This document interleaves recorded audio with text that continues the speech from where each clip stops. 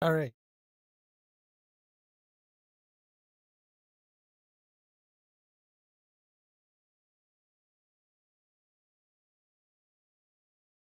Yep. There we go. All right. Let's check that.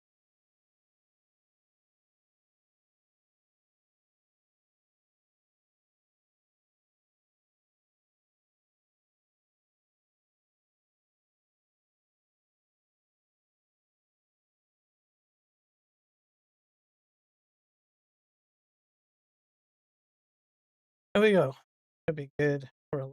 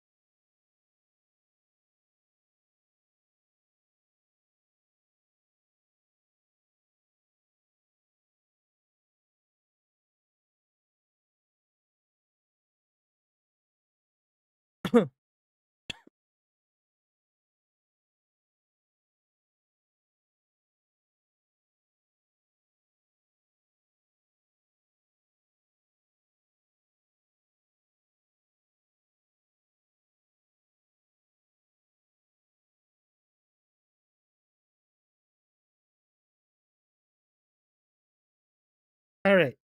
Load.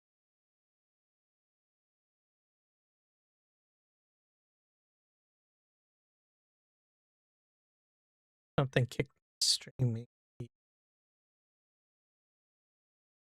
Causing some issue.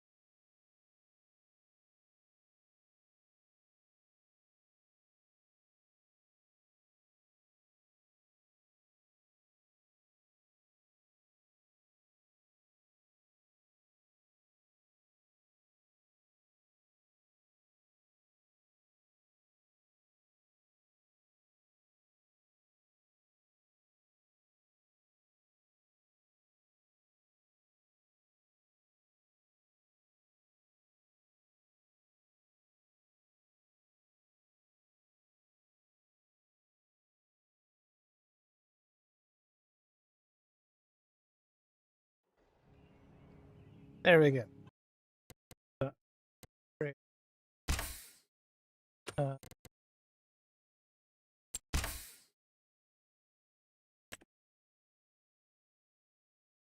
if there's a just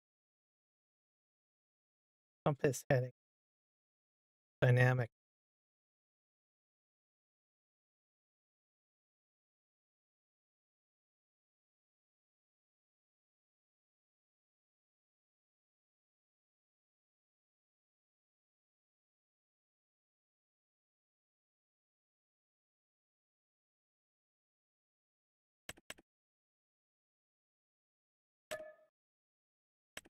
Precision farming.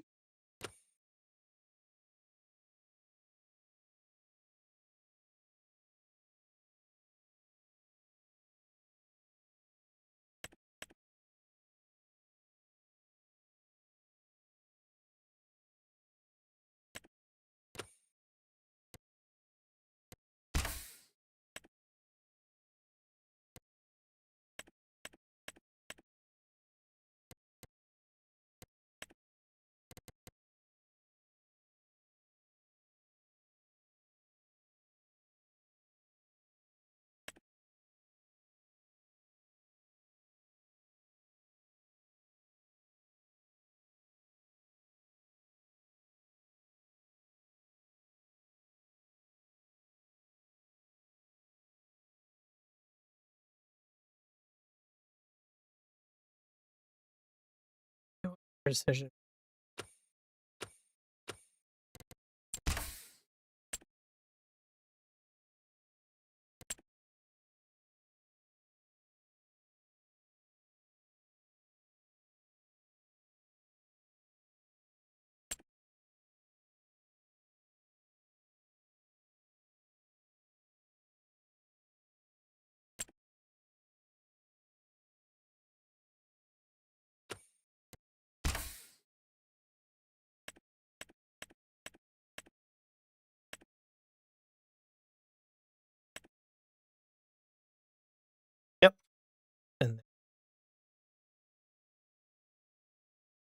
Let's give it a shot.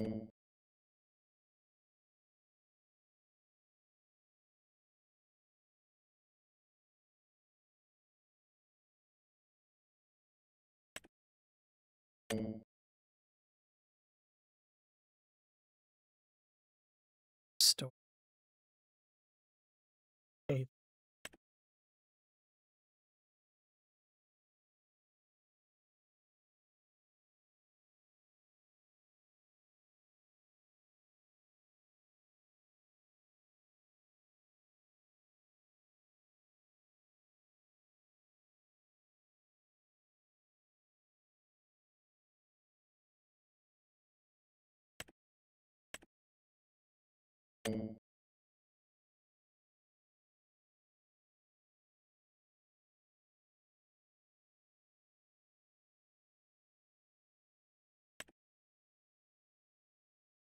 go. So yeah, we're gonna go to Southwest Manitoba today. If we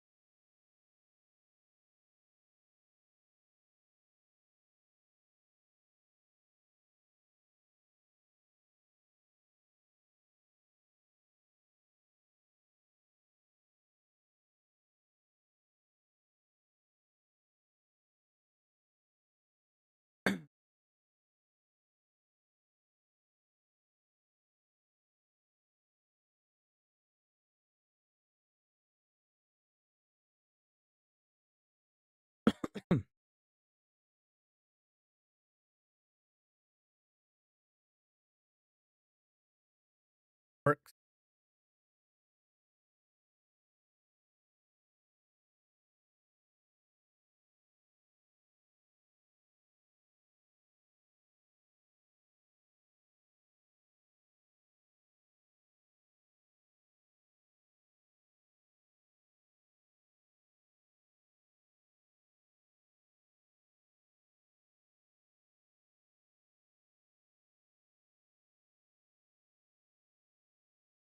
It's gonna take a moment to load the fresh map. I thought I had saved it, but I did. So we'll have to get ourselves some equipment. I think I'll spawn in right at the shop. Which is where I should spawn here.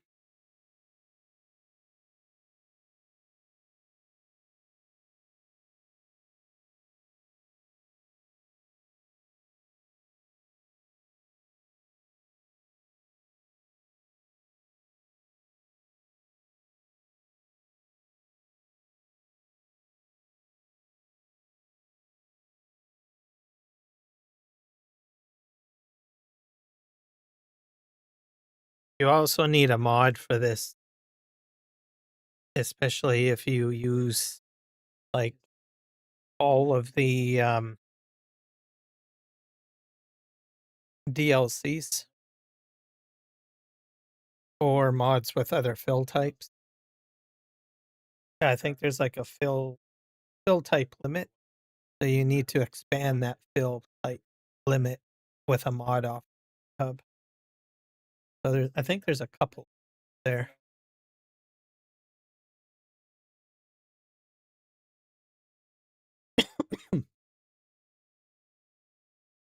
So I'm giving myself $1 million start with the equipment type of start.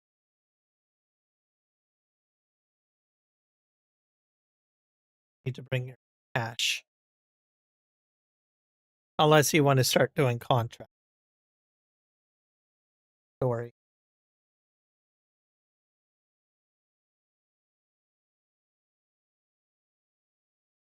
I believe my first field is poppy.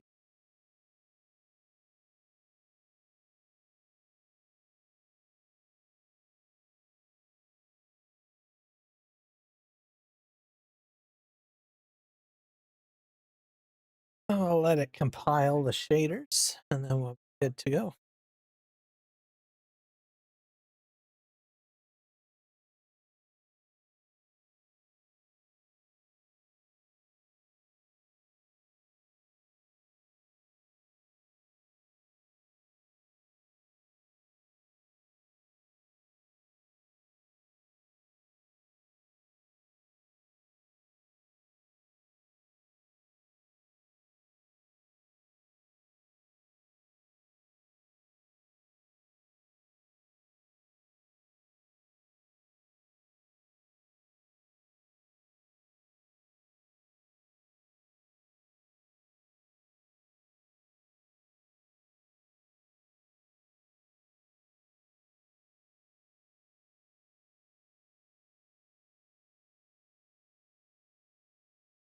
Filing shaders.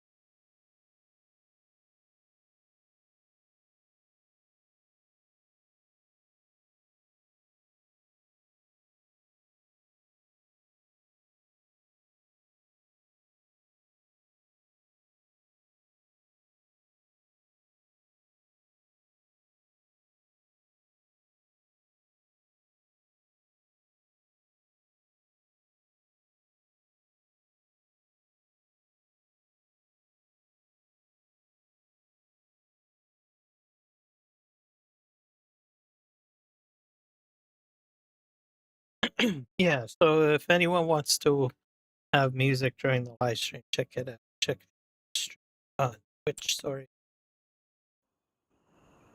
I have a track.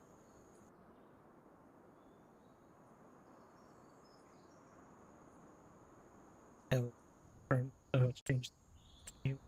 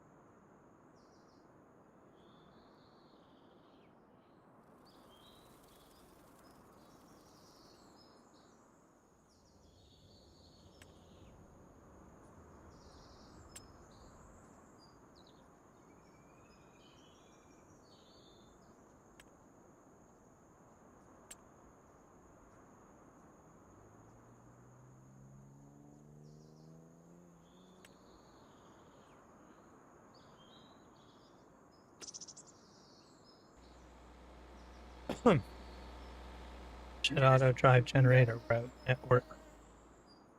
The traffic and help data.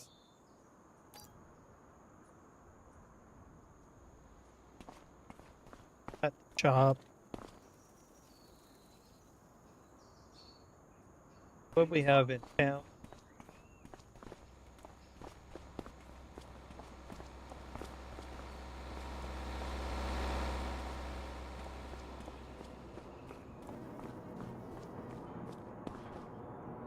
Three.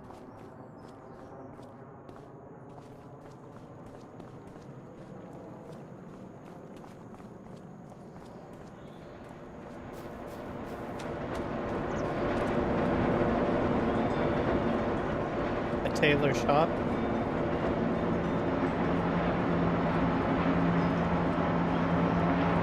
A dairy. Another bank.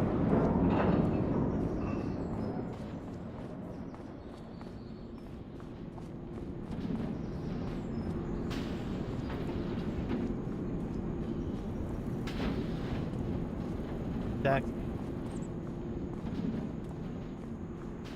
Dinner. There.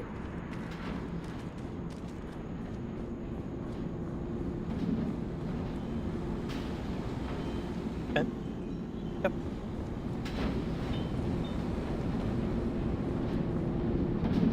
Preservatives. Those effect.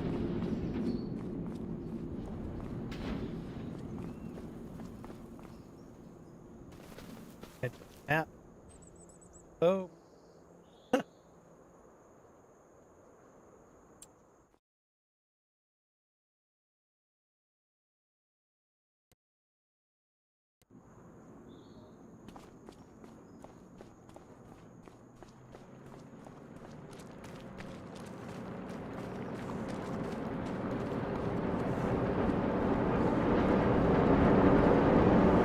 sugar mill.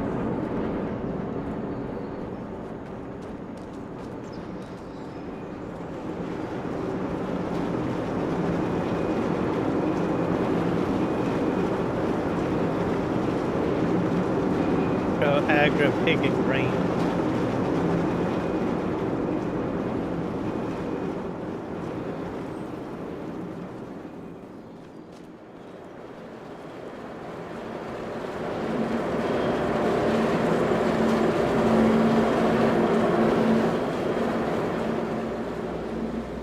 So those are the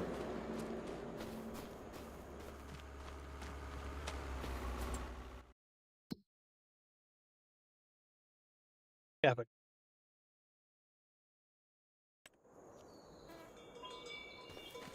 this is my property.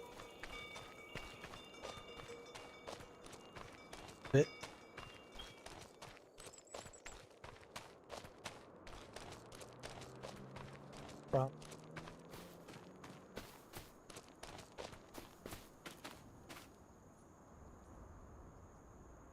Onions. Oh, good God. Are you kidding? Uh,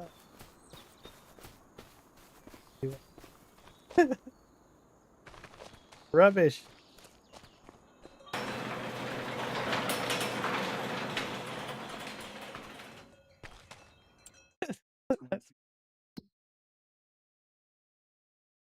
Have like you have 40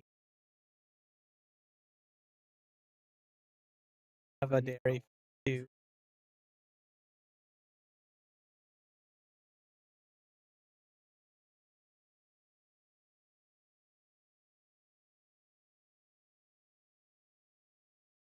The township way down.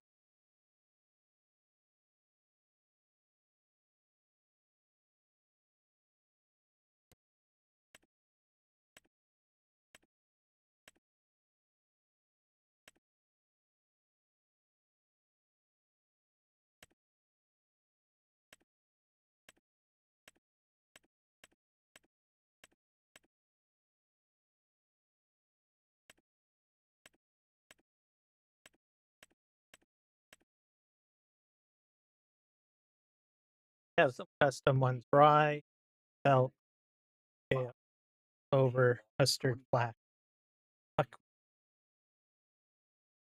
silage, green, bitch, coffee,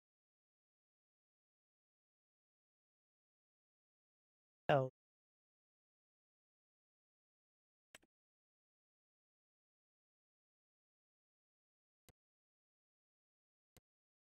I think I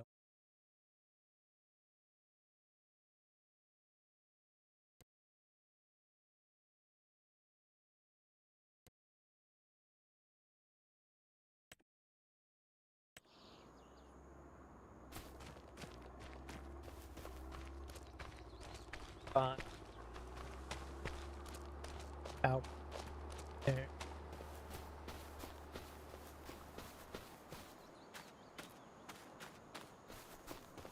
Some property.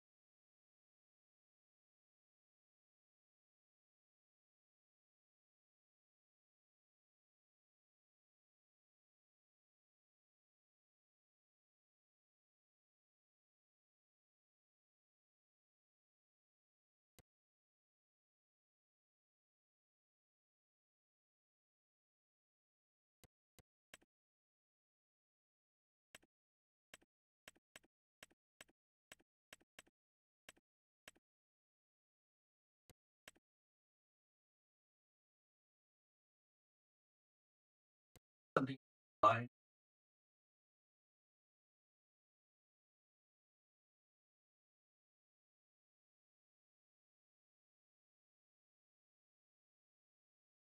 Got it.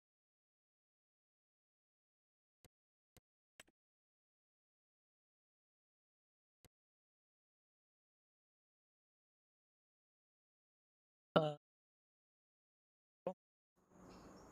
but it's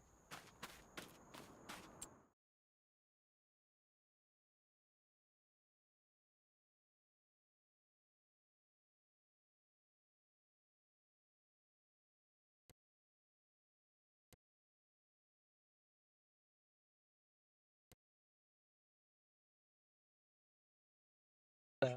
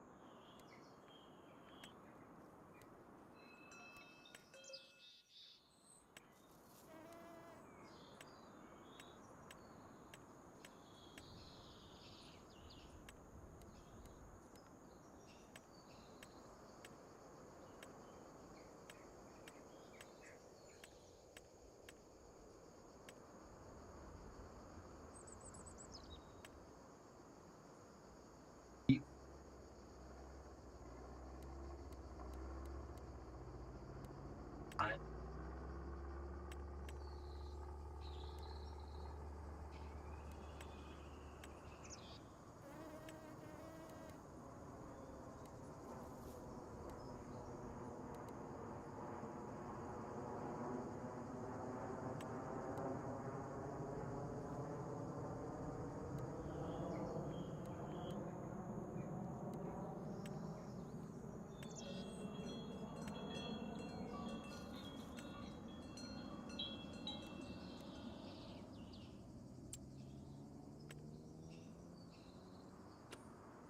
all right.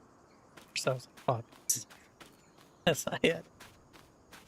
All right.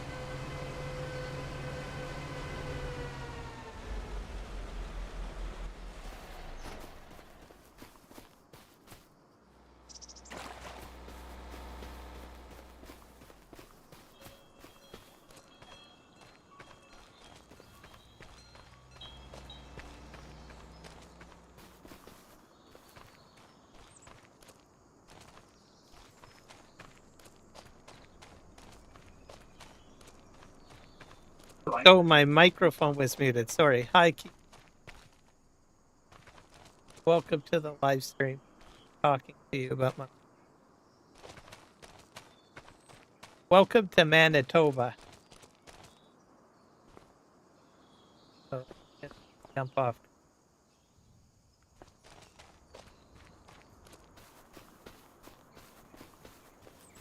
I just bought my kit.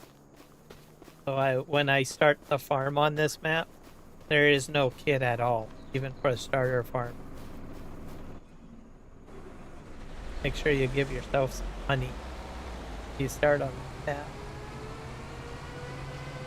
I'm gonna try to make it out to my farm, which is way out in the middle here.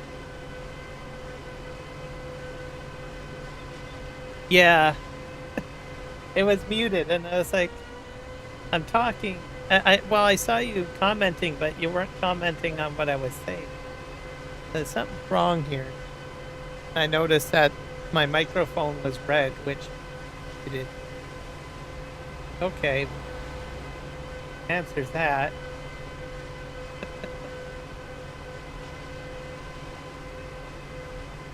Yeah, so I just started the map like 15 minutes ago.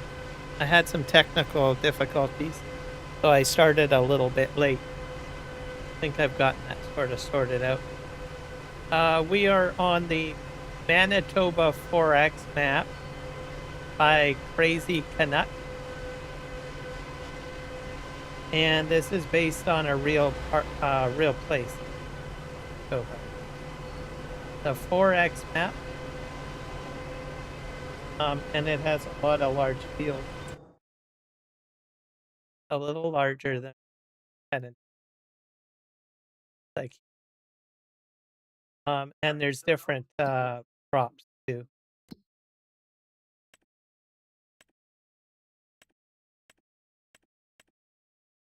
We've got all of the standard crops, but then we got rye, alfalfa, spelt, cricket, kale, clover, mustard, buckwheat, field grass, that is silage, which is corn, green rye, fetchy rye, mustard, poppy, millet, lavender, lentils, giant fig, miscanthus, I don't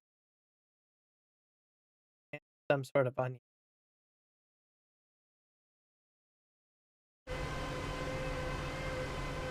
Oop, oh. So this is what Manitoba is like. It's very flat, large fields. It's central Canada for the most part. So most of our prairie provinces will look like this pretty much. And you have the Canadian Railway. And of course our grain loading dock. Well, this is cool. Even the dirt roads are interesting too, because in rural parts of, well, most of Saskatchewan, Manitoba, Alberta, if you go out to the fields areas, you're going to have endless amount of dirt roads. Just dirt roads everywhere. Unless you go on a highway. Probably some of those highways are dirt roads.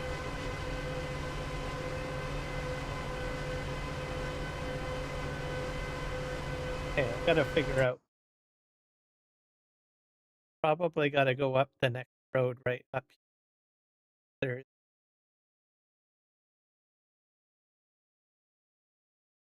And this is the road. Hard to tell. We'll find out.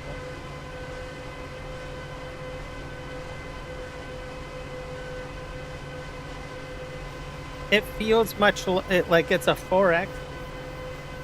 And PV Rivers is a 4X map. But for some reason, this just feels way larger. To say. Maybe it's because there's a lot of flatness everywhere. I don't.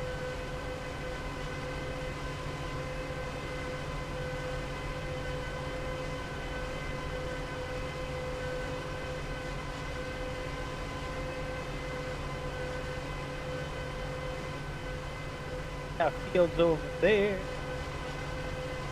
Have some sort of water here. I get a greenhouse and I also get like a small little cattle farm.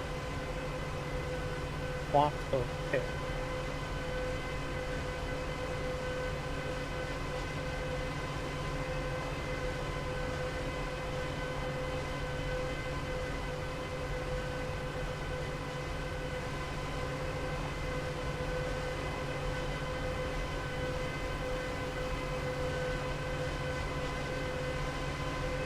The railway.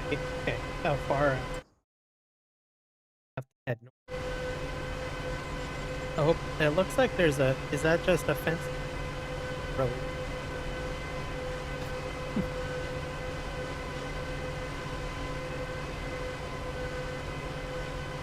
I don't think I can go that way. Oh wait, there is a road. Sorta.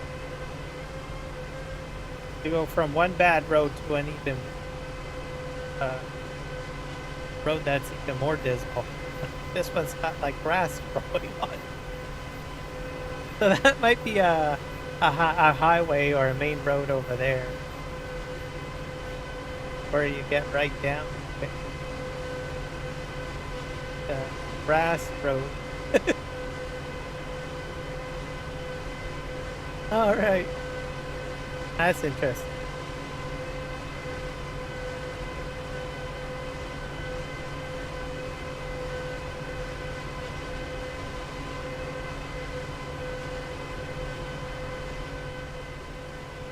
Yeah, this is gonna be crazy. So this series is going to have auto drive and horseplay utilized in it a lot.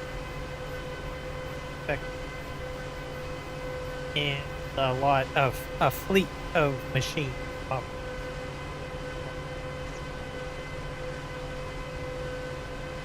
We will end up doing that as I slowly grow.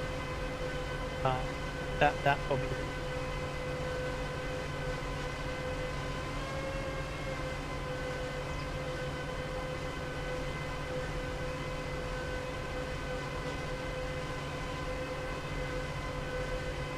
But for now, I'm just going to get familiar with the map, so I'm not going to get too much out of most of this live stream. I will be doing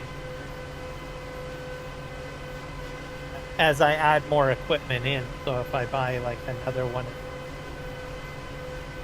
then I would probably look at getting like.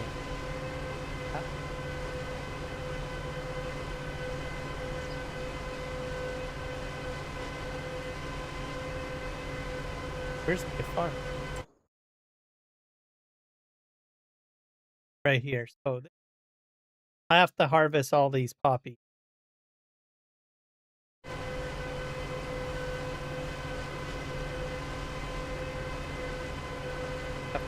Yeah. I'm gonna set this field. All of that done 5 times.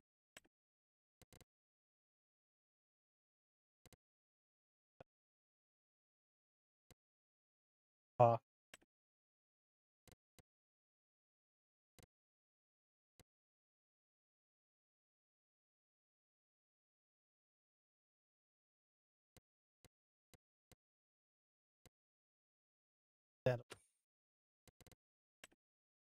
Save it.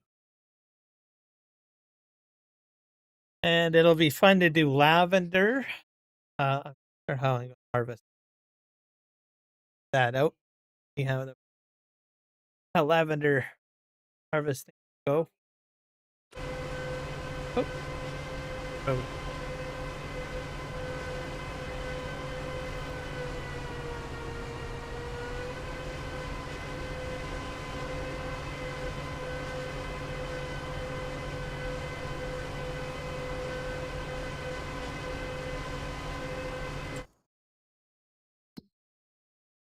Okay, my property is next.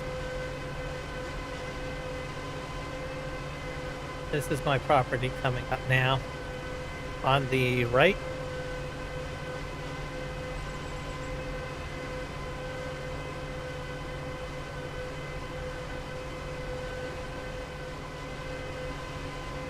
I could probably get started here if I want.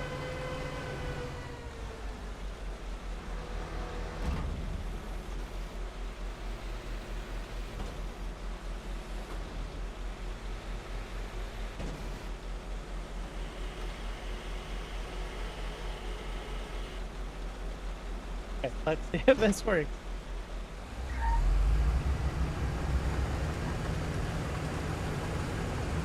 Gonna just cut off this entire edge, I guess. Working.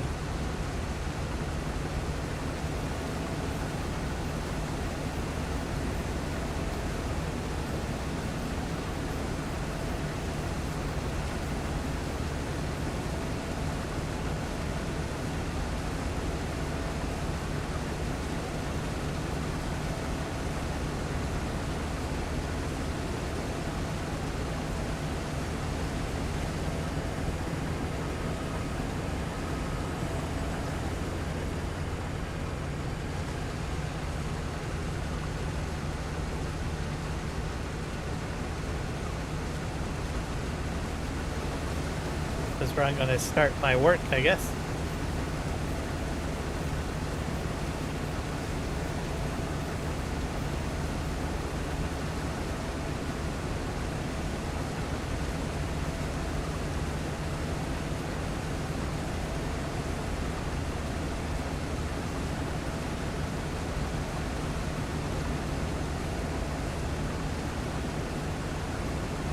But once this little square corner gets done, I'm going to go run and get my tipper.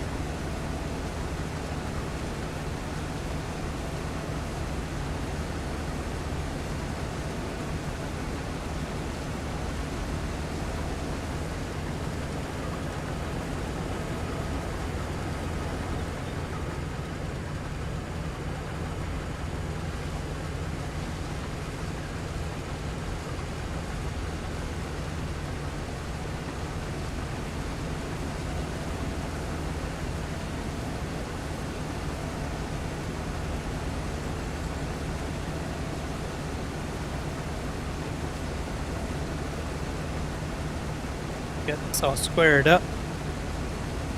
Good to go.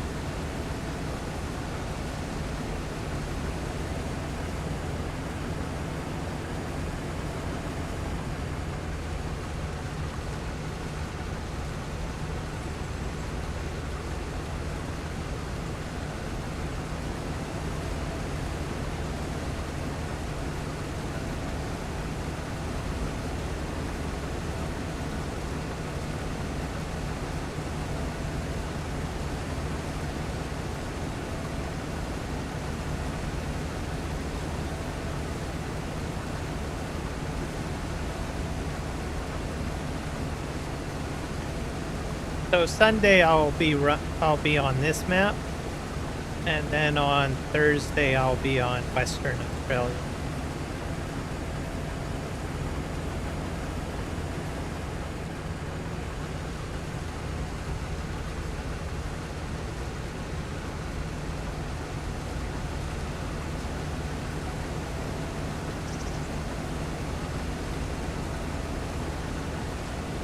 So most of my live streams probably will be focused on large field.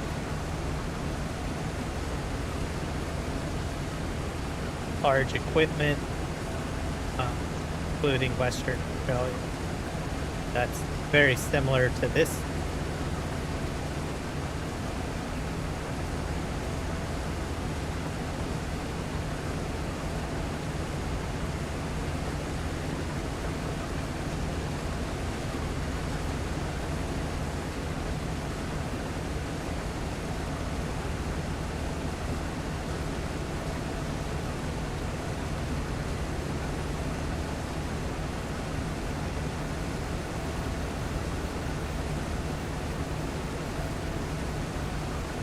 The other thing too is I am working with crops that I normally don't work with, so coffee plant, other crops that I've never touched before, lavender. I think the lavender is what sold me the most.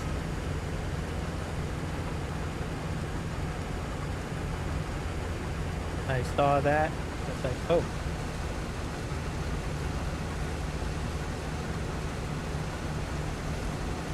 because I tend to talk about lavender a lot with my own personal home project.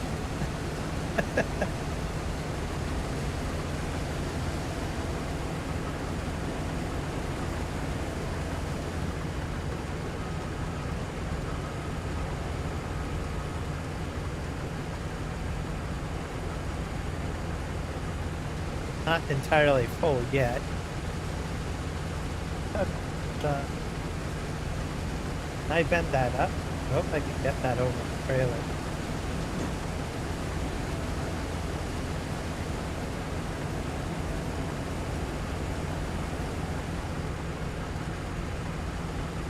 I got myself a very large trailer, the Fleagle.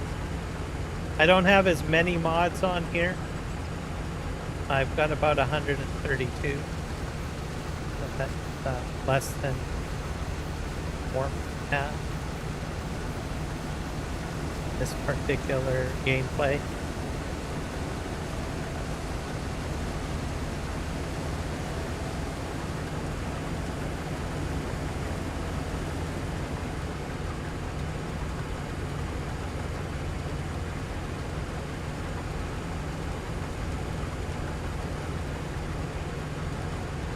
About half full.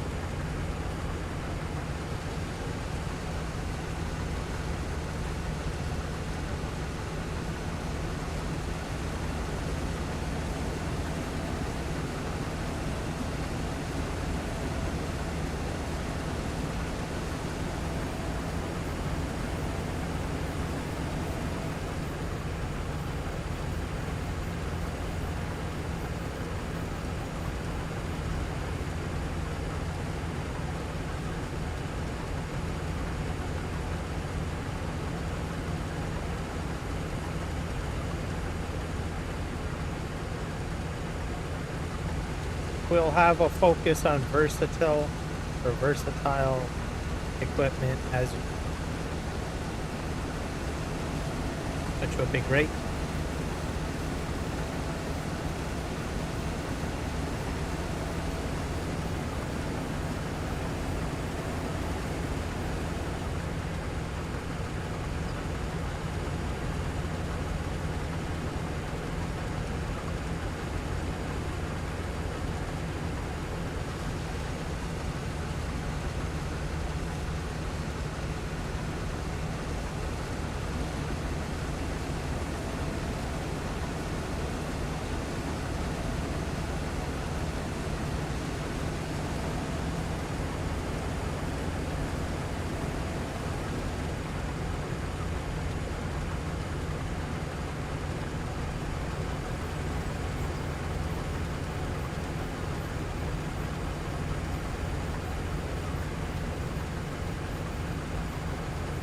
Which direction am I going? I think I'm gonna go clockwise.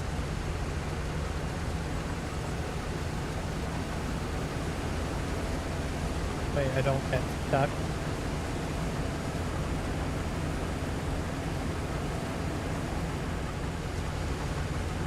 The auger and hopefully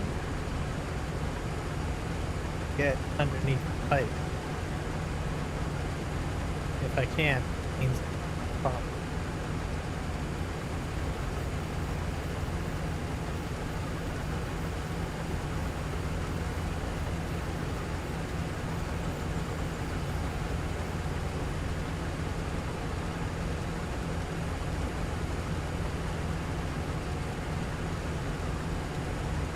Okay. Let's go get my tipper.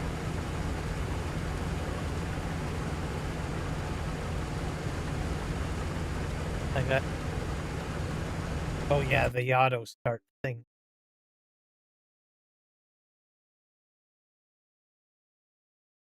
Yeah, I turn the start on.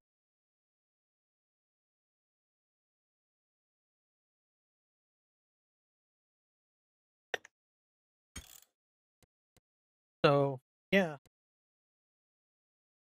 go to setting.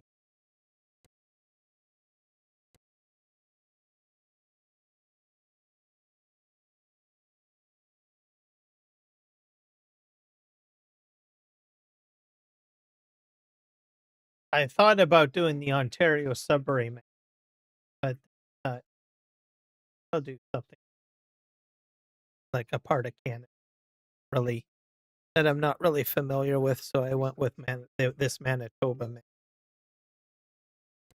Um, I did look at Ganundantal, but then I thought, well, I'll give this map a little bit of love because I don't think I've seen anyone live stream. If I do a search for this map, I don't see. Well, I'll give this map developer at least some love. The crazy Canuck. Get it looked seen it decent. Mind you, the edge. You have to watch the edge. If you go off the edge, you go off the edge, literally. So it's not like the perfect map. They, I experienced that within the first like 10 minutes of the game play or 5 minutes.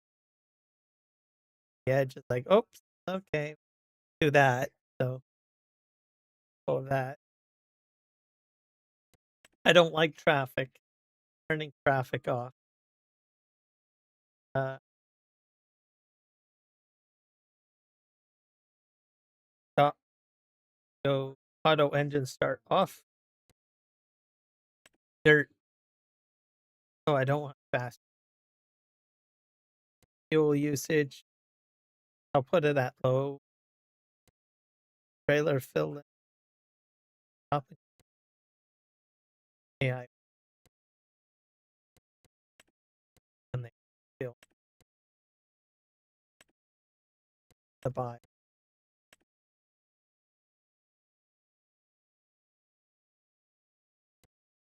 Spread spreaders do apply different amounts of fertilizer or lime on the outside. Speed dependent application spreaders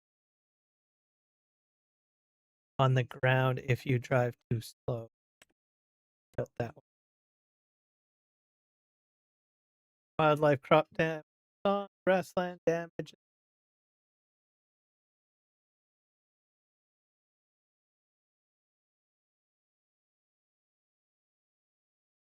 Field stones. I don't think I really want periodic plowing destruction. Well, sure. Maybe I might actually get a tornado. All right. Save. We'll go get our tipper now.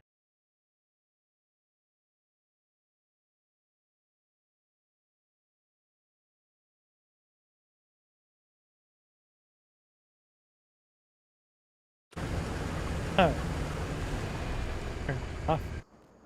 Yeah. Back to versatile, of course. And Fleagle.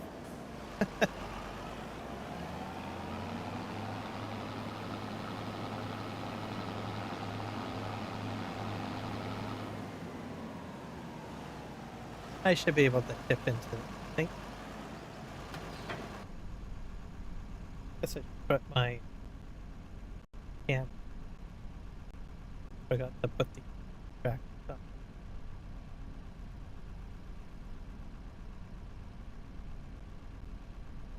Hit launch.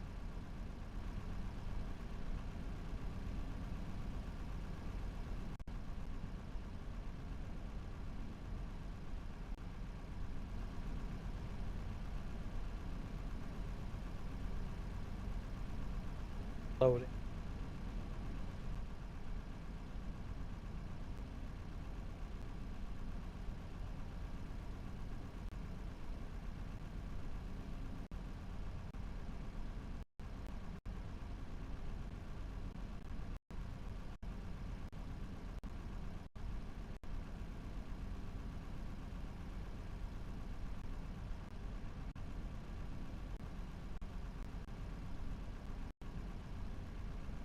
You know, it was had updated. They didn't ask me to restart. Like,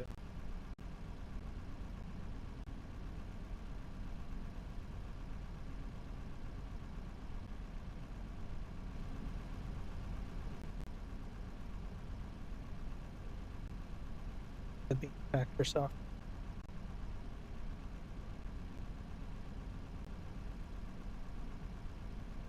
Yep. Turn it. If I have to calibrate it or not.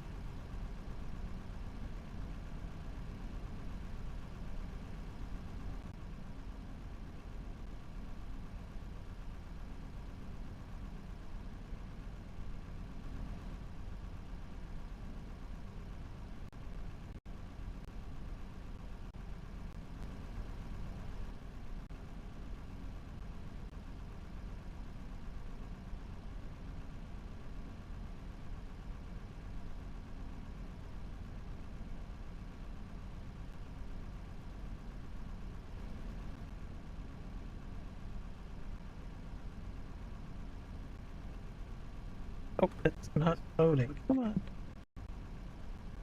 Let me just hit quit on that. I'll reload it again.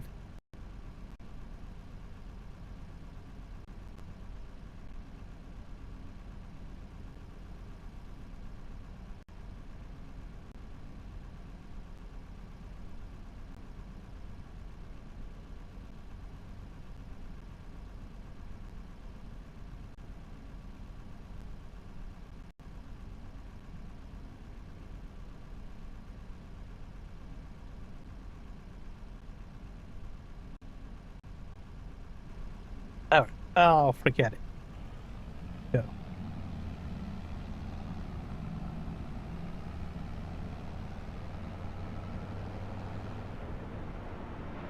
I don't have to worry about traffic too much. Put that on the back. Yep. It should go a little faster than the combine.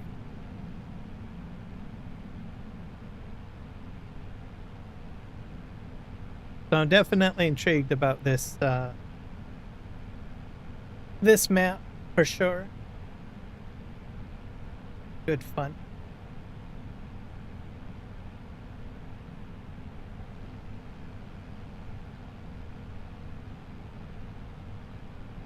Different change of scenery too. So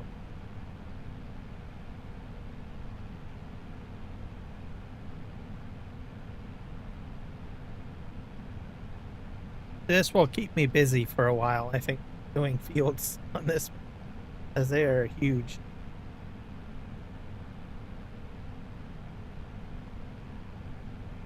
PV Rivers has large fields too, but that one is designed with like a mixture. So around the main farm area, you've got your normal size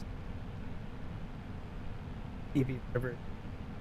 But out here in Manitoba, everything is just a huge field. So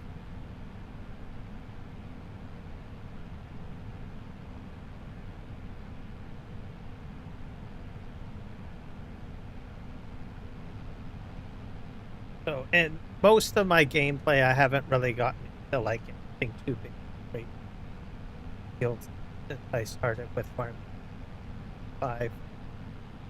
I thought, well, if I'm going to start I'm going to make sure that the maps that I'm doing requires me to go big compared to PV Rivers, because PV Rivers, my focus is a little different. It's more on the supply chain aspect of the game. It's not, I don't play that map for farming particularly. I play PV Rivers for building up the supply chain system that is built into them. Right? So that's what it was designed for. So that's what PV Rivers, because Dashnet enjoys Satisfactory. He likes SimCity. He likes those types of games. So when he builds a map, focus is mainly on supply chain and distribution and stuff. He's done some pretty crazy stuff over the years since Farming Simulator, 17? So that's different. Whereas this one is this is Manitoba. Going to be focusing mainly on big fields, big equipment. This live stream is my first live stream on the app, so I'm just going to do it myself. And as I build up revenue and I buy more equipment, we're going to start moving into doing auto drive, course play, multiple machines operating field, that sort of thing. Seasons is shut off, so that means I'm just going to plant right away. I'm going to seed hops, all sorts of stuff. So it's going to be great. Hello, David. Welcome in. How are you today?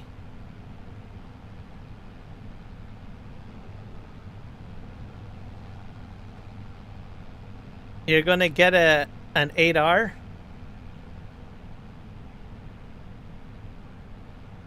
Right now, I'm versatile. I'm a versatile guy. I'm not a John Deere fan. Sorry. Wait, I think I missed my turn. Damn it. Yes, I did. Dang. All right, into the swamp, everybody. Like marshland here.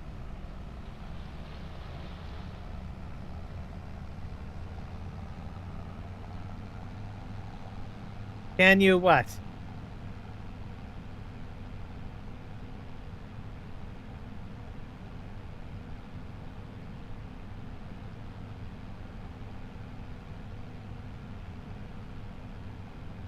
I don't know what you're saying.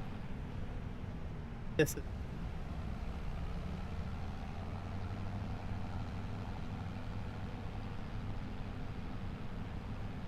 thank you for the follow, Eka. Welcome in.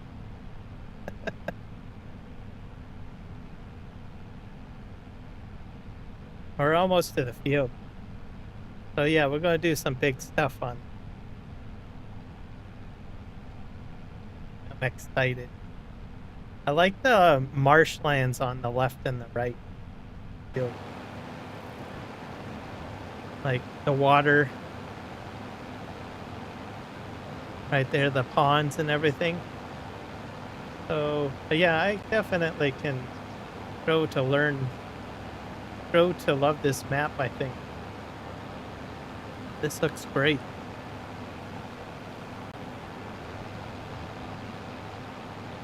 The realism looks great too. I like the fact that, you know, I'm like on a poorly maintained road right now, like where the field is sort of growing into the roadbed, and then some of the main roads are just simply dirt roads.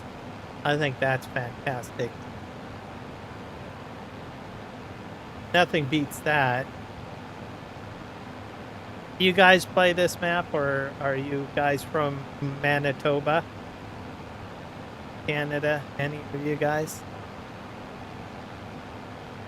Oh, look at that. I didn't notice that. I have like a water crossing. Wait. Hope I didn't go past my farm. Oh, up ahead. Okay, I'm getting paranoid that I went too far. Hey, let's boogie woogie here. I gotta go make it all the way up here. I'm just parked up here. Get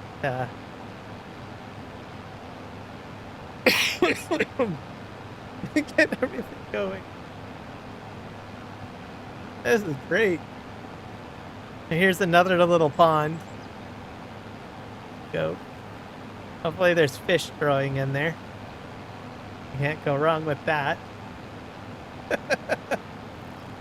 Okay, and then here we are, another main road. So yeah, I just love this. Oh, there's like a little fence opening there. This is my neighbor over here. pull into my field. So I already cut this out for those of you just joining now. Live stream. I just opened this area up. There we go.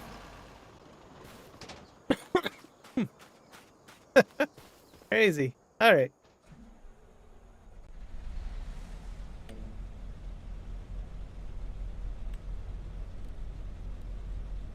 So we're going to put this up to maybe, I'm going to put it at 4. Headless. Oh, I probably should check to see if I can empty this.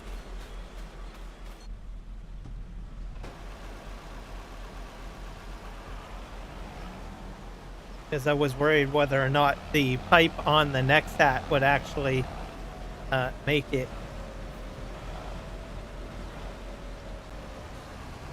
Oh, that stuff looks like, man, that's black stuff. Crazy. This is poppy, everybody. But it is.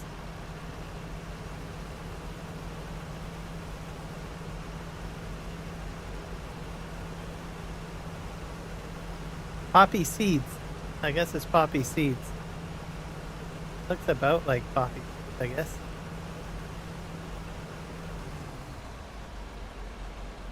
There. Fantastic.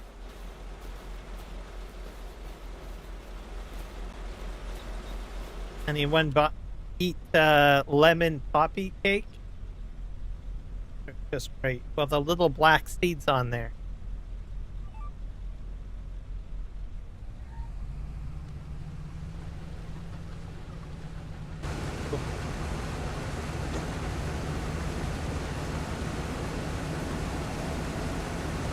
Kidding. Collect here. I have a 20,000 liter bin. And just getting started here. Field.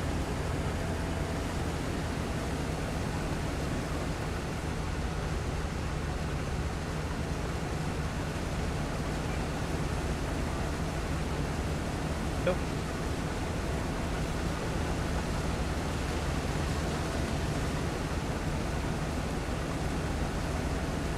Looks like I have some lakes in the middle of my field. So I have like 1, 2, 3, 4, 5, 6. 6 at least that I can count so far on this side. So there's a main entranceway which we'll be reaching in a moment. And that's my driveway to my farm.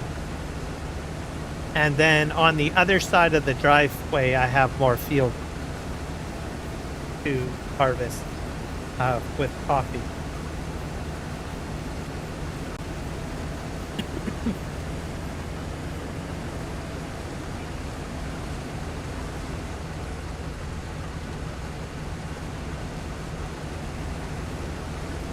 To be great.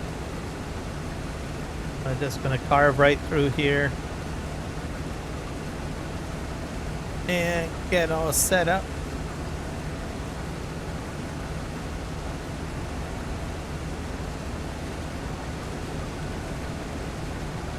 I have no clue what that field is made of. There's spam.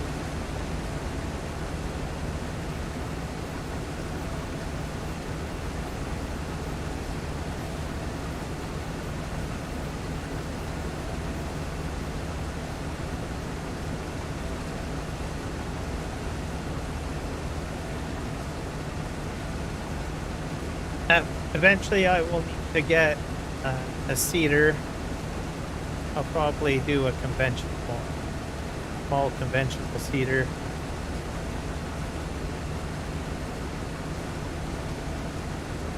But on some of the fields on here, I probably will want to eat hawk. Field 10. 10 is a large one.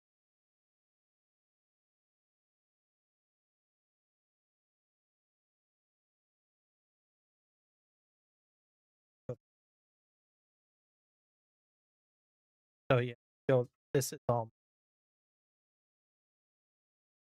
Yeah, there's a lot of water spots. So there's like 6.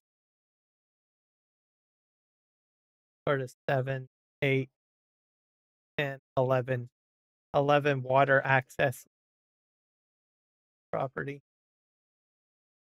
But yeah, there's a lot of little lakes on all of the fields. 32 is like crazy. Look at that. There's a lot of lakes on.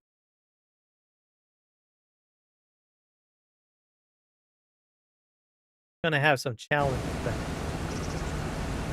when it comes to, especially with course play. Course play has some issues usually with going around islands and stuff. Have to see what happens, I guess. But for now, just my own ingenuity with the next set and just do harvesting myself.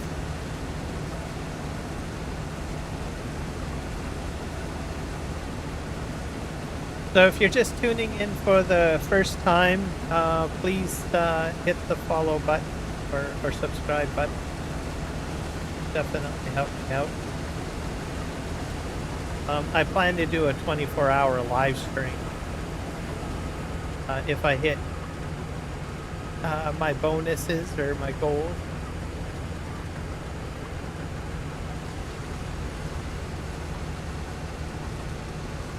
Be good.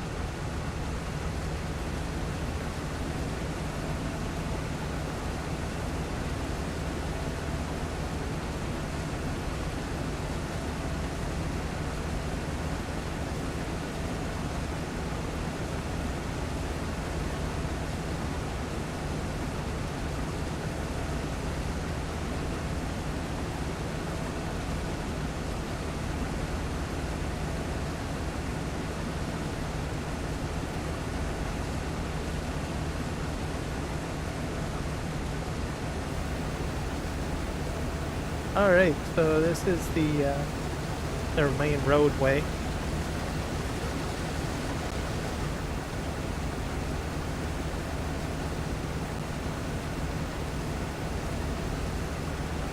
That'll be my main access point.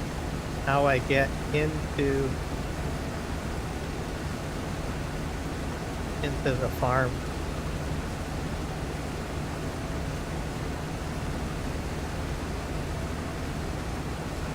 And then up ahead there, I've got like a house, and I've got a garage, and I have a straw silo where I can store hay, straw, sort of stuff.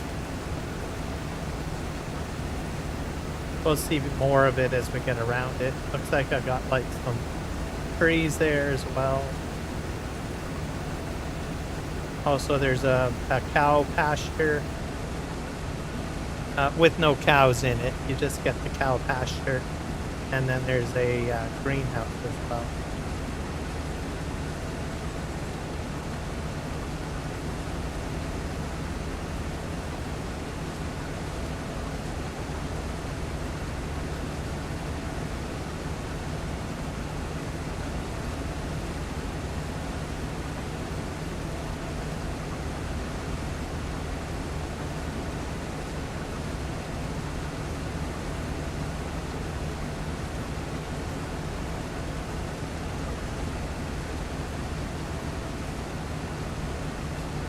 All right.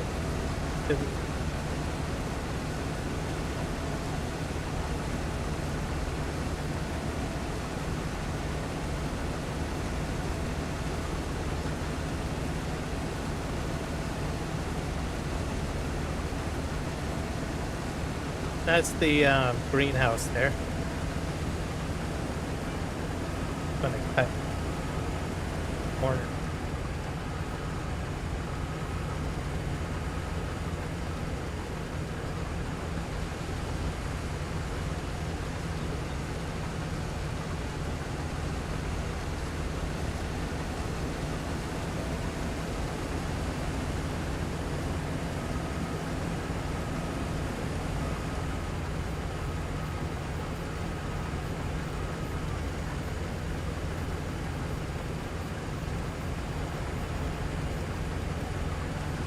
Cow pen right there. Looks like there's a light in place, so get start. Maybe I do have cows.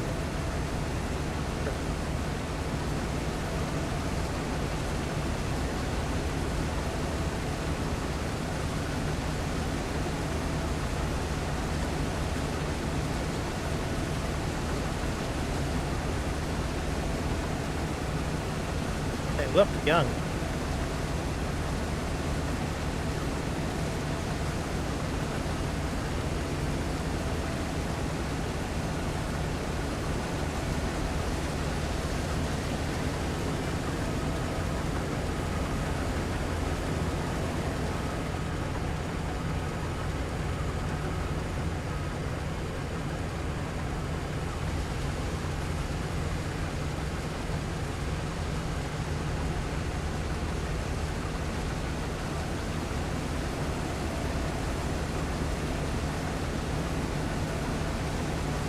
Looks like little cows.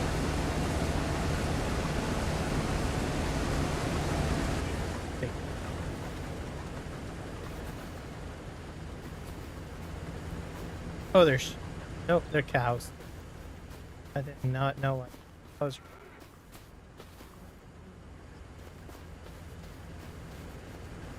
We'll let those.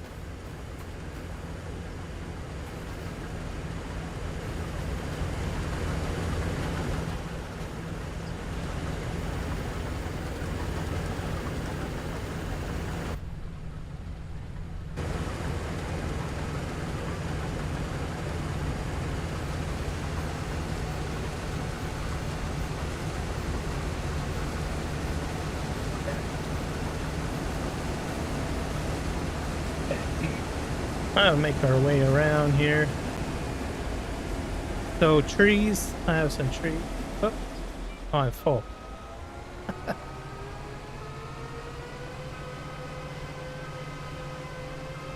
I back up quite a bit, I guess. I think I'll go.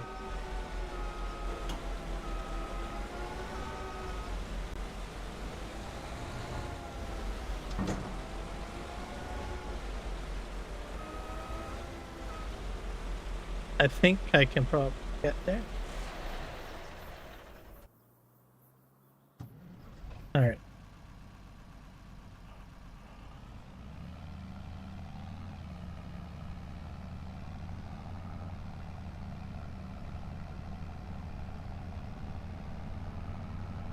I think I have silos at the farm too.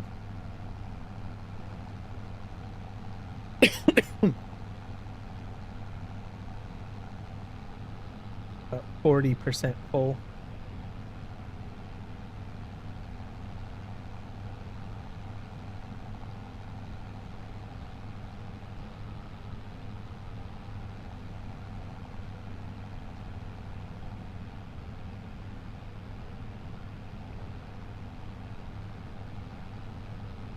Yeah, we're going to have a full fleet of Plains and Prairie Pack and Versatile Pack.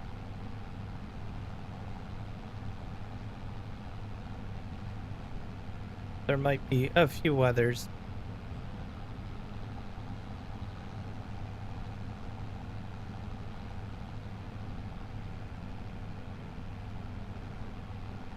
I'm going to hopefully get Big Boy. Use that full seed tender. Or air cart speeder, sorry.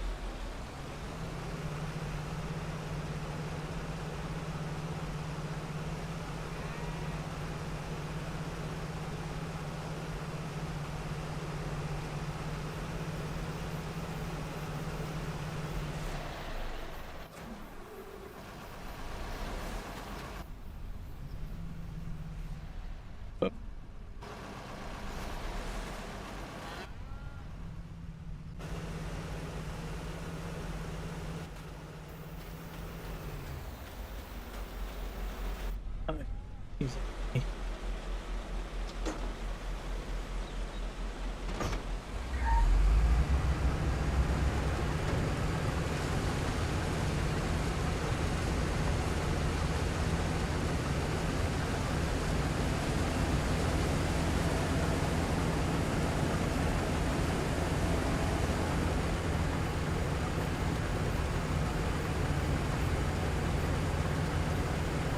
You'll see more of the farm when we go around the corner.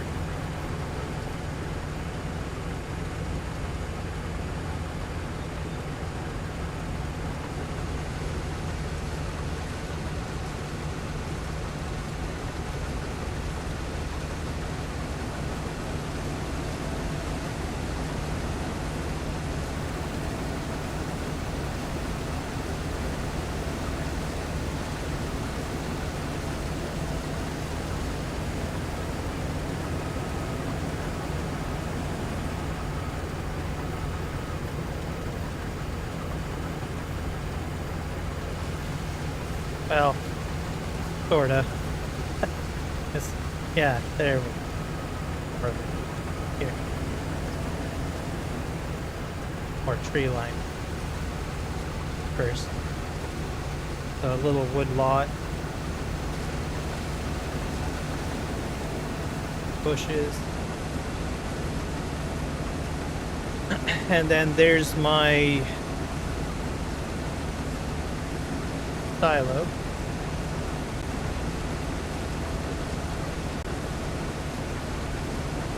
Oh, if I have to buy an auger for that. I might need to buy an auger.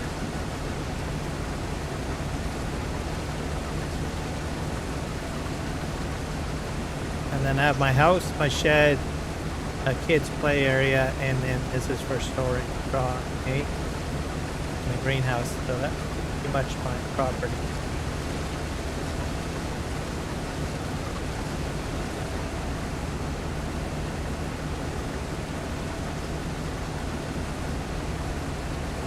Not very large.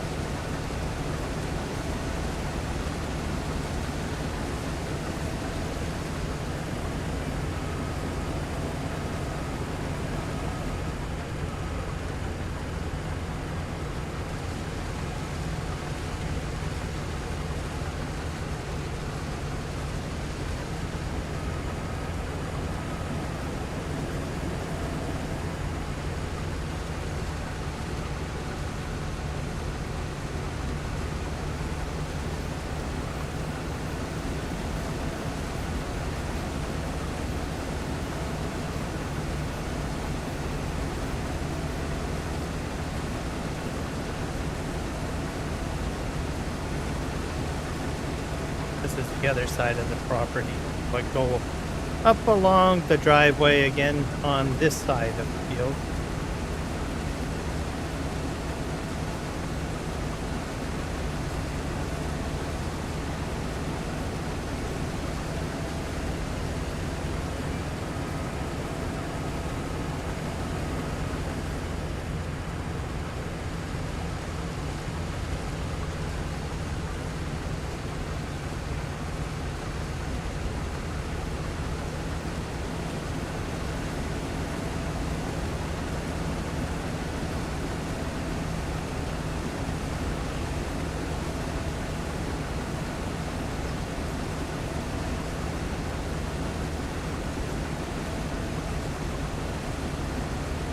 I also have the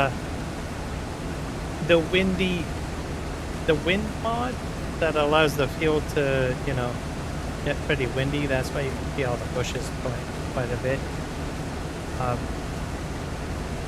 Manitoba and Saskatchewan and Alberta, they can get some pretty wicked winds because there's nothing to block.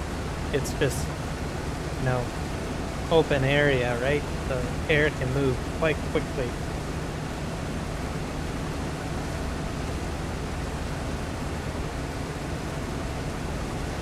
Through the prairie province.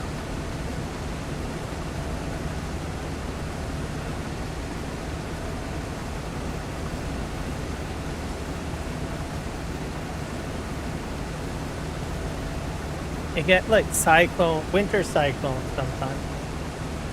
The winter on land. So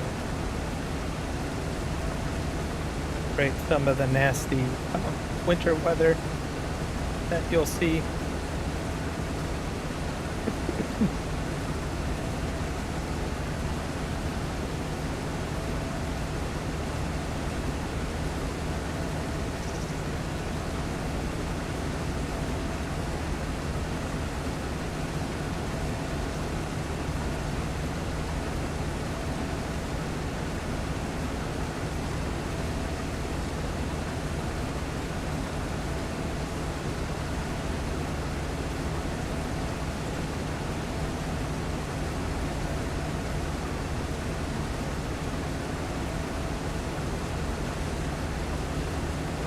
The silos, I think I will sell.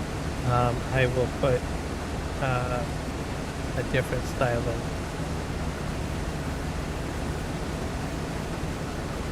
Once my trailer gets full, the tip, I'll go into landscape mode and remove. I think, is it 3 silos? See if I can free those 3 silos.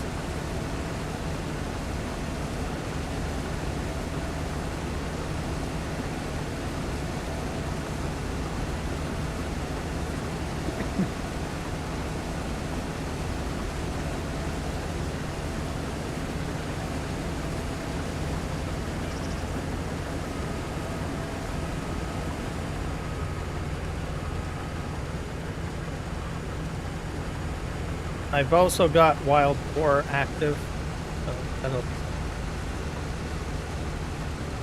And Canada does have a wild boar problem.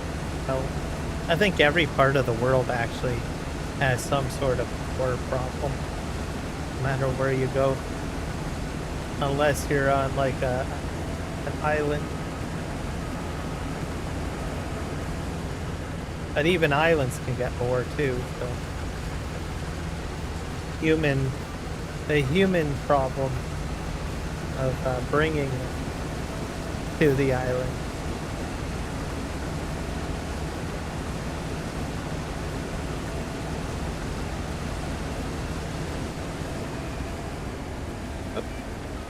Oh. Yep.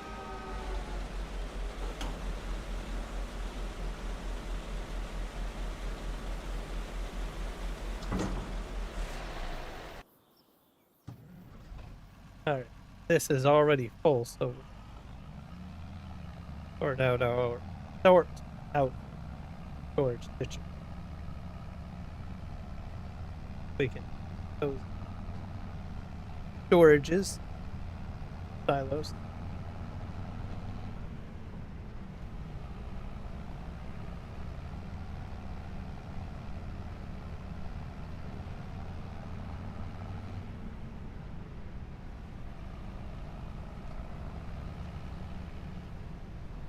Take them.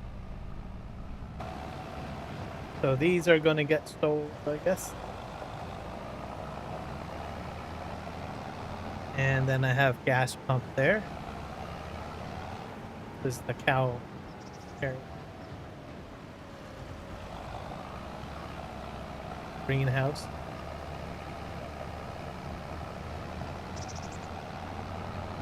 I have my main house over here. Play area for the kids in the shed. Storage with nothing in it.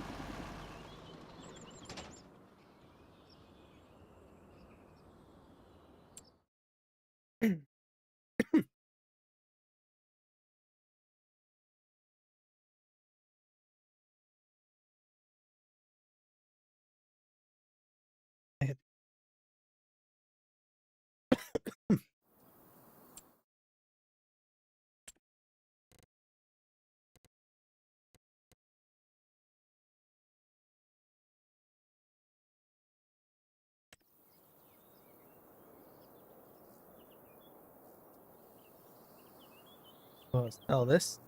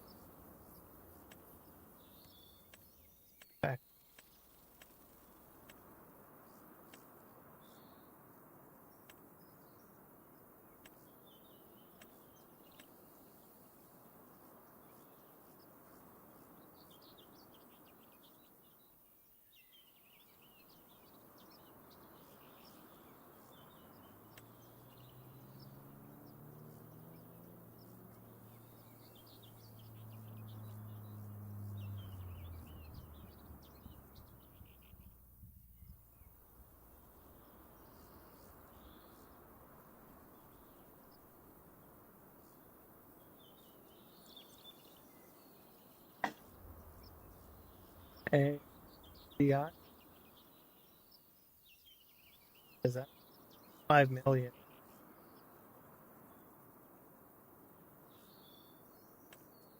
Sun holds 16 million. I want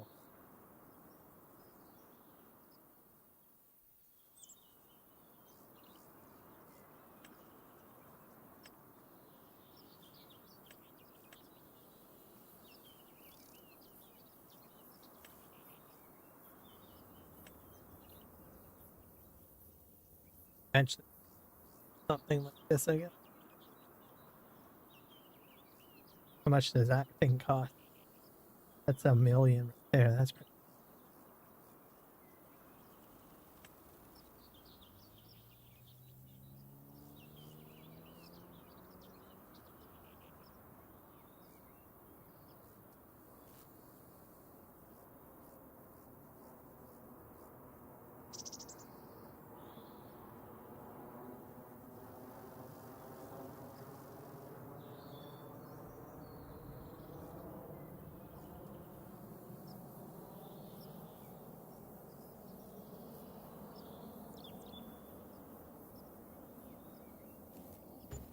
There.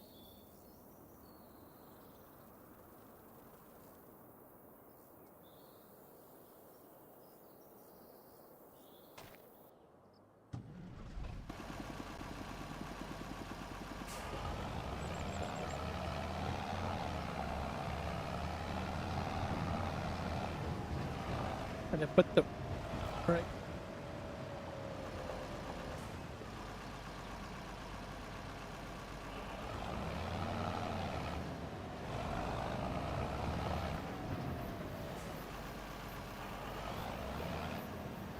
Yeah.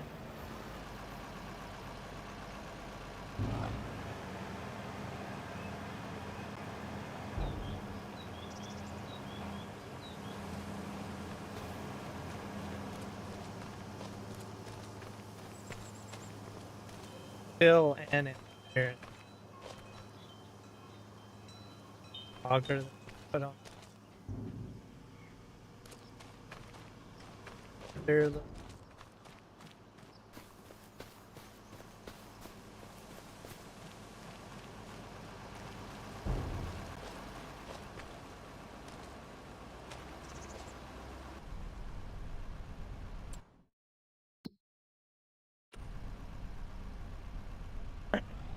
Oh,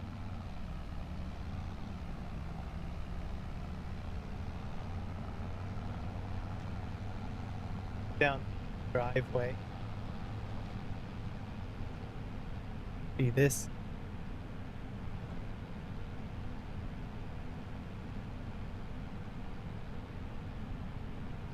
roadway is way up ahead. So go to the we'll fill up with the pot.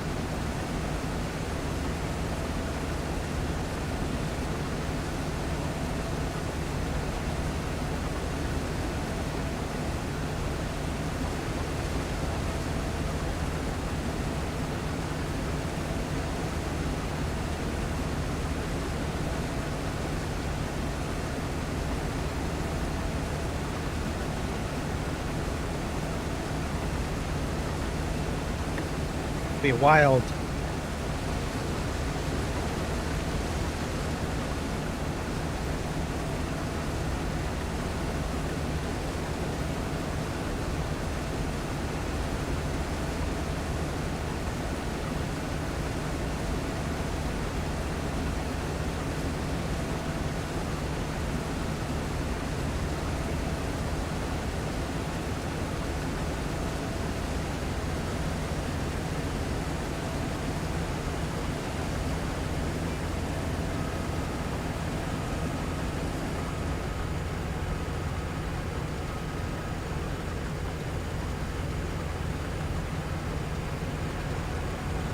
So yeah, it's like endless fields, just completely flat. That's not uncommon in central Canada.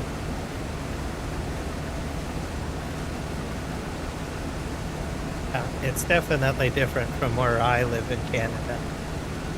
I live in the lower mainland, so a lot of mountains.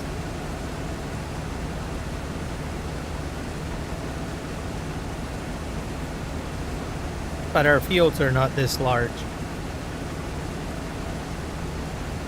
in BC.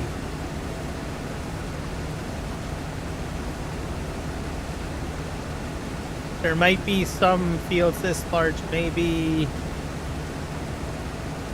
northeastern British Columbia, perhaps on the east side of the Cascade. Those Cascade Mountains make up a large portion of British Columbia.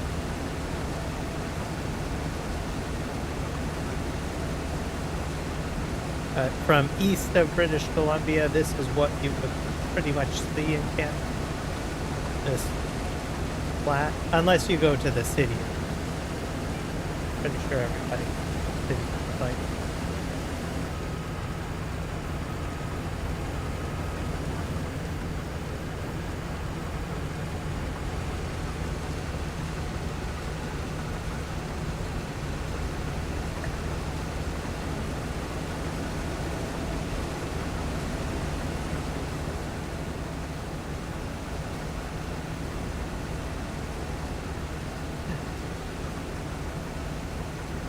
Must be my other side road, dirt road.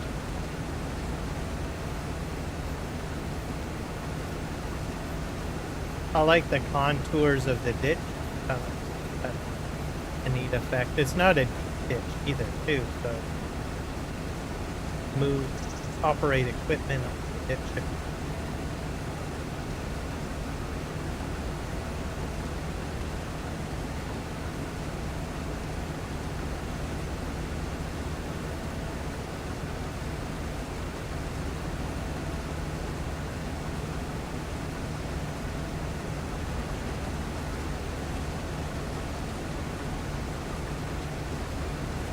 But I do like the little ponds here. I think that's cool. Especially almost every property has a little pond on here. But depending on wherever you start your gameplay, you get something amazing in regards to ponds.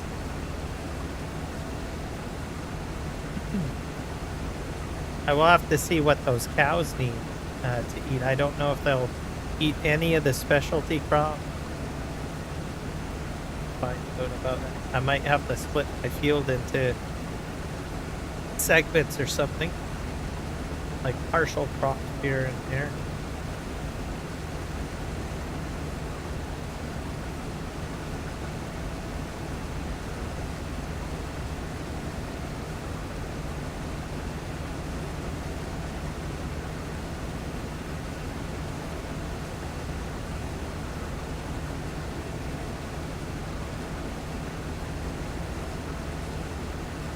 Know what's the going poppy? My max value so far of the poppies is 90,000 at the moment. quite quite popular.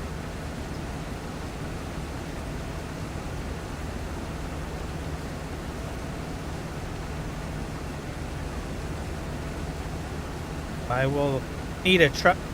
Uh, I will probably get a maybe a load king set up, 2 trailers.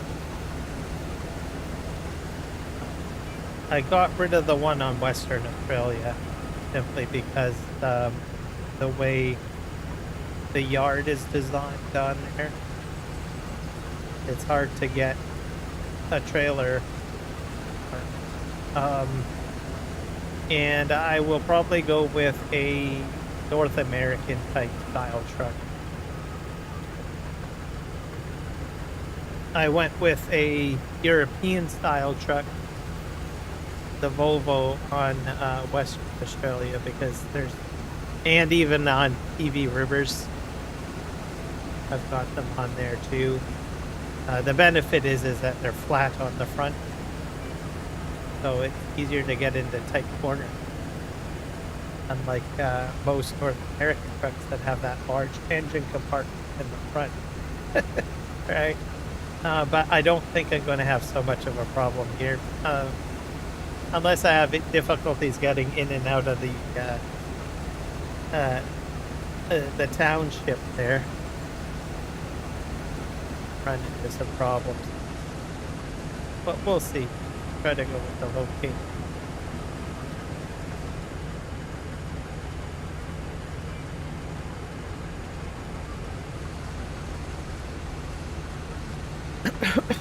I don't think I'll have to worry about getting stuck too much. There's not a lot of hills. So that means I don't really have to think strategically like on EV rivers where like very powerful trucks to get uphill. Stuff like that. Also the ground seems to be hard packed stone. So the texture that's painted down actually has an impact. So if you have different material painted down for your road, right? If it starts raining, it can slow you down. Have those types of problems.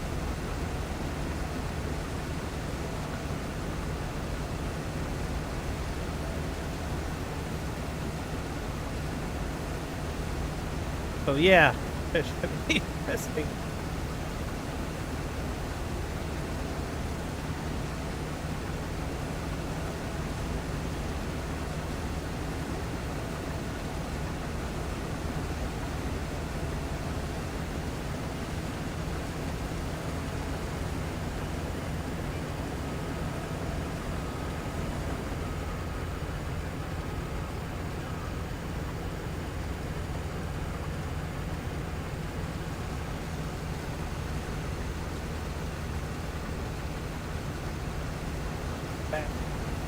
I'm almost full. I'm at 88%.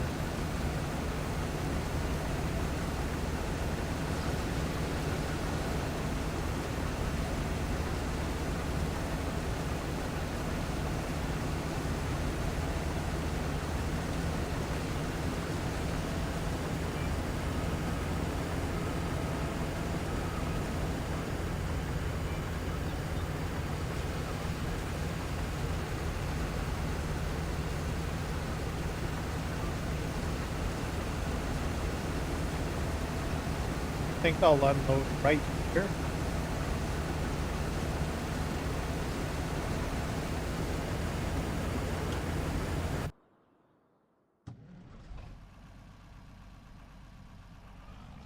Because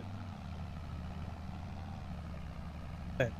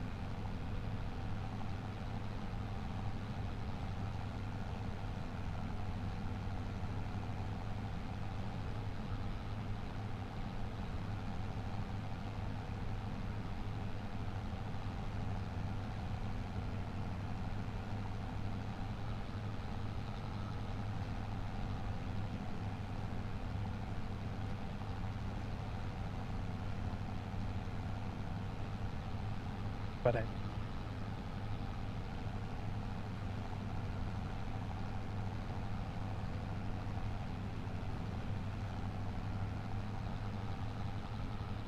so small little side ditch isn't right over it. Problem. No deep ditches.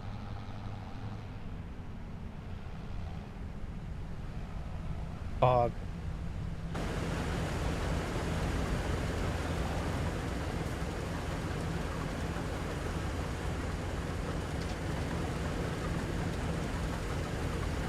This was a good thing to. I got a dead tree. Nope. Oh, looks like it's.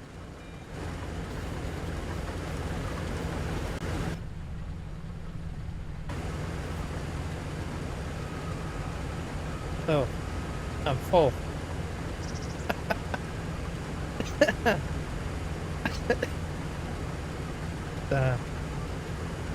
I have to head back to the farm, I think.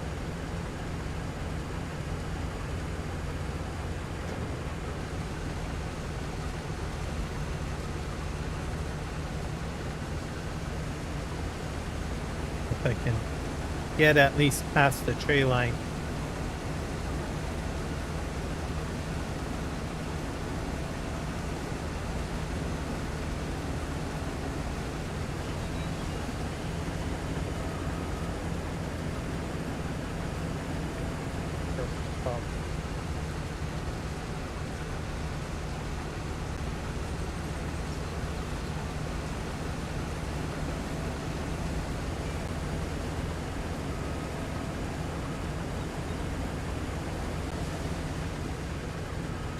Back.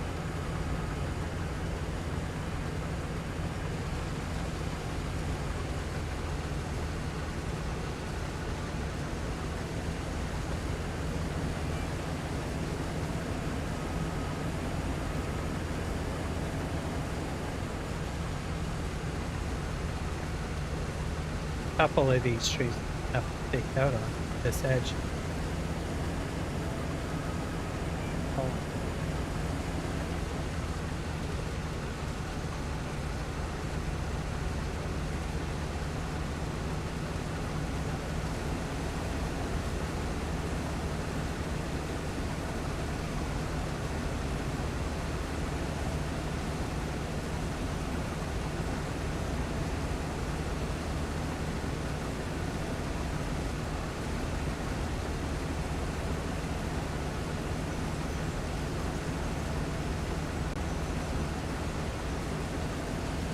If I can, I will cut across the field up here. It seems to narrow a bit. Way I can just take a chipper this way.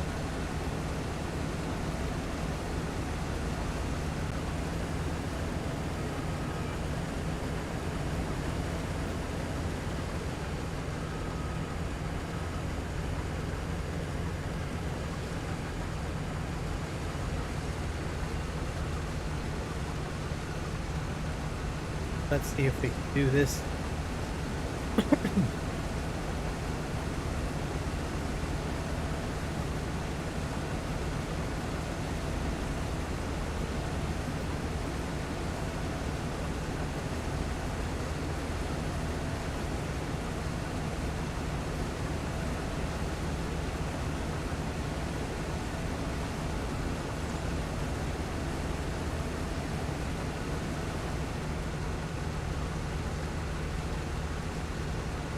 Oh, I can get straw from this.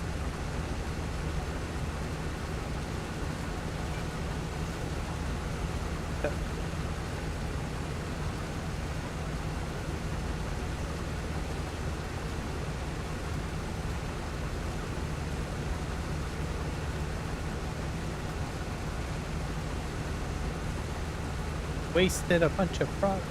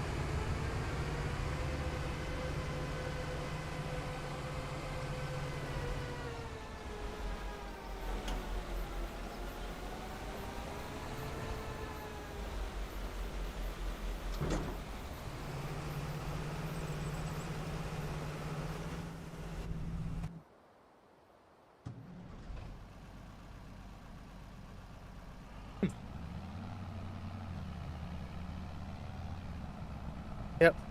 We could have had a lot of straw.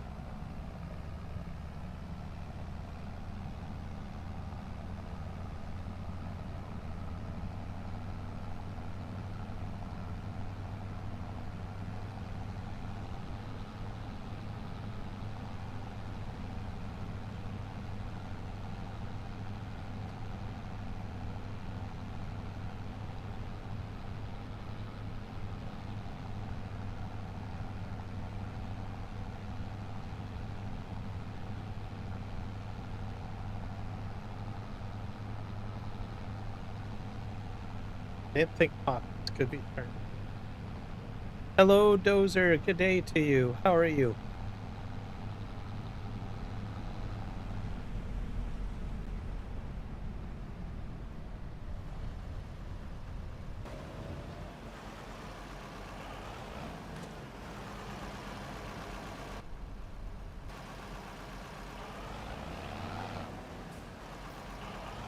Up here. Working hard here. Manitoba, man.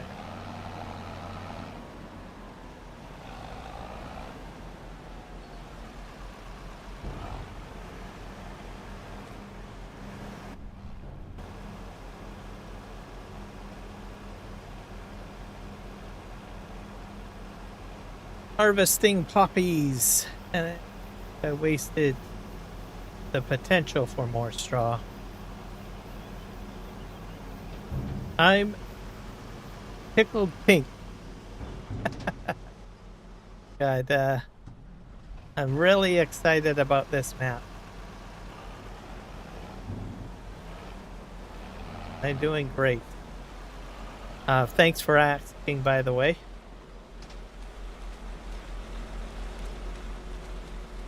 I wasn't too sure about it in the beginning, but once you start like working the map, it starts to grow on. I'm liking it.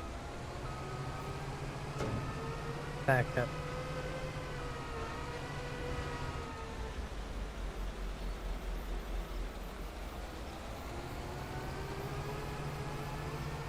Go and drop this down.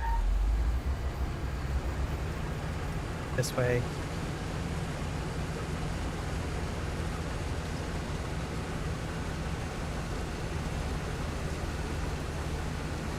Yep.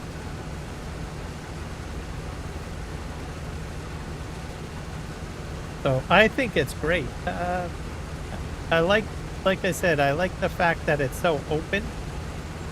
So it's going to be ideal for doing like a lot of big, large harvest, large equipment.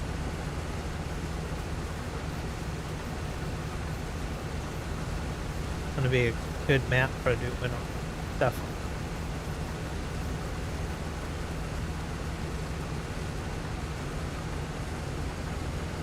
And there's aspects of it that I'm enjoying too, like ponds and things.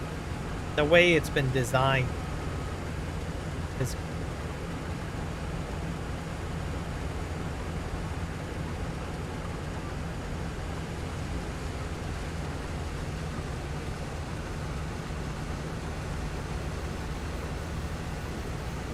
and there's other crops too. Like I'm doing poppy. I know most of the maps that I have, the two maps that I have that I play on normally don't have poppy in it. There's not an abundance of different crops, so I need to try different crops time.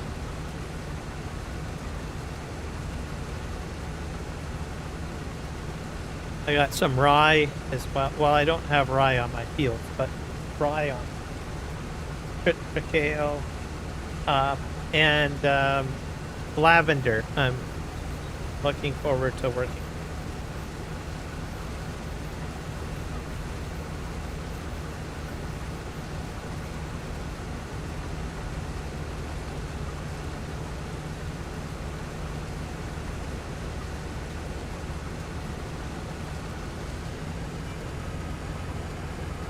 Trees get cut down.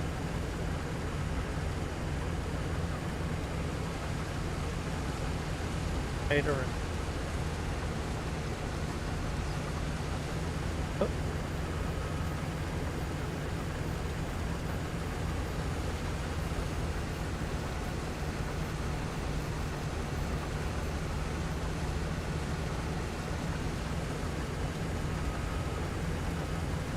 might actually have to do some logging on this map. By the looks of it. Well, chainsaw work anyways on this. Some of these trees are into the field. So, uh,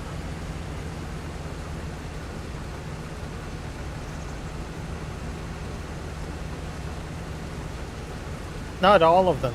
Not all. Some of them are fine. Have to go too crazy. Okay. Cool.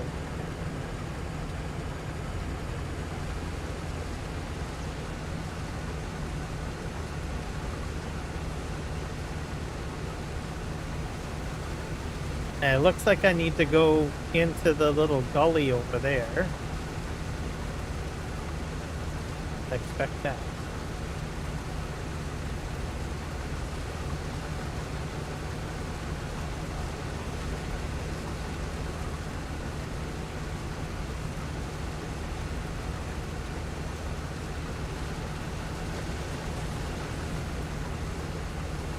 I'll have to buy myself a windrower on here.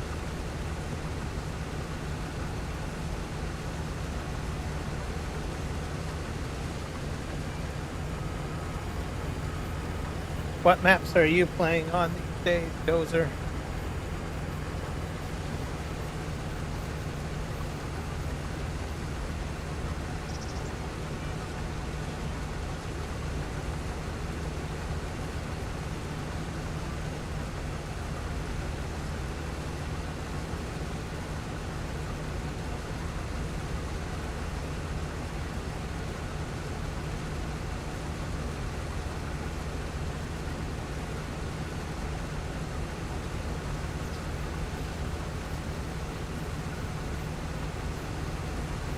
This is another little pond by the look of it.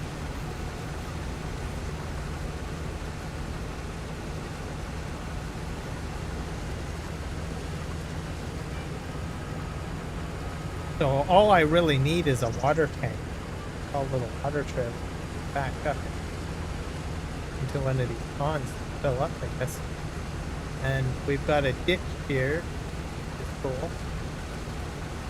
Looks like it's got water in it.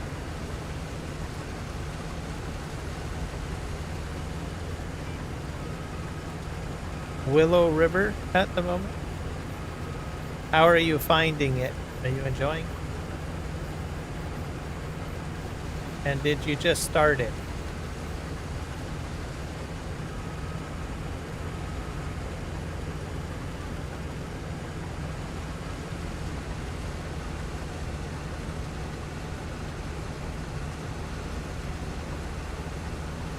I'm going to go right up to the edge here, or up to a point here, and then I'm going to back up and grab the rest of it, because there's no point going in and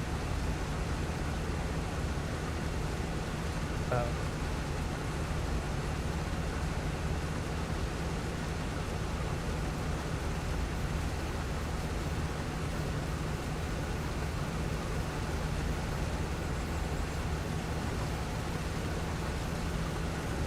Out here.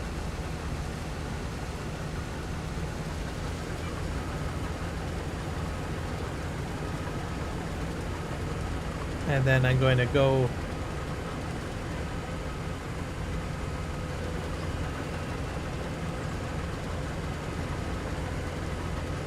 grab the last little bit.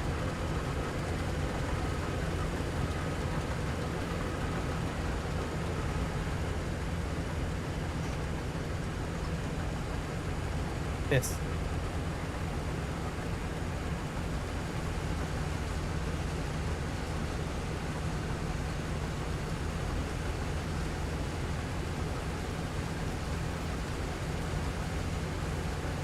Might as well take care of it now.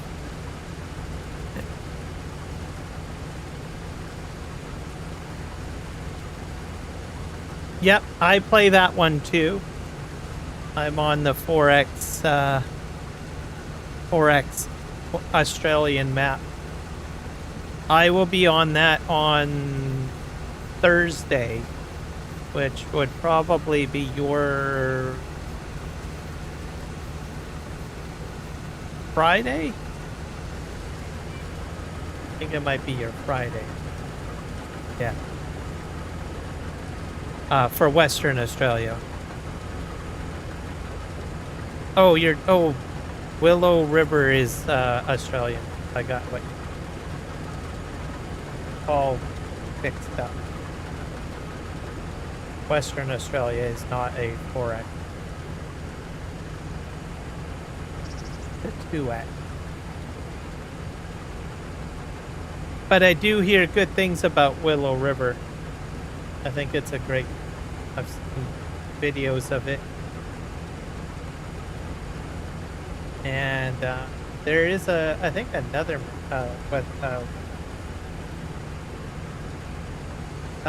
there's a couple of good Australians that are out.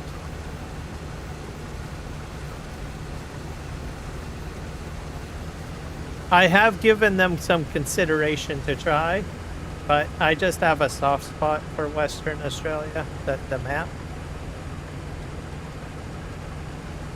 That's why I picked that one. I played it in 19. It's like my first Australian that I played.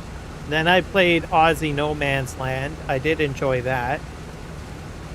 One of the maps currently out, I think, is Aussie No Man's Land, but they renamed it, and I can't remember which one it is. So I'm considering maybe doing that one. That's a 4X one too as well.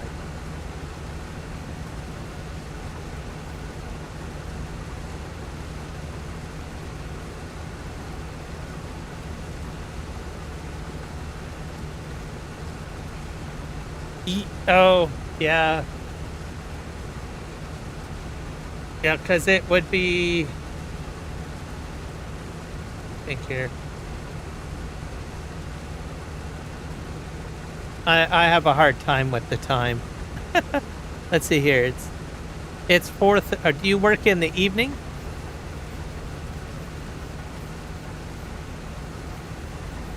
Yeah. Western Washington. Yeah, Western Australia. 4X 22 and 19 were good maps. Yeah. There was two versions. There was the 4X and there was the 16X map version. I played on both of them.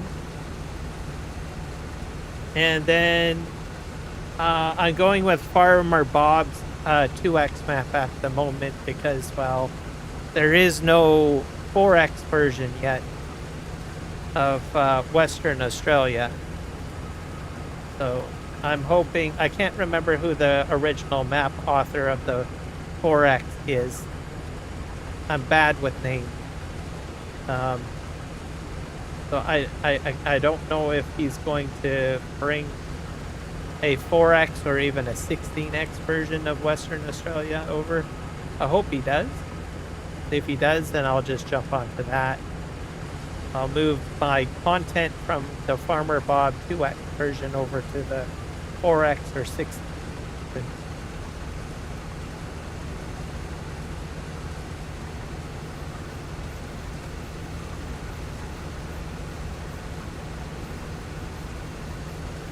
Nulla Creek. I think that's the one that is Aussie No Man's Land.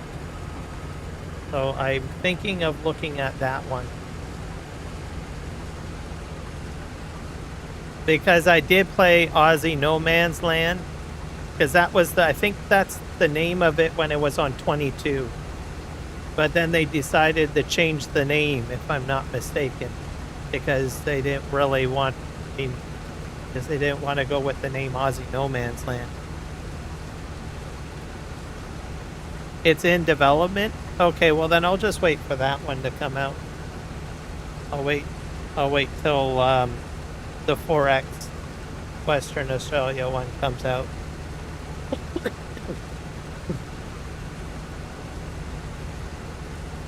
I just enjoy it. I can't help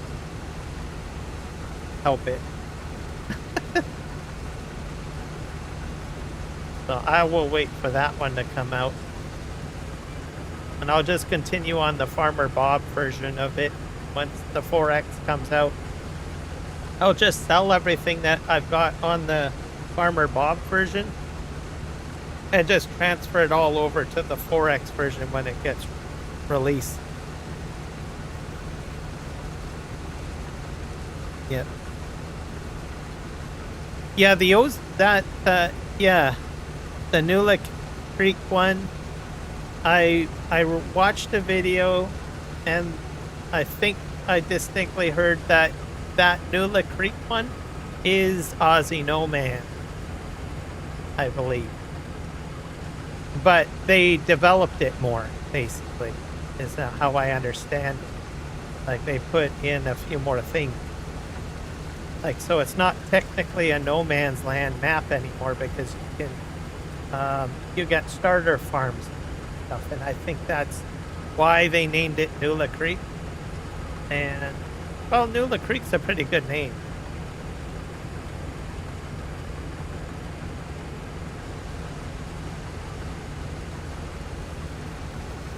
So I might think about doing that. Oh, I'm full. That's if I get bored on the 2X.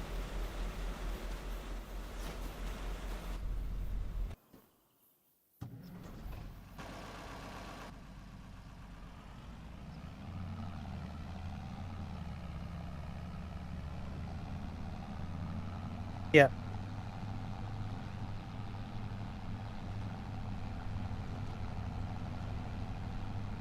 So we'll see. We'll see. Especially if I get like really hooked into doing what I'm doing on this map, because it's a large map with large fields. Just decide to just jump, upgrade my Western Australia 2X, another Australian map that 4X.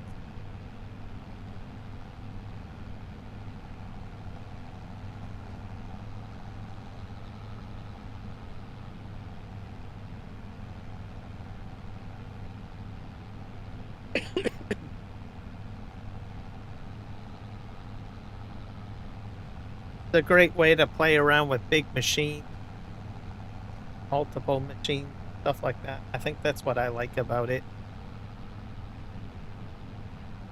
And that's why I'm on the Montana map, or sorry, not Montana, Manitoba. Montana's in the States. This is in Canada. Yeah. So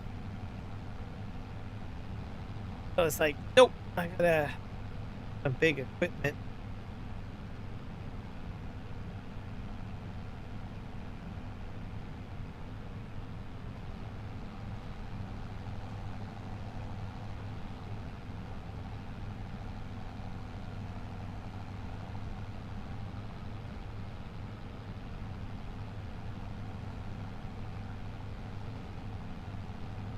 Welcome in, Eric.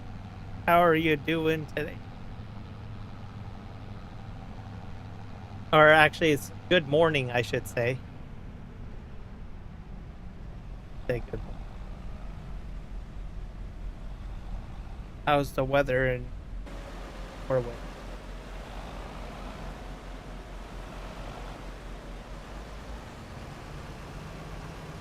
Oh.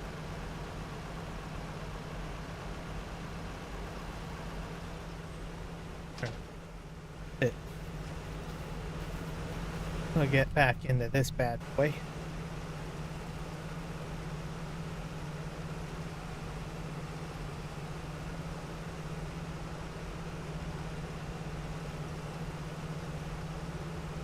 So yeah, I'm enjoying the grain harvest and stuff like that.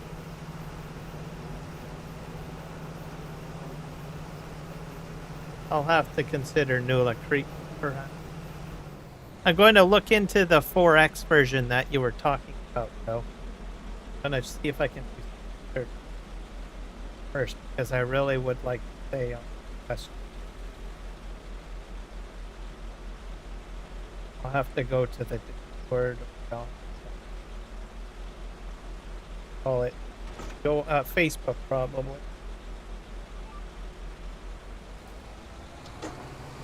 Oh, turn it on.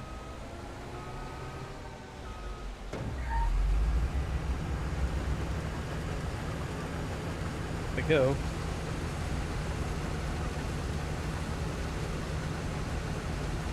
Get the poppies picked up.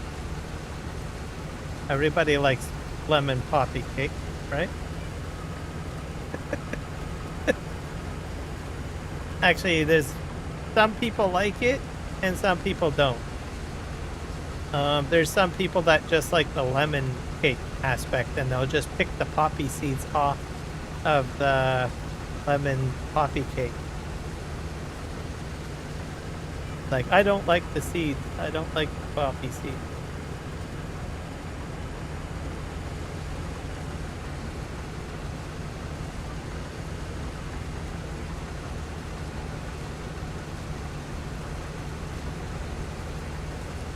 Yeah, start of your day, right?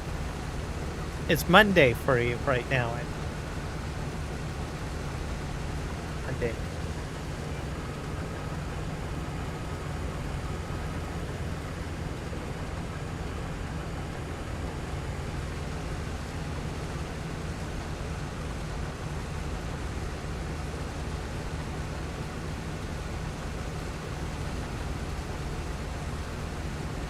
I've got a little, okay, I'm gonna do the same thing that I did before. Just gonna kind of clean this area up. Get it out of the way. This is gonna be like, this is gonna be hell for course play. I can tell already. Automation in here, it's gonna be a real.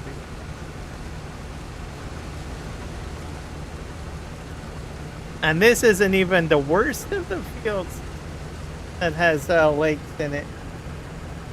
I'll show you guys the map again. I've only got like probably 7 ponds, 8 ponds in the field. But there's some other fields that have worse water playing areas. So this is my field, right? So I got like 1, 2, 4, 5, 6, 7, 8, 9, 10, 11. 11 pawns on that one, but you try doing like field 32 here, where you got like nearly 20 pawns. I don't know how to make that. And I guess it gets worse over here. 20 field 27 has a river in the middle of it. I don't know how anyone would do course play on that one. There'll be a course play challenge when I get to doing course play. A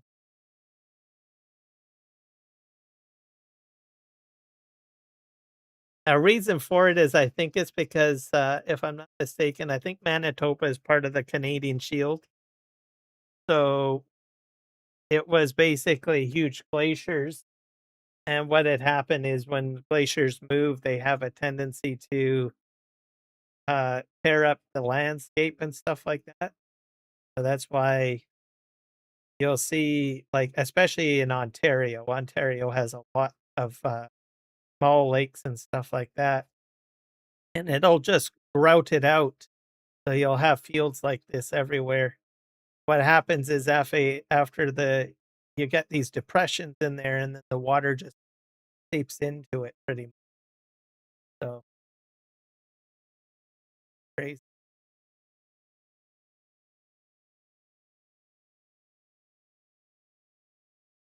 So Alberta, I don't think is this bad. A bit better than and Saskatchewan.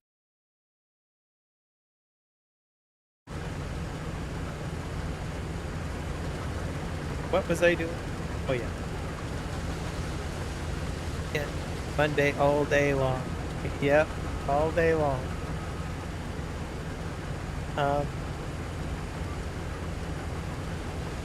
I'm still on my Sunday for at least 2 hours and 15 minutes at least. To dip into like Sunday. Or sorry, not Sunday, Monday. Into Monday.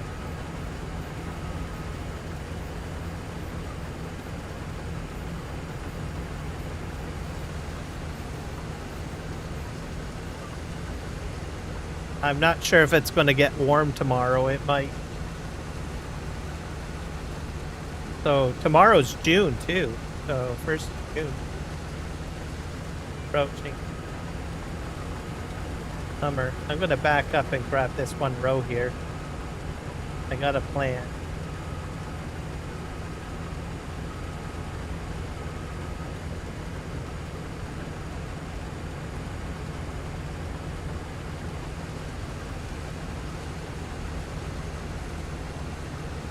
This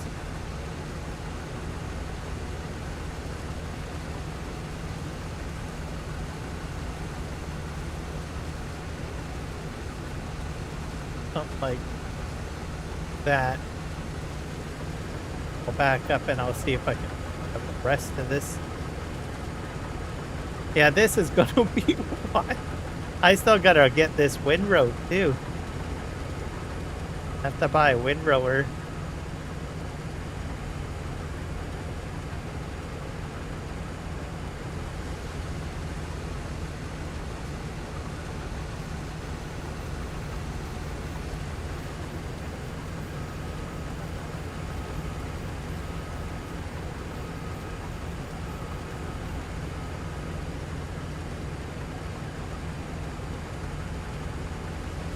Go here.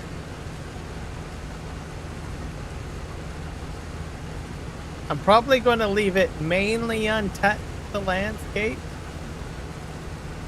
for at least one attempt with horseplay. And then if it, worst case scenario, if some of these little, I don't know, ponds or whatever become a problem, I might just go ahead and grab a plow and just make it part of the field. Not all of the ponds, just some of the annoying, I don't know how to put it, but figure it out. Oh, there goes a pig. Wild boar are on the loose here, trying to eat my pup. Away, you little porkers.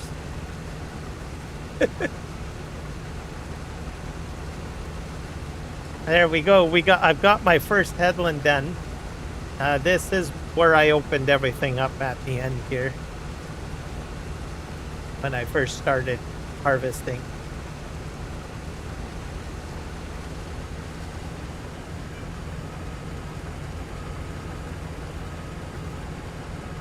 I think what I'm going to do is just cut this area out entirely.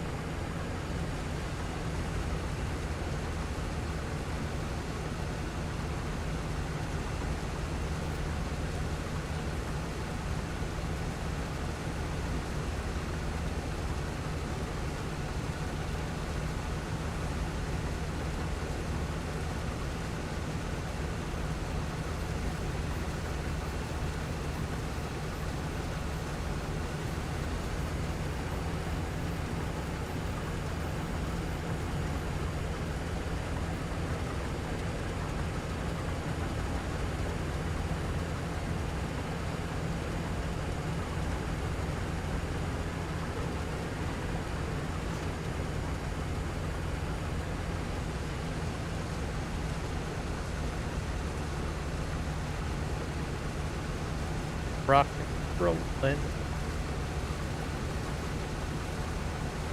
So, oh, scooped up. Yeah, so I'm going to go around all this pond area and just sort of subtract this out of my workload right now.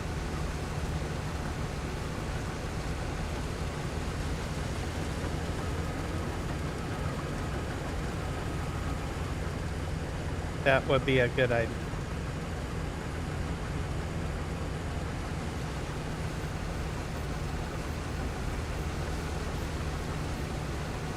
And then I'll continue going around the field over by the tractor I might even clean that whole area out. I don't know. I noticed that there's another pond over there and it narrows out.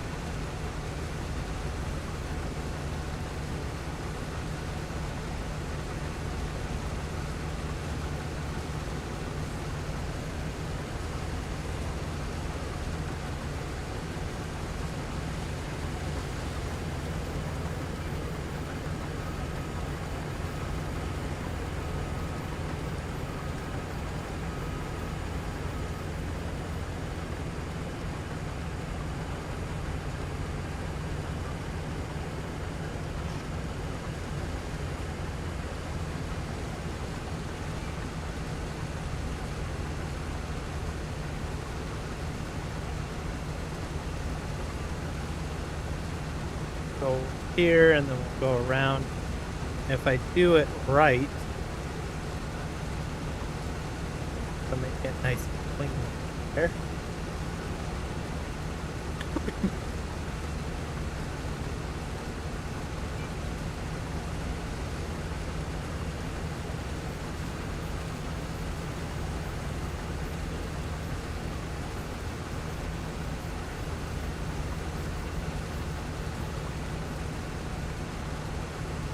Trying to think the best way of getting all of this done.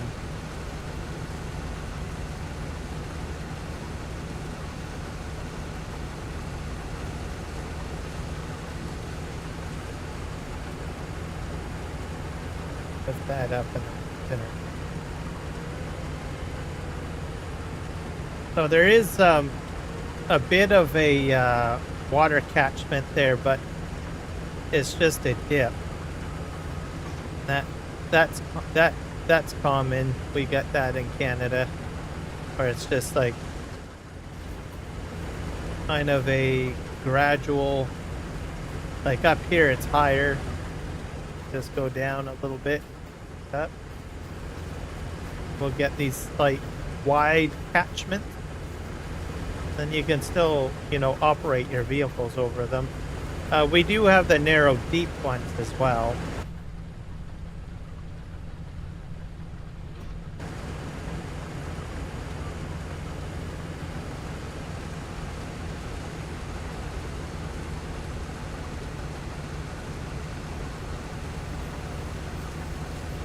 I think it depends on, how much water you need. Like where I live, most of the time, for the most part, the crops are for silage, so grass and corn. So they will have larger, deeper catchment.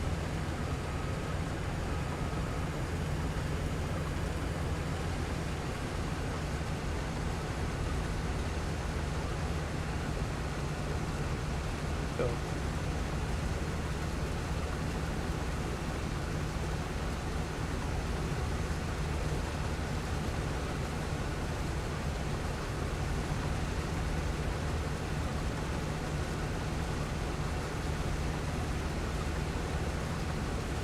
gonna stop here and I'll back up.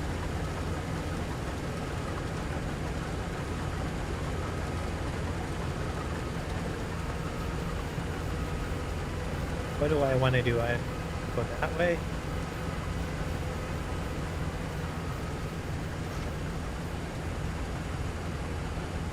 Try to keep things as uniform as possible. Not that it really matters too much because I will be coming in with a windrower.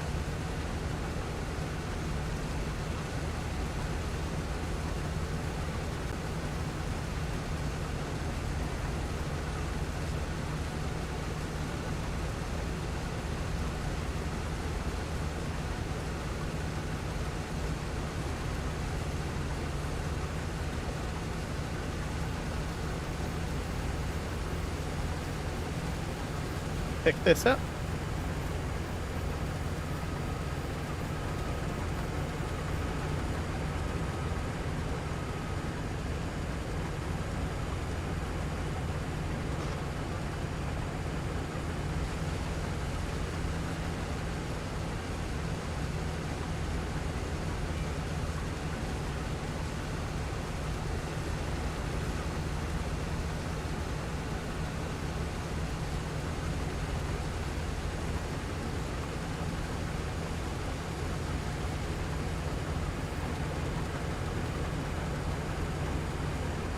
I'm eating up quite a bit of fuel, I noticed, but I do have a fuel tank at the farm, so not sure if there's fuel in it. We'll find out, I guess.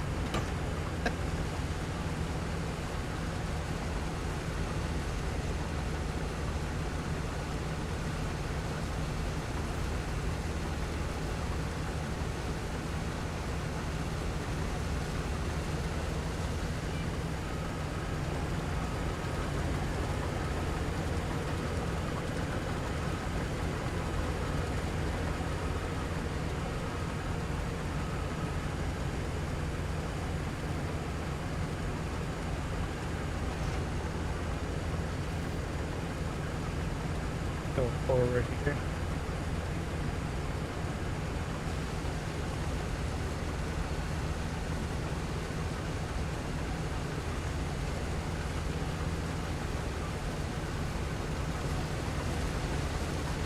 I left a little bit behind, but that's all right. Shoot.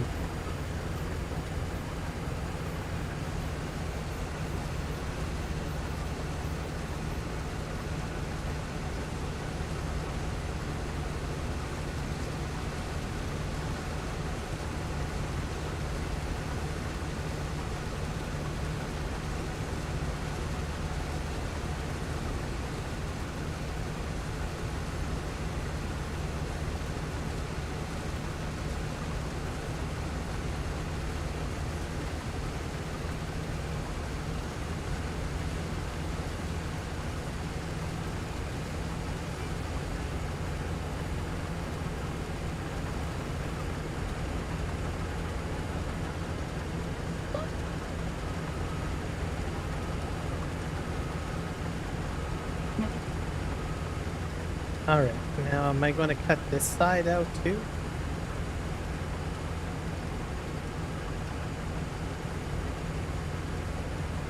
That too. Put a thought process.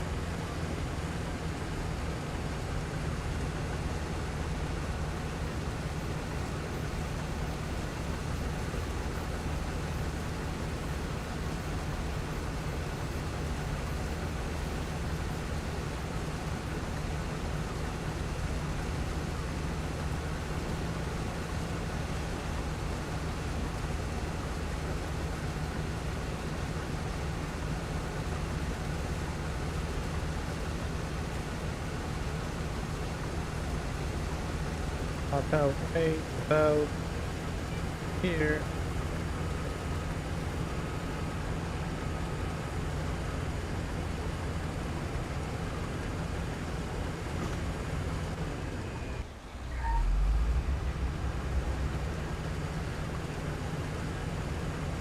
I'm at 92%.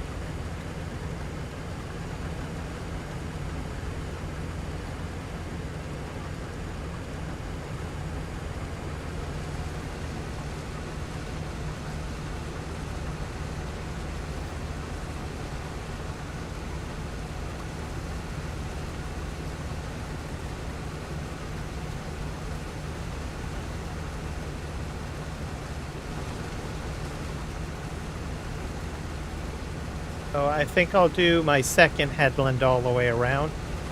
I'll come back when I complete my second headland. I'll end up back over here, and then I'll probably clean this side up a bit more.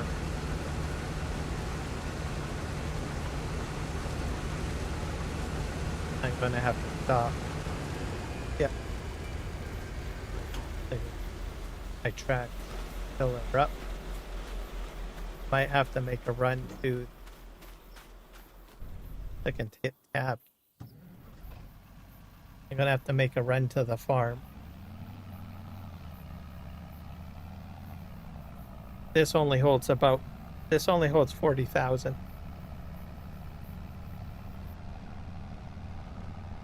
Trailer. And it's a Fleagle. A lot of Fleagles. You're gonna hear me say that a lot on my live streams, though. You hear that a lot. I like them because they push out. They're a push bed, not a high dump. That's why I like them.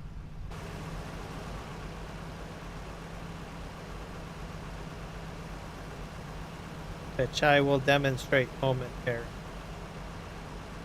as I get to the farm. I'm gonna shut off my combine. Have to come back. I've only I didn't get very much out of there. I got like 20,000 still sitting in there.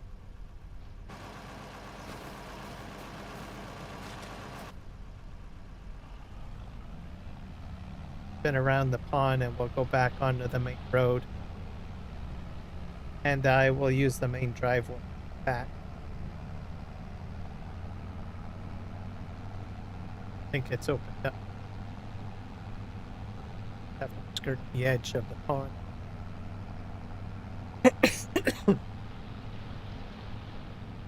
Maybe drive into it a little bit.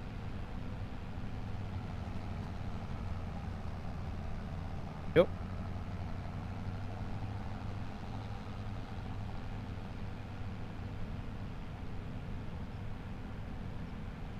Probably going to need to buy a snowplow for the winter.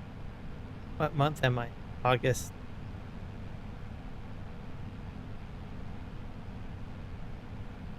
I don't have to worry about a snowplow anytime.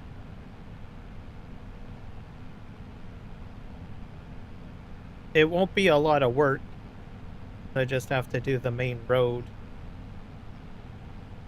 Alternatively, unless I need to transit like large load into town or something, I might have some problem.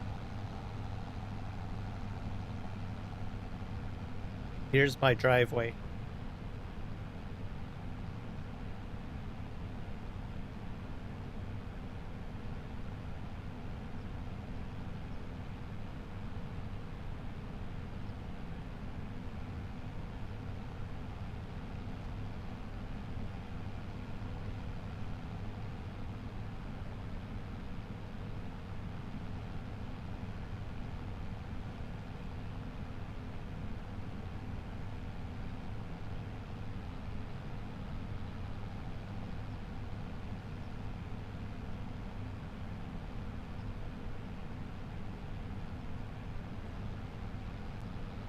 I will probably be cutting some trees down, not in here, but along the fence line of my, or the border of my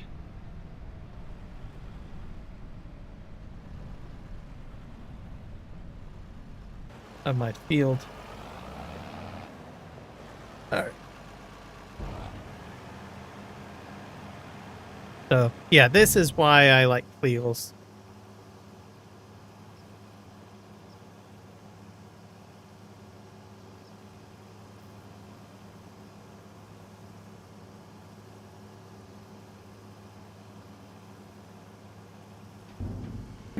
Now for here, it's not too bad, but what I can do is I can take the entire fleagle into like a cow barn and empty straw in. If you high dump inside a barn, you're gonna have some problems. Sure, most of you may have experienced that some farming simulator career.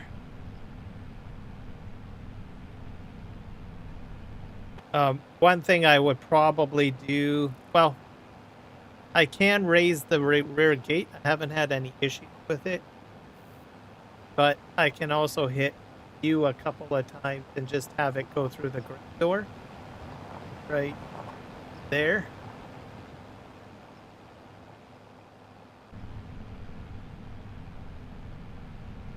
Which works for me the way, so the win.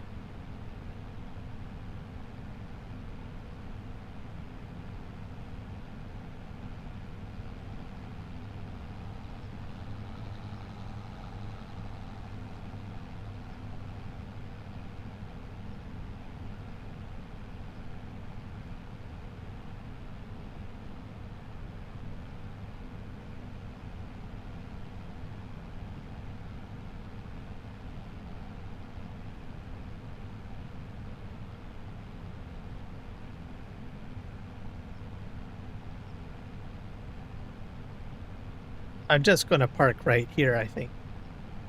And then there's about 30,000 liters that can go fit to the combine.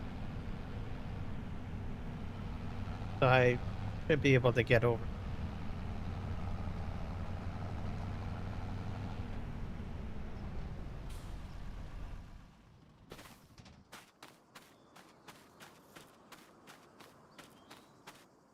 I'm trying to, yeah,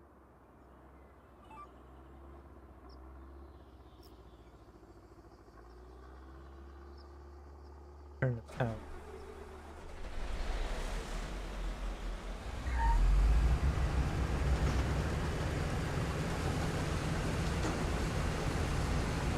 Off we go.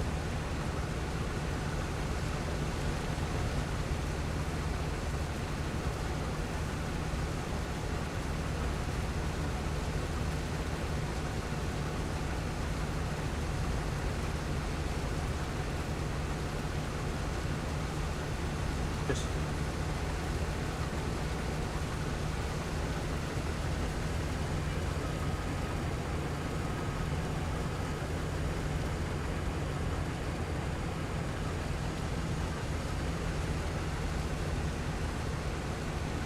going to need to get that one mod that helps with the GPS that came out, what, 2 or 3 weeks ago? Or- I had it in here, but I accidentally deleted it while I was trying to clean out some of the mods in the mod folder.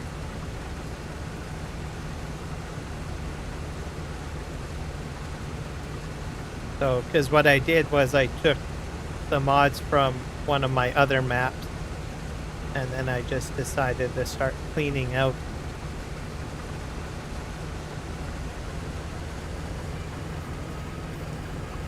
the mods, and I accidentally deleted that one particular mod.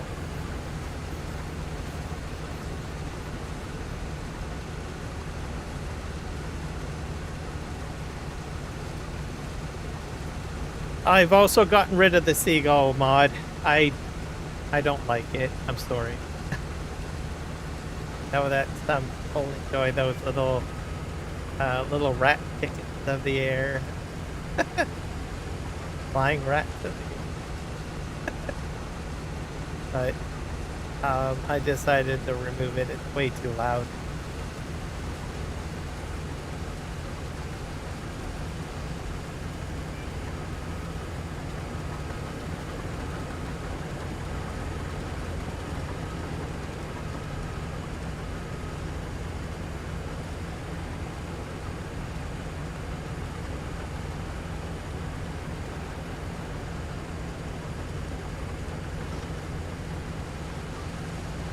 And on Thursday for Western Australia, one of my viewers suggested a grain dryer. So at the end of last Thursday's live stream, him and I went ahead and got that installed. So Thursday I will probably play around with that. Get that installed. Also, I got a planter, so I have to sort out what I intend to plant on that particular map. I haven't really decided what it. I can pretty much plant anything. I got season turned off, so I'm not.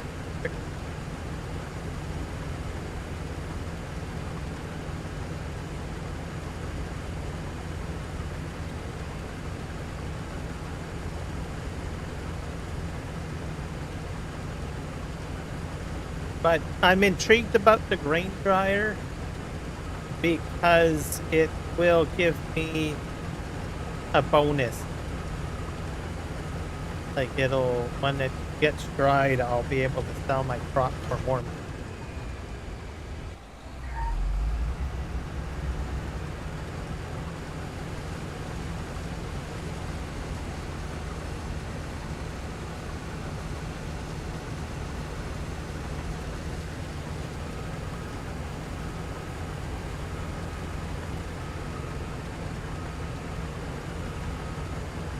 And I'm also going to do try to do some adjustments to the farmyard on this particular map as well.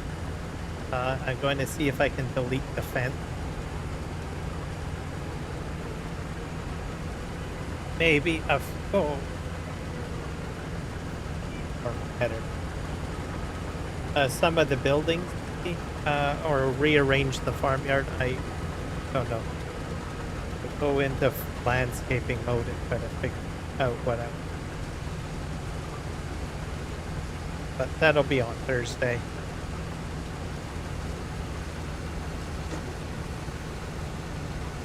And this map, I don't just kind of winging it.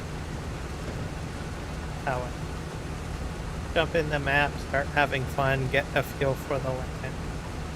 And if problems or issues develop that I notice something I don't like, then I go ahead and I make altercation adjustments. I kind of already verbalized a few of them about pond structure in here, but I'm going to try to leave it as is, and I'll only make adjustments when I get into doing like course play on here. And if I start seeing course play like get confused, then I'll make some adjustments with the landscape. But I want to try to keep it as authentic as possible to a degree. See, I already know for a fact that there's going to be some horseplay mess ups on this particular field, and the other field. If it's not on this field, it's going to be on one of the other.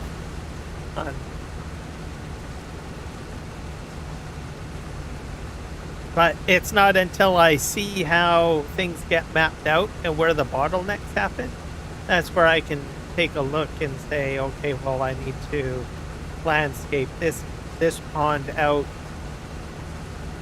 versus that pond, right?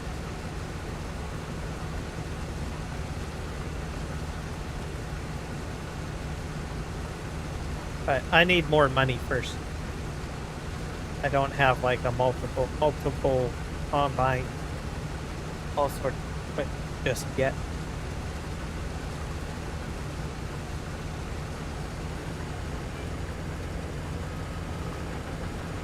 That's why I'm doing everything by hand, by myself, which I enjoy doing.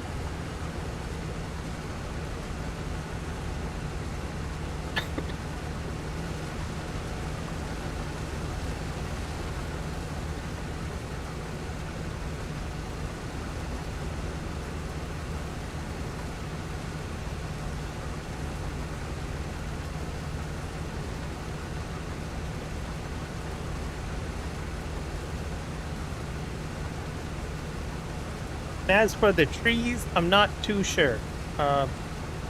There's a few things that I can potentially do. So when I run the courseplay course, get to that point, I will probably do a ride along with the combine. I can do a field adjustment as well, so I can basically offset from the edge of the field. Just by working the edge of this particular field, I already know that I've got a significant amount of offset that I can actually work with. And if I do utilize that offset, I can probably get around the tree.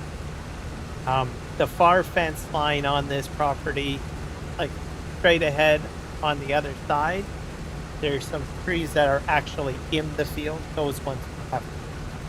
There's no getting away around that unless I landscape that part of the field out.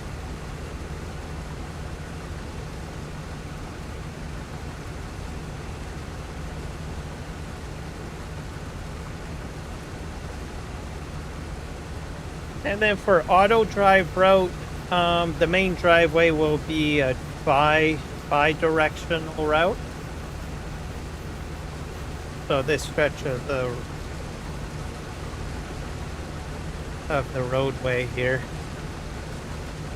And then inside there, inside the actual farm area, I will probably have a loop auto drive route hitting most likely the gas bar or the gas tank so that my vehicles can auto refill on gas if it needs to. And then, of course, into the straw,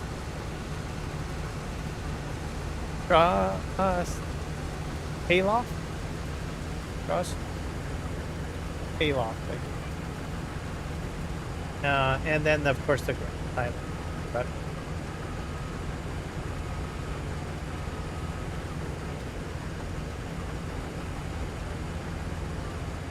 so, not a huge elaborate amount of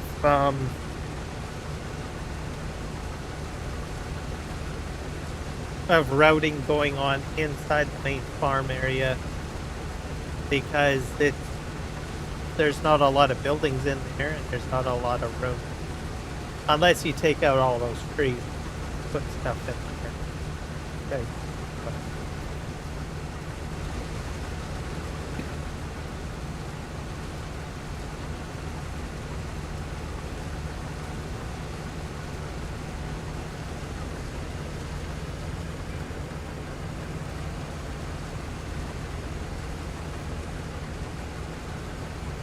Another pig or hog.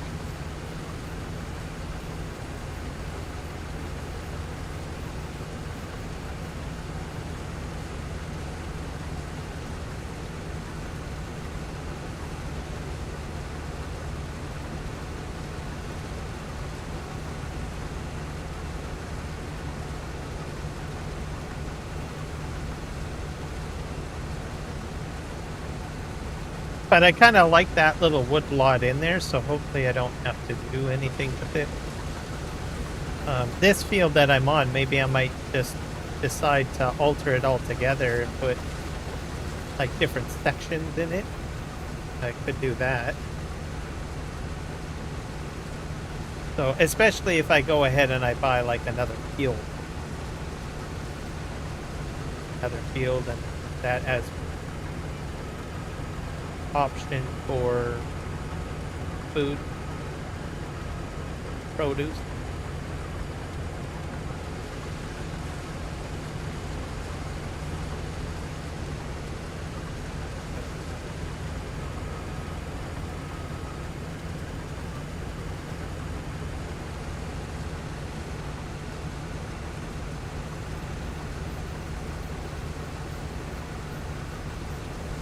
And I did not know that I got straw from poppies.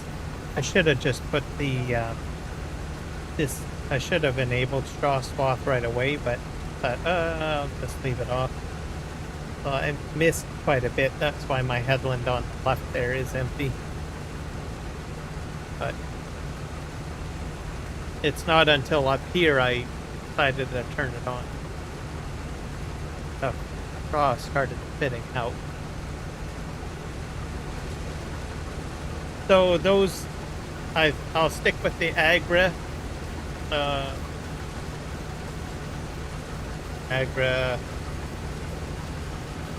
silo that I put in there. Should do well.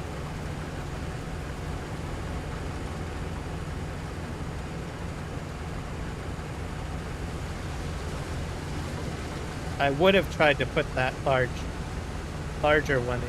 Mind you, that would have eaten up a lot of. Oh.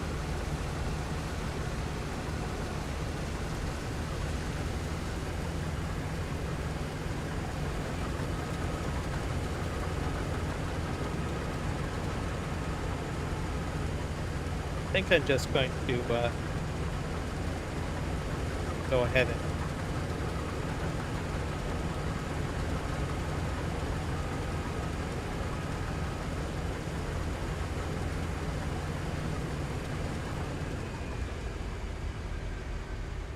do that.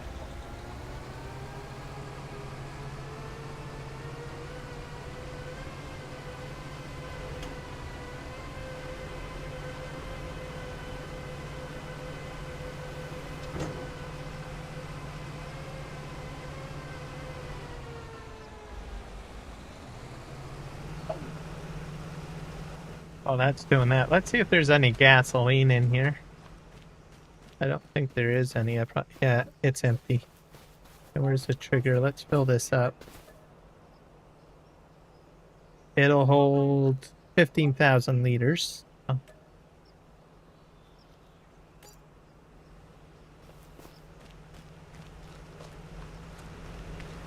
I might as well put more gas into this, or diesel.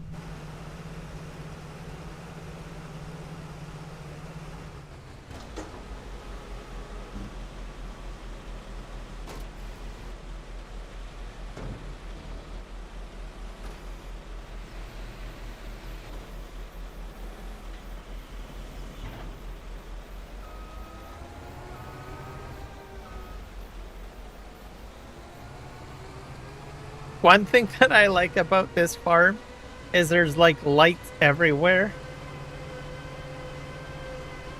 And as you guys know, I do have a tendency to live stream in the middle of the night, the dark, right?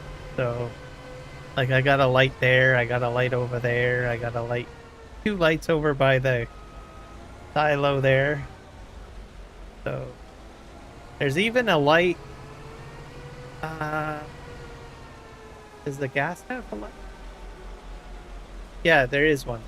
Here, that big. Got the brightest light. So.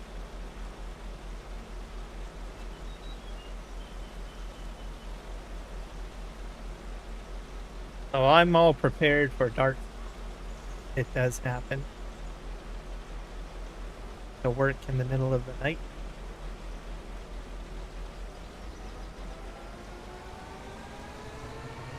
Usually on most of my maps, I'm fairly good at putting lights down, but it just depends on my start. So if I'm just like doing a bare start, right, with barely anything, I will not put lights. Have to deal with it and run with my vehicle. Okay. I'll go here.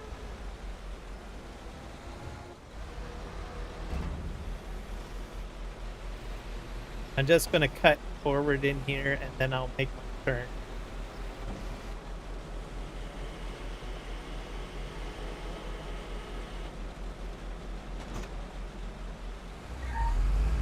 Done. Oh, I just love how that start makes that kind of scraping noise.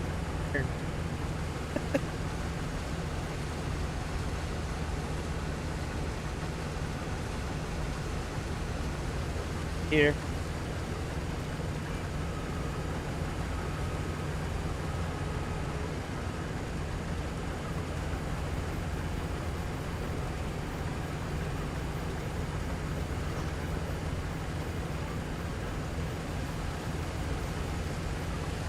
We go.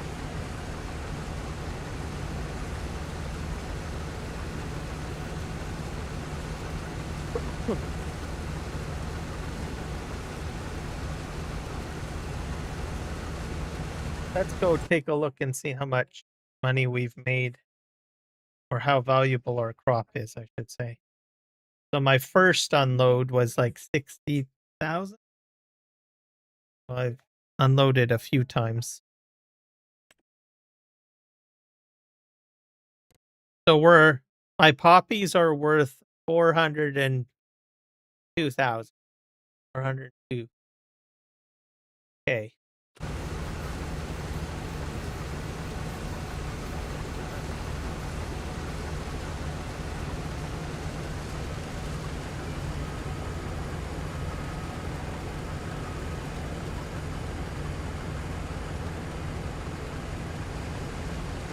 I should have sufficient. I'm going to buy a Load King and truck.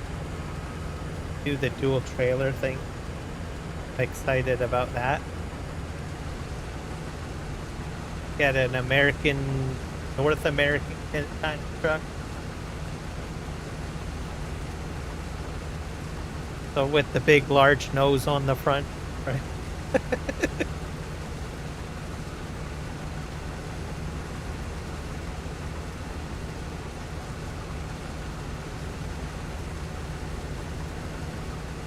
kind of excited about that. So far in FS22, I mean, I have used those types of truck, but for the most part, I have used a lot more the European style truck, where it's like flat and the engine is right under your butt, pretty much. Right? On Western Australia, I've got a, and it wasn't planned. I've got a an electric truck. That's a European style truck, but it's electric. I'm keeping that one. That one's interesting. I don't know. I like the engine noise on it. It sounds different. That's all that I can say. Um, I bought it not really thinking too much of it. I just went into the shop and bought a truck that was your style. Then I turned it on and I noticed the noise different with it right away. I was like, oh, wow, I like this. And then it wasn't until later on when I was discovering that I had to fuel up my other equipment. 2 weeks ago, my live streams on that map, and well, I'm gonna have to start filling this up, I think. And I was looking at the gas gauge and was like, well, it doesn't look like a petrol or diesel symbol. It looks like an electrical. What the heck is that, right? Because I don't use electric tractors. I don't use electric vehicles when I play farm sim. And so I was mystified a little bit. I was like, oh, I know what that is. It's an electric truck. So I was more fascinated with it than at that. Like, well, that's interesting. I didn't think they had any electric trucks. This is going to be interesting. So I'm keeping that truck on there. For one, because it's intriguing, and two, well, it's a flat nose truck too. That's another one. But the engine noise.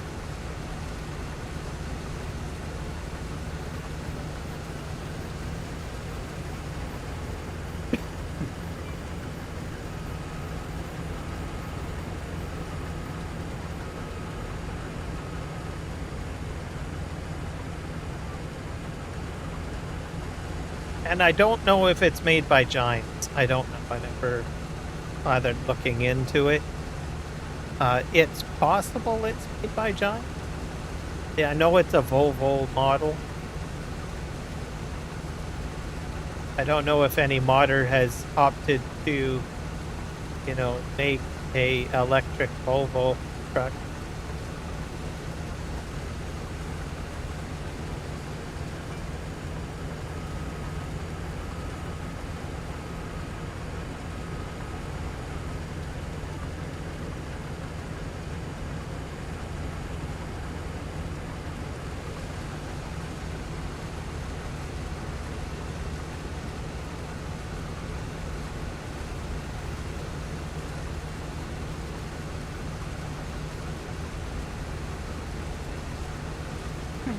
I'm going to be buying 2 of these next apps, by the way, in case anyone's wondering.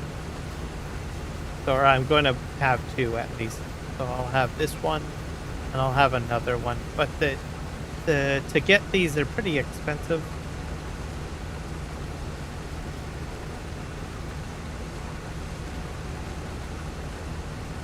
And I'm kind of curious to see how Courseplay will work with the next app. I've used Courseplay like in a little bit in 25. I used it a lot in 22. In a lot. 20. I've had a couple of tutorial videos I've done with it. I've used it in 19. So I'm gonna use it pretty soon. In 25. I'm curious to see how it'll function with the next ad.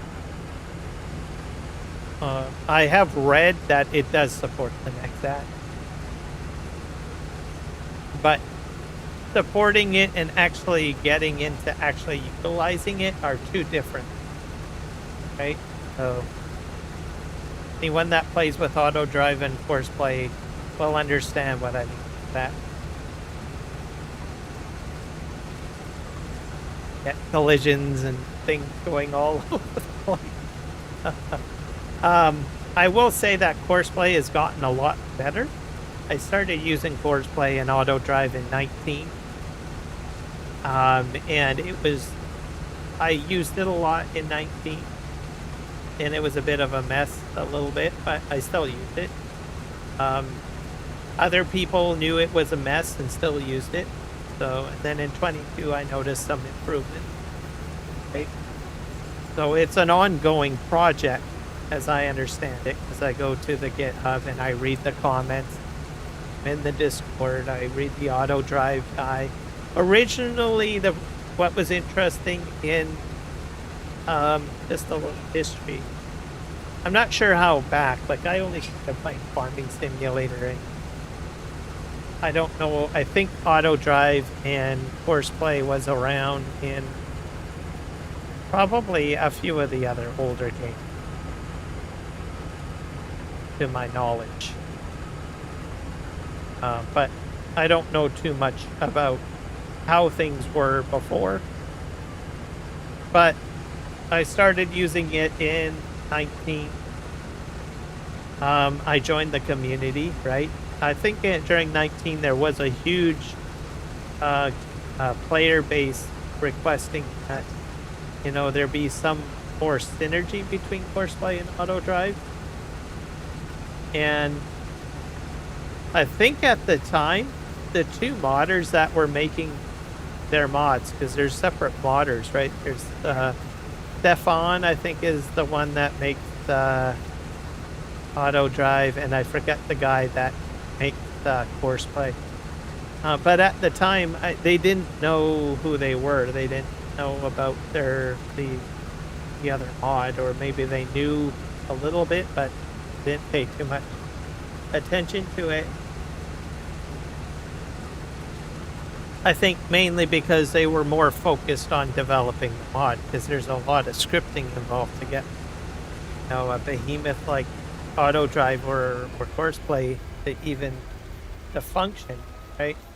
So I could understand how perhaps you might not even be aware that someone else is making something similar that might synergize with what you're building.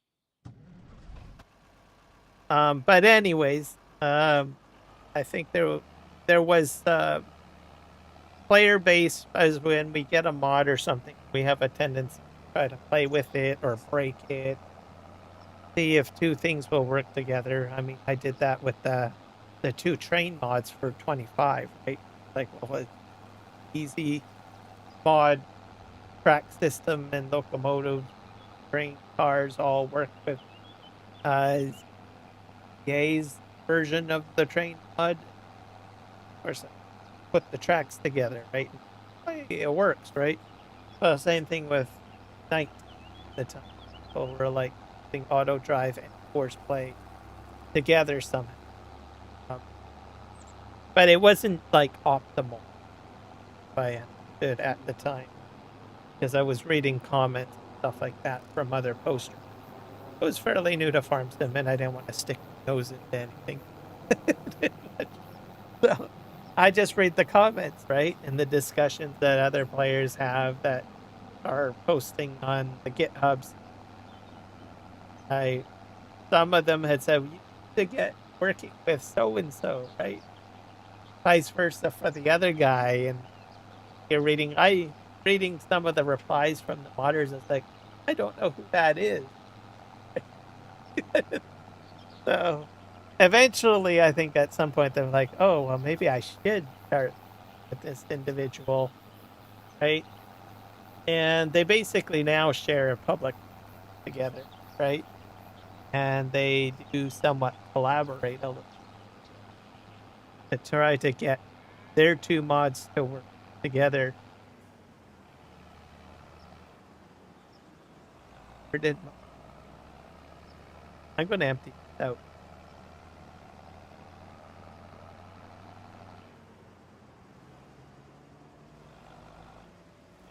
So now we're at the point where they work fairly well together. There are a lot of great players that give fantastic sound advice. A lot of them said, well, let's just have course play focus more on the field work itself, and let's let auto drive focus more on the routing aspect of it. Because in ninth, what was happening is that auto drive had some ability to do field work, but it was more proficient at doing routing, like going from point A to point B, right? So some of the community members, the players said, well, it might make it a little easier. You split the workload up a little bit, right? And you have the auto drive function, on optimizing routing, right? So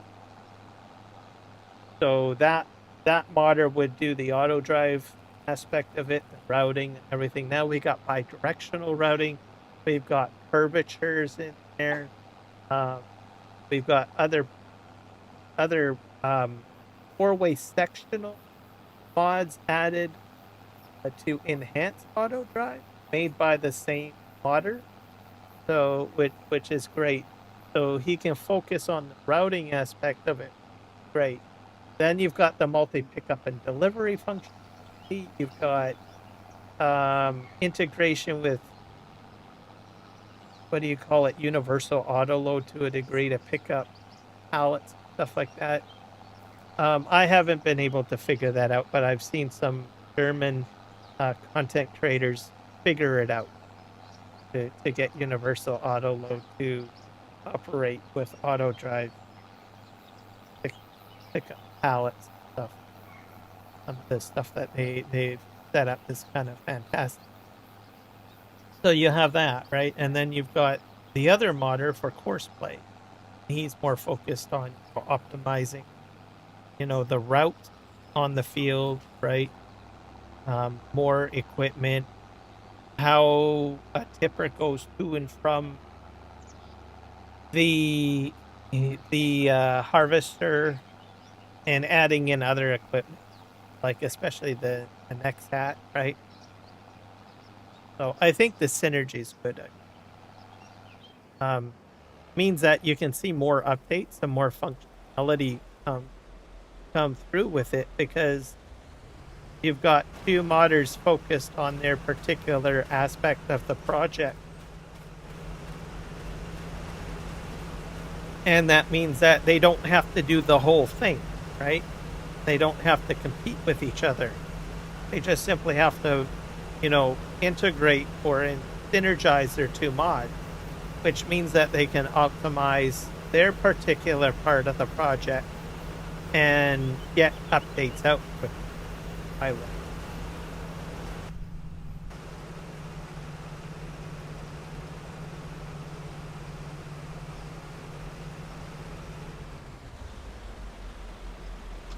And I don't know. There's a huge group. Like I said, they got a Discord. They integrated their Discord a little bit, so they're both in the same Discord. So they can answer questions about auto drive and force play and vice versa. So that if there is a problem, right, you've got basically the ear of both of them at the same time, right? That way it's not like, well, that's part of auto drive. Sorry, I just do force play. You need to go over to so and so, right? So this way the conversation is in one Discord. People can question stuff, because it gets pretty complicated. It can get pretty complicated.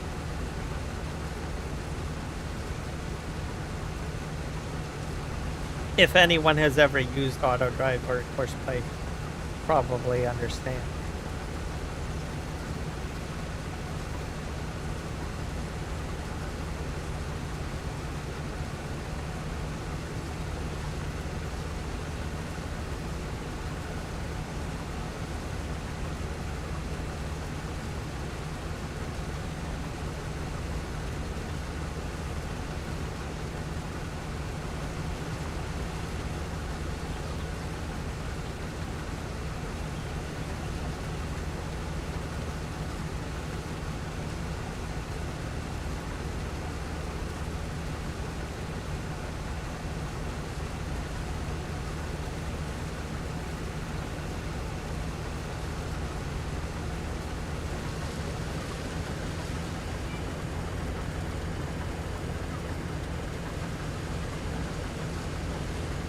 back up here.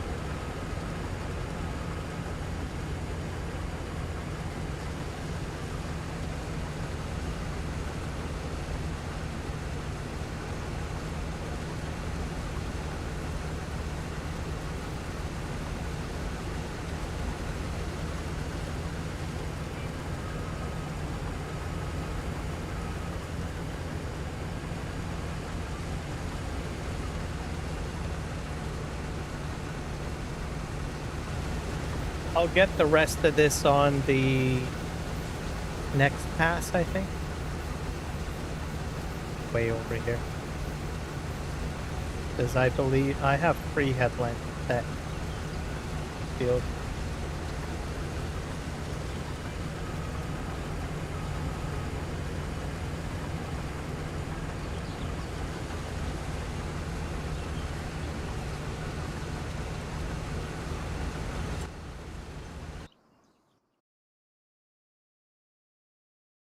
I'll get up to like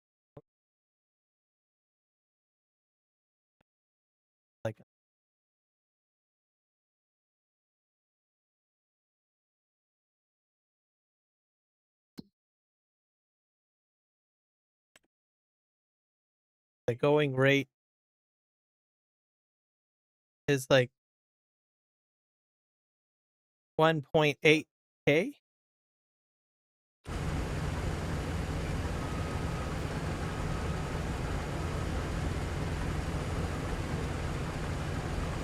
It's a really good price.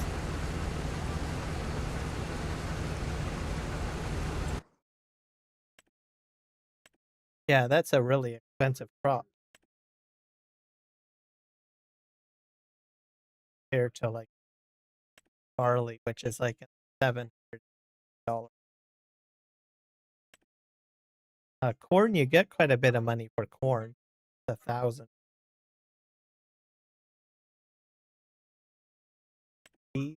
3,000. I think I wanted on this field. Rice? Oh, rice. Now that's the big buck right there. I think it's long grain that you put.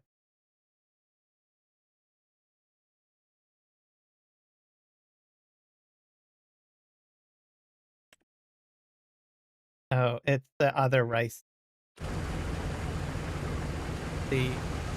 Mind you, those little things do zip around quite a bit, but I'd probably need a fleet to do it on here. Alright. So maybe I could put like rice paddy fields in these little ponds. Something I could probably consider.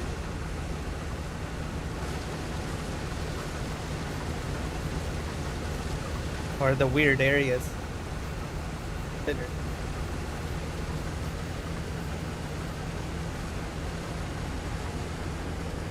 Have to buy new equipment for that.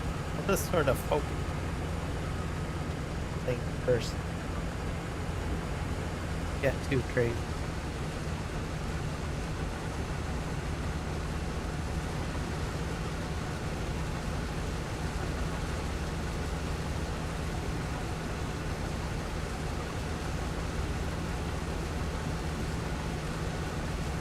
I should look to see what it would look like. Like, could I cover those ponds and the main field with the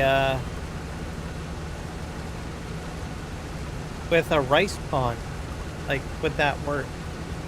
Is that like 2 different landscapes?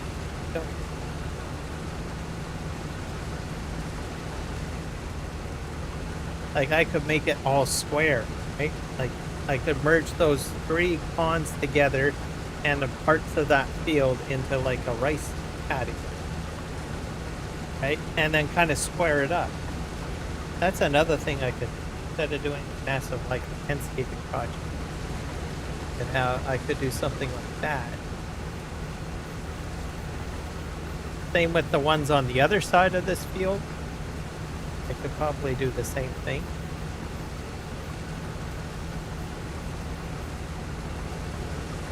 See, this is why I like kind of like just you know, when I start a map, right? Like, I don't usually have a plan right away. So I like to sort of just get in there and just get kind of a feel for the farmland that I have. Like, I know some people usually like, okay, well, this is what I'm going to do. I'm going to get $2 million loan. I'm going to buy all case combines. I'm going to have a fleet of John Deere's and right. And they've got it all mapped out. I don't work that way. I usually just jump on the map, use the base equipment that I have. Some of the ideas or concepts that I have in my mind are already there, so sometimes on some maps I may already purchase or have a what I want. Um, but most of the time I just jump into this, get a sense of what's going on map. Yeah, sort of just work it and decide what I want to do. So,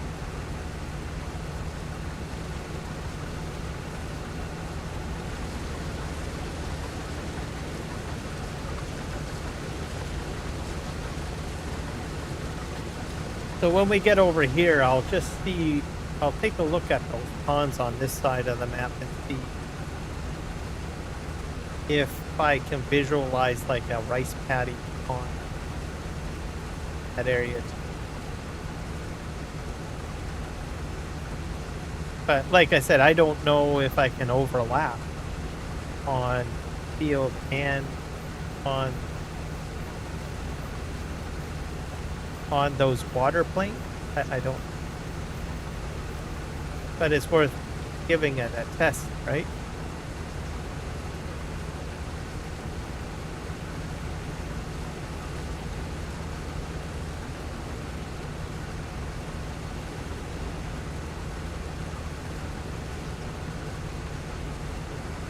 So this pond here, I probably might leave alone. Okay.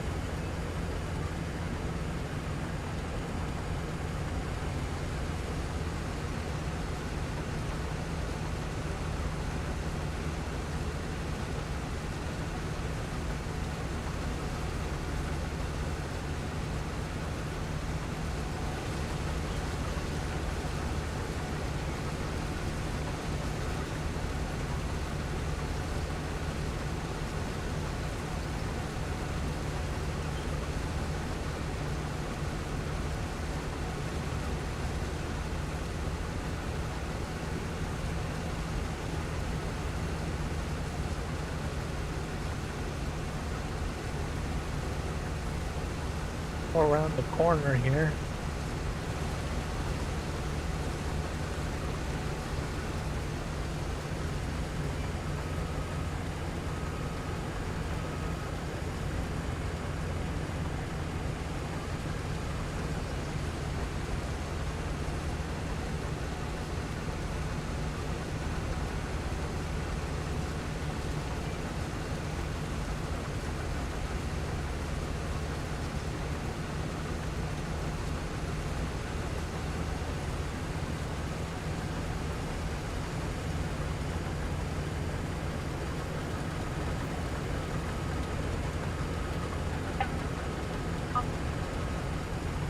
That's back up here. We'll go.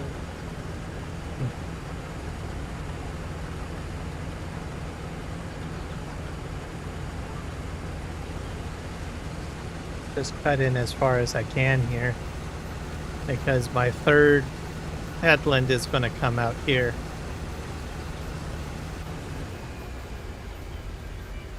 Cool.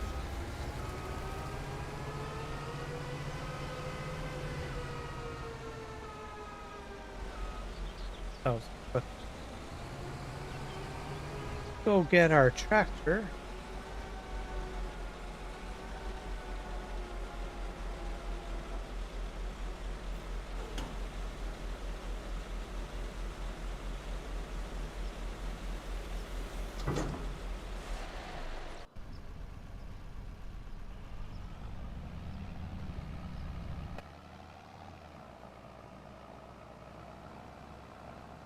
Oh yeah, wait.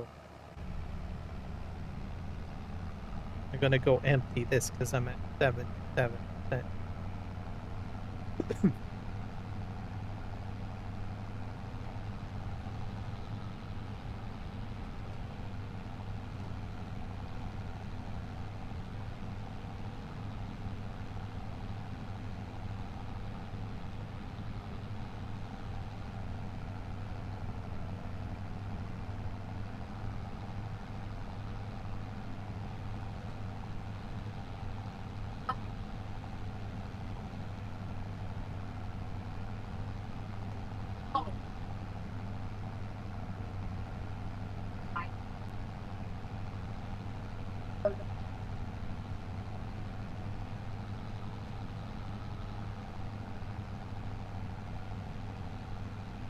How'd we go?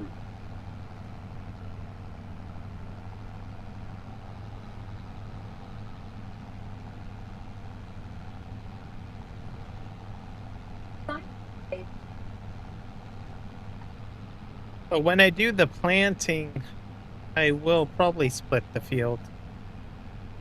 So I will have like one crop on one side and a different crop on the other side. Unless I can buy another property. I do need more silage. Because I need like hay. Yeah. Oh yeah, I'm gonna empty. I need to start making like PMO. Feed my cows. I'm gonna have straw at least. Actually, I don't think I need bedding. I might have to buy like I might just buy some TMR food or whatever from the store.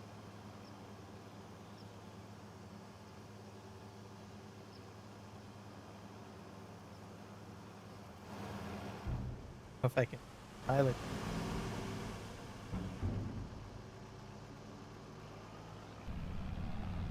Just property.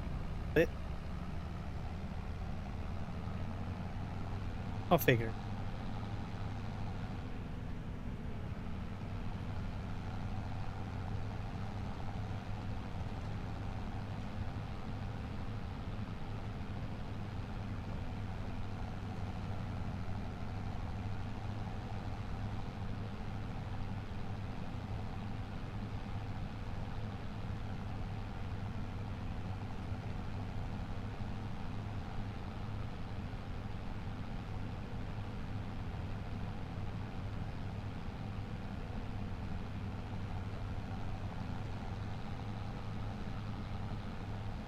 Yeah, so I'll probably buy like cow food.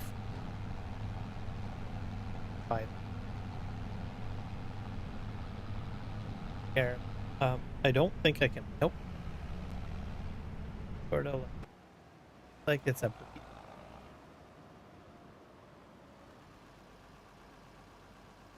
Oh, very well did it. Crap.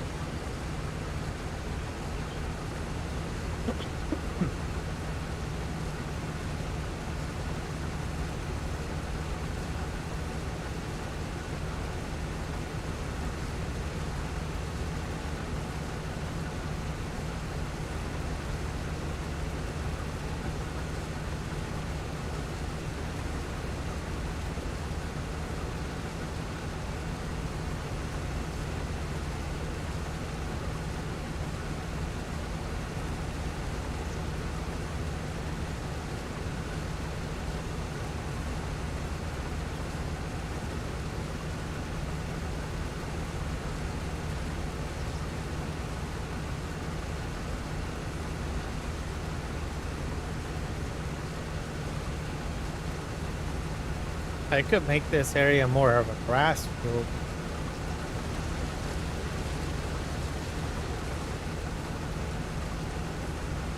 Part of it anyway. So just around the pond.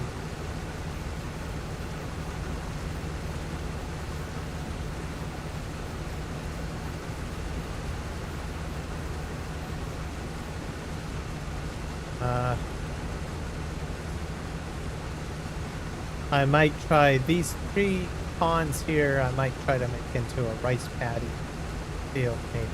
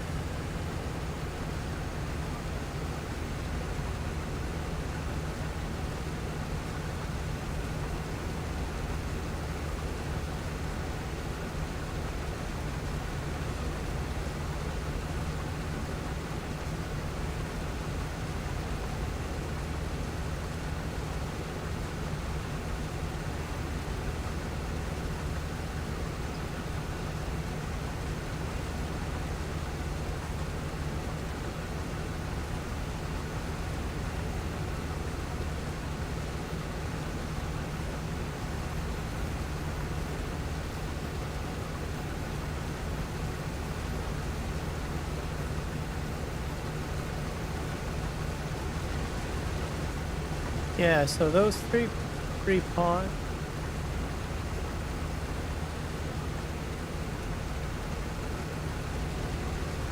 These 3 turned into some sort of rice. And then this area that I'm working in right now turned into grass. That's it. Just do mowing. Leave that pond alone. Leave that pond alone. Have all this area over here grass. And then over and maybe along around that pond grass. Then stretch it over here, and then all of that side will be just regular.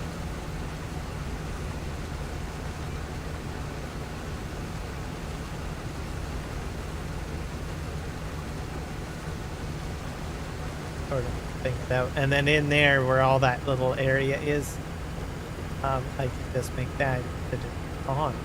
Sorry, a rice field.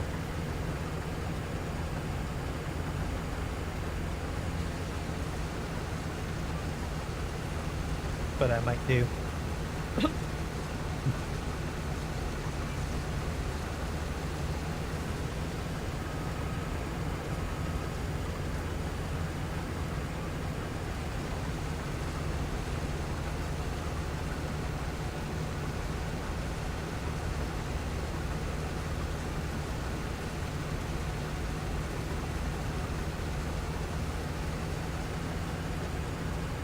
Already did this area already.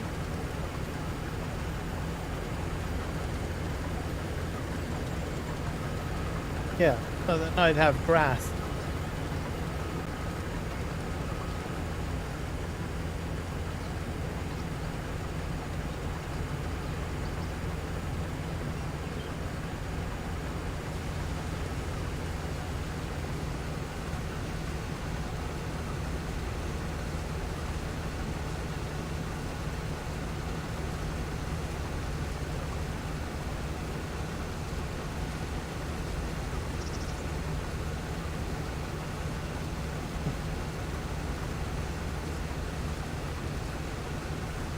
To plan everything out.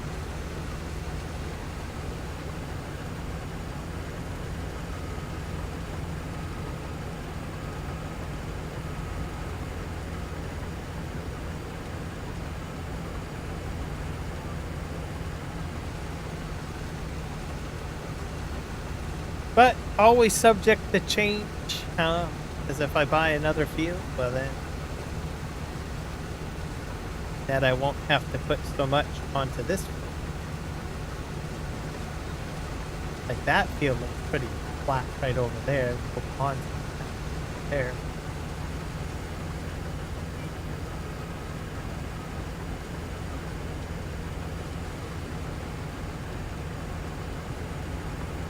I mean,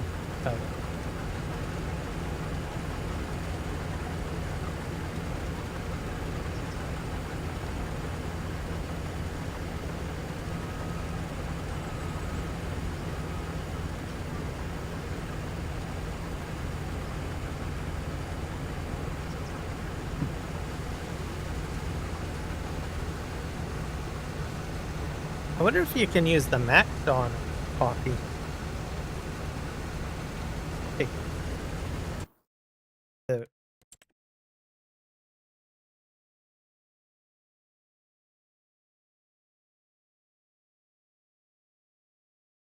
They use a lot of MacDons in Canada. Swathing. A lot of swathing. Hit the wrong button again. They hit P.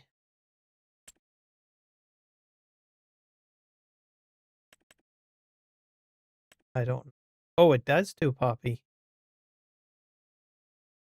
I remember that. You can even mow down Poppy to make forget put that other so you can bale it. Well, guess I'll be doing MacDon pretty soon.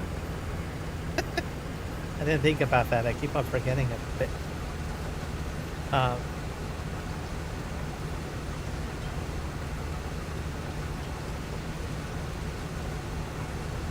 you get more straw too, so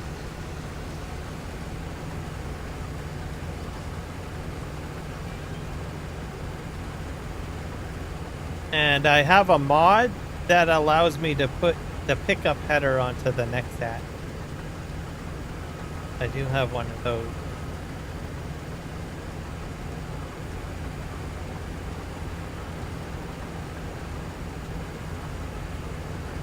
Oh, here I forgot for my.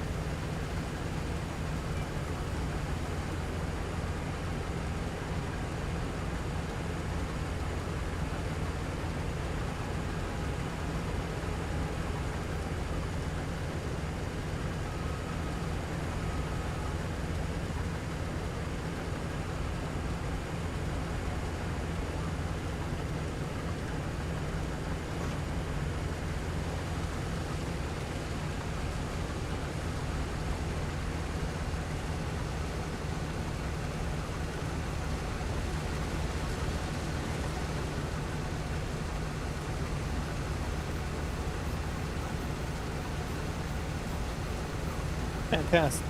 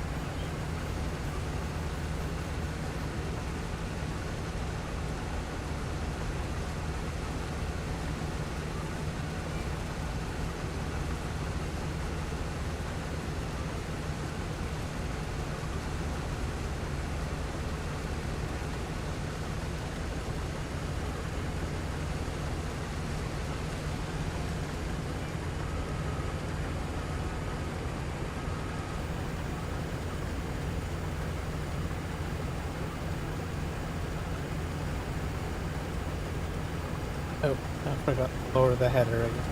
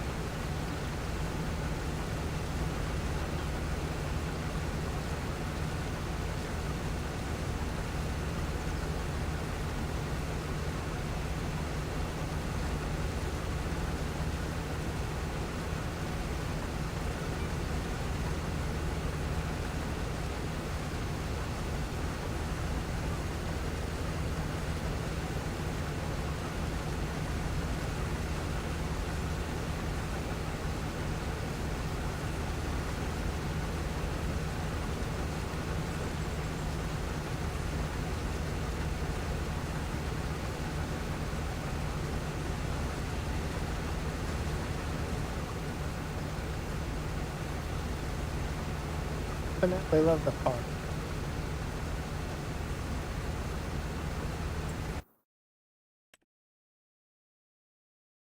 I'm at 535,000 so far.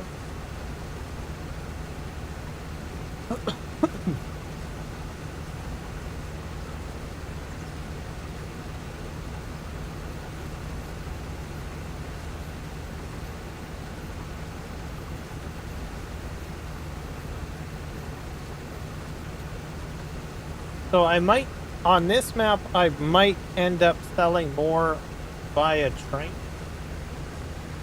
Because the train is a lot closer. And the access to the train is easier too.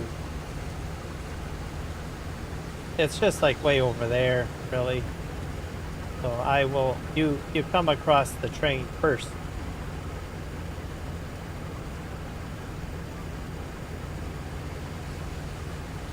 For the most part.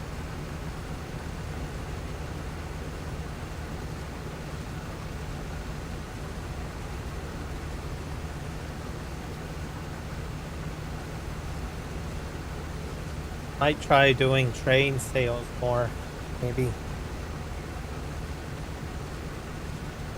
Which is common too in Canada.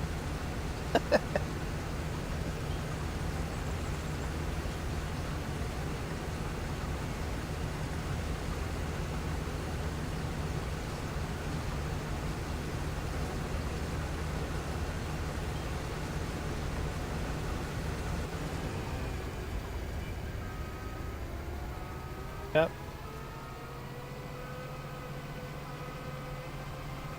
So when I come back on my next headland, I'll probably go around on what I think I'll end up doing. Around it in a circle.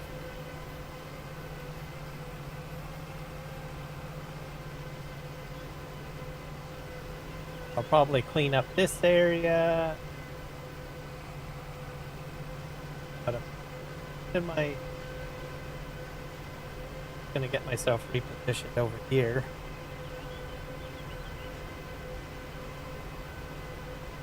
I may have been able. Probably could have planned this out a little bit.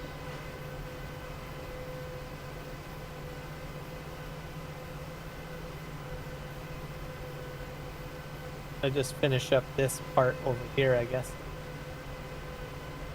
Bring down tractor.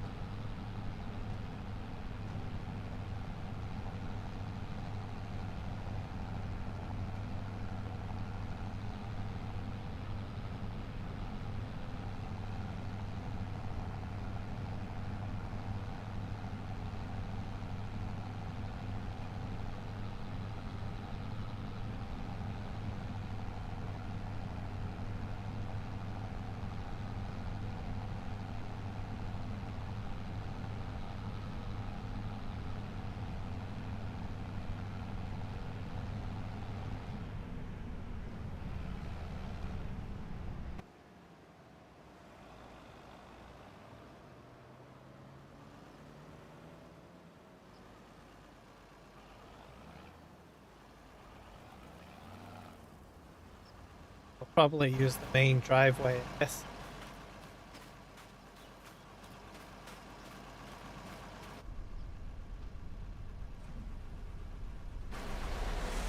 The wheels are wet.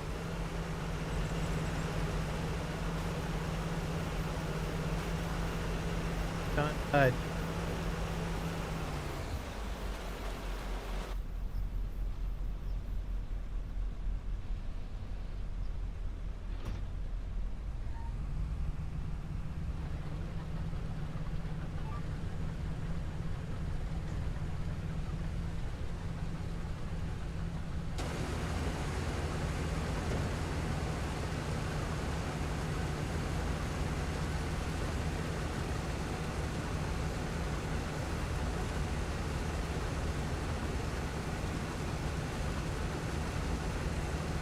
So as you guys know, I've had, I don't know, the past year, a lot of bad luck with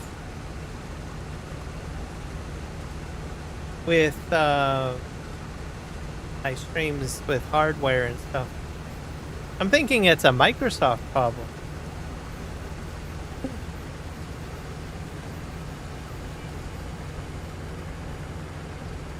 So I usually read articles and stuff like that on like updates that Microsoft is doing, stuff like that. They added. I use Windows 11, and they incorporated a lot of Copilot stuff, the AI functionality, into a lot of the tools. You know, a lot of them. Like you open up Paint, you've got Copilot in there. You open up your desktop, right? You load into your computer, bam, Copilot right there. It was even in Notepad. Kind of shocked about that. Like, I don't know why I would use Copilot in Notepad, but there it was. Paint and Photo Gallery, it's in there. I did enjoy having it in Photo Gallery because there is some certain things like I get some graphic manipulation, stuff like that with images and stuff. So I found it handy that it was in there. It's still in there, so which is good. I was concerned we were going to take it out, including in the gallery as well. So, because you can remove the background from images and do some editing that to stuff. You don't need like a big giant, you know, visual graphics suite. So I find it handy for that. Need to do little touch-ups and stuff.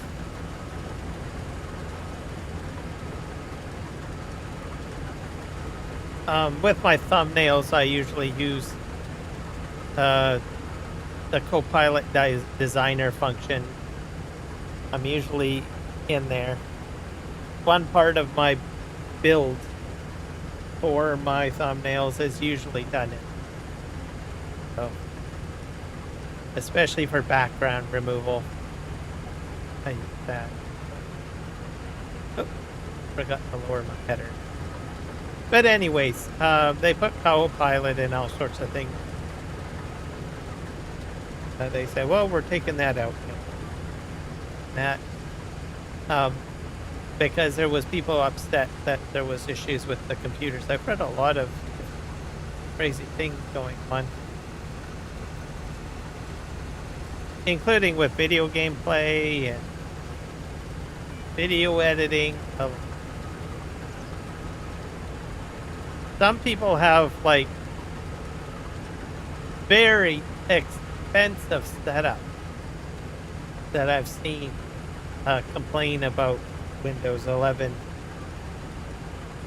and seeing the type of setup that they have with their computer and everything like that. Like there was this guy that had like a huge desk that's got like his computer's built into the desk. He's got expansion bays for hard drives and stuff like that, and I guess he did an update or something. He had like 5 monitors connected, and after the update, the 5 monitors wouldn't work. The video graphics driver wouldn't work at all. It was like, the basic driver for Windows, so it couldn't power the other things. Um, anyway, so there was that's kind of the frustration that people had mentioned. Me, I didn't have it that bad. I just had, like I just knew that there was some performance issue, right? Knew the system probably should be able to perform better, right? Like, scratching my head, like, why is it happening? I didn't quite understand that. Well, maybe I'm because I do a lot of tinkering, right? I a lot of setup. I do a lot of crazy stuff. I'm one of the first people in Farming Simulator community to do multi-streaming, which means doing vertical and horizontal, which takes a considerable amount of setup, right? And depending on how you're doing live stream stuff. So I thought, well, maybe I might have messed something up or whatever by installing something to allow me to multi-stream. Back all up, which is always possible. But recently, the past 2 months, Microsoft has been saying, well, it looks like we have made Windows eat up too much CPU. So they're talking about an update that will modify how your CPU will work, right? To optimize it. Whether it'll be good or bad, I don't know. Might make things worse, right? I read the description.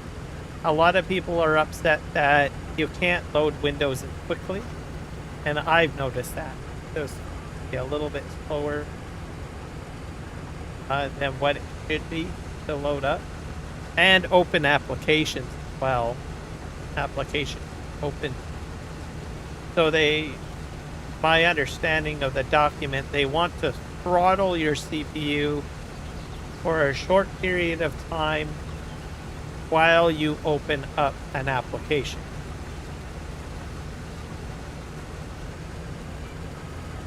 So I thought, okay, well, my application opens up, right? But the thing is I started thinking, well, what if I'm playing a video game in a live stream, right?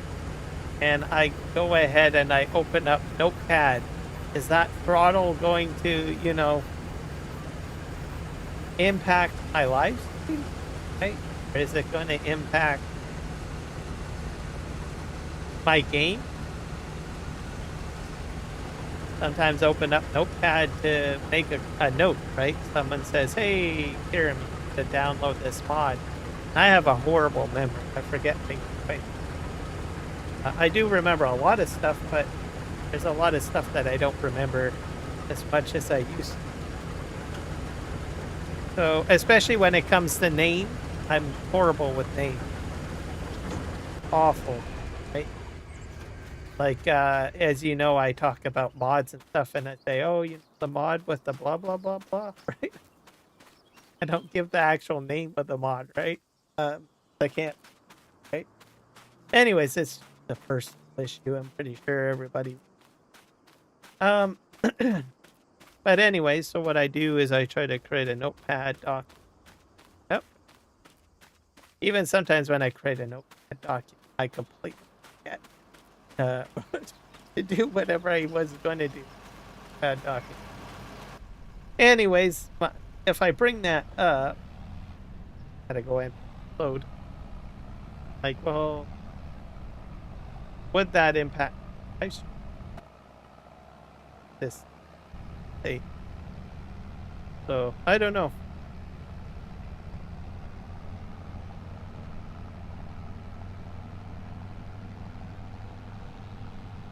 But some apps just don't open like they used to, right?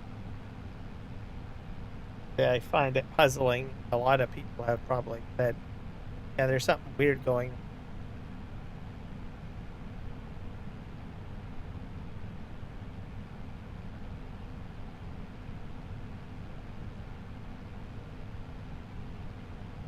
And I think it's definitely related to Windows 11. I originally started with 10.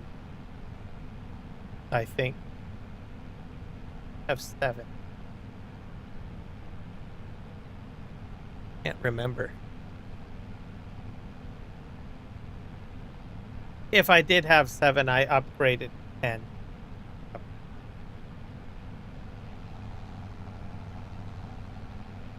And I've always consistently done that for OSs. Never had any issues. I know other people have said, oh, I'll never touch this operating system at all because it's all buggy. I like Windows blank, right? I never really experienced too many problems.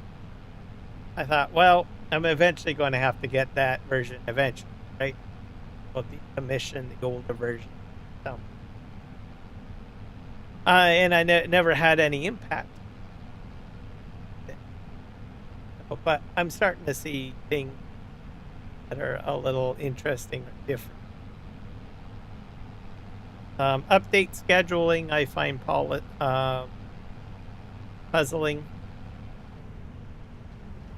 That I find quite too. Like you could used to be able to put off doing a Windows update. Um, but now it's like if an update comes out, you better go ahead and update it now, or else something's going to break. It's not going to work, and that's what happens, right? At least that's what I have noticed. I find that updates tend to be a little bit more necessary. If I don't do them, I have more problems if I don't do them. Like out of the blue, if I don't update, then something breaks. Something doesn't work. So why that is, some say it's because you're no longer compatible with other aspects of your setup. Bunch of hoopla. I don't know. But as soon as I run the update and I get the updates done, bam. Uh, Now I can't say that's for everyone. The difference between regular everybody, not everybody does what I do. Like I have a boom mic here from Elgato. I got Stream Decks. I've got a Logitech steering column. I've got 2 Thrustmaster joysticks on my desk. I've got the heavy equipment bundle from Logitech. I've got 2 Bluetooth wireless JBL headsets plugged in. Might be something else too. Right? And then I'm also live streaming. I've got my OBS software. I've got my software that I do my graphics with. I've got my video editing suite. So most of the problems that I have is when I go live streaming, because that means I've got the vast majority of all of my setup operating all at the same time, right? So if I don't have them all updated or something, there's usually 1 or 2 pieces that just other something goes wrong.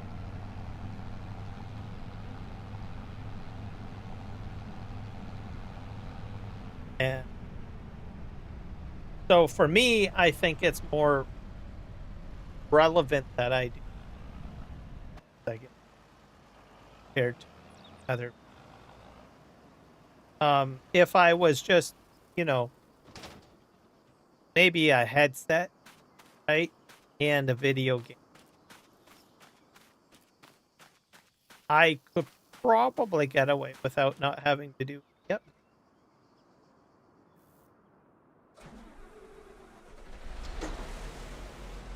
Oop, I think.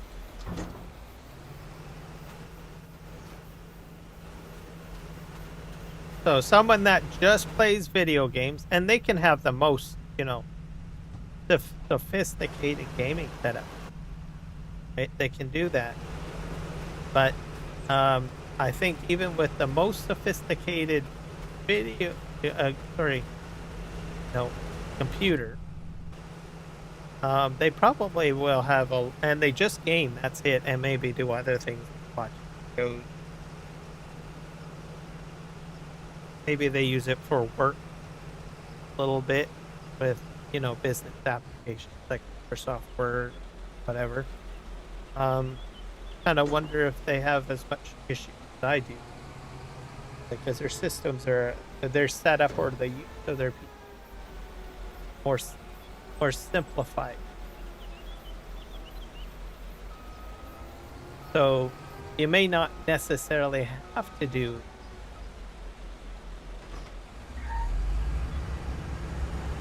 I'm not sure. I think yes, because when I'm not live streaming, generally things will work. I'll just open up a game, start playing. Won't notice a dang thing, right? But as soon as I go live streaming, because everything has to work together, stick it together, that usually when I notice problems most.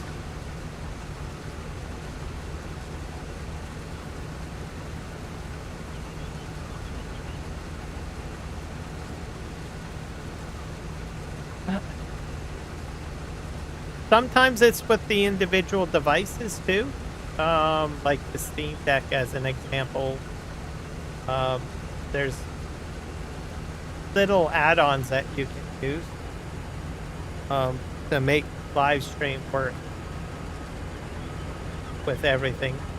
If anyone has seen the Farm Sim guys Steam Deck plugin for a farming simulator, you can and you have a Steam Deck and you understand it a bit, you'll know that you can do all sorts of things with that, right? You can get plugins for other games too, right? You can even create your own shortcuts, stuff like that, right? So it's a button mashing device, right? Now other people make plugins for that, not just the Farm Sim.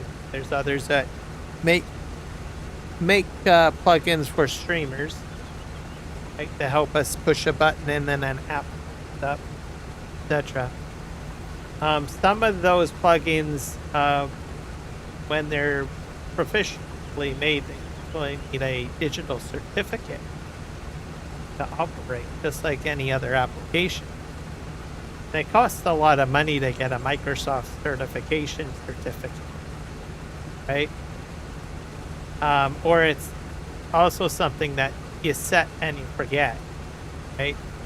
You only have to renew it a few years, right?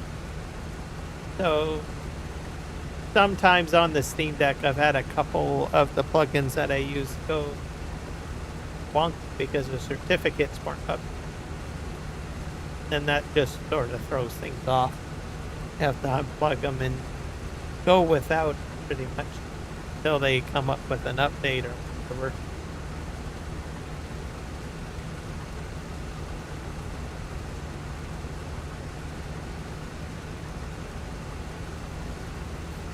The other thing that I have is I use Wavelength software for my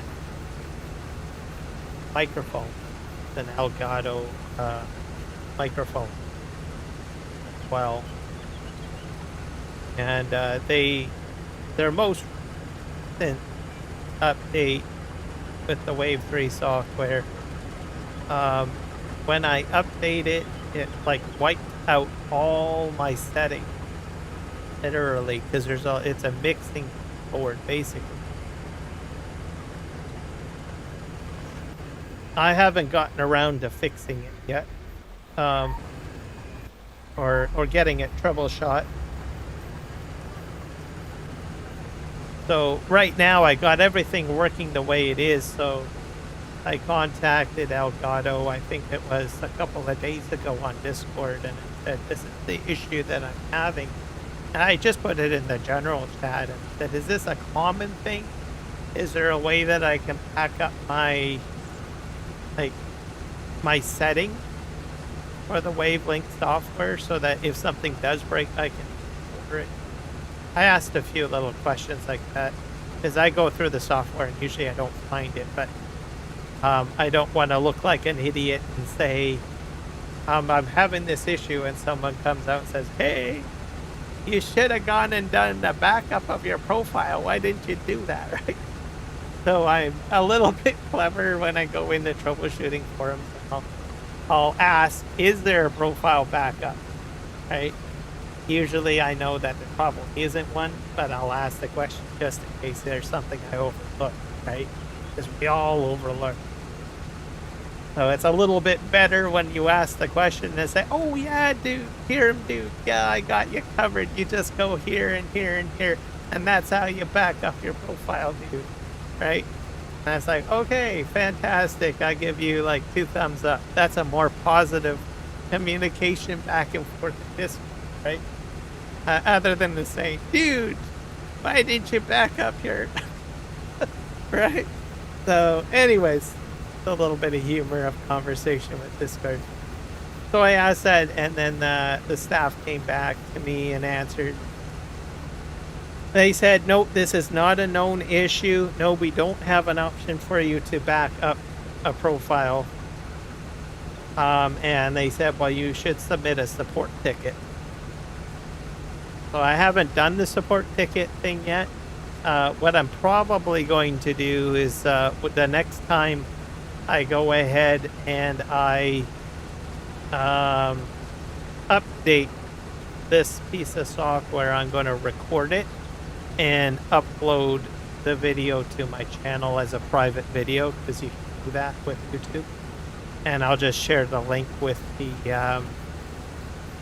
with the ticket system,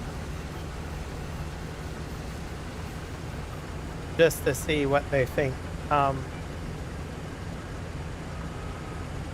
That way I can show them, I can say, hey, look, this is how my setup looks, right? And I did my update.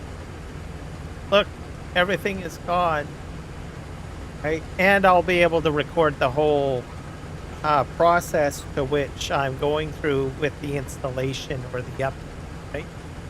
They can say, oh, well, you did it all wrong. You were supposed to do this. Instead, you did that, right? Makes it a little easier for tech support to answer my question. Right now, everything's working great, so nothing is broke. So I really can't submit a support ticket right now because there's nothing broke. Because I went in and I manually set everything back up. Software.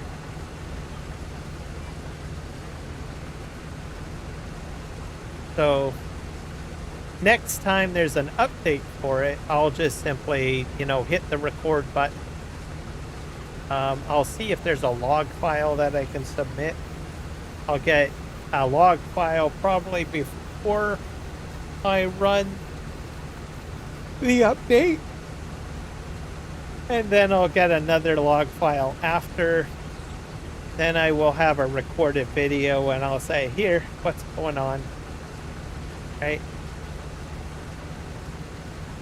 That will give the tech support team at Elgato a clear picture of what's going on, because they'll see every step I went through to do the update and installation. And they will have a before and after picture of a log file that they can review and dig their heads into to figure out if there's something conflicting on the computer.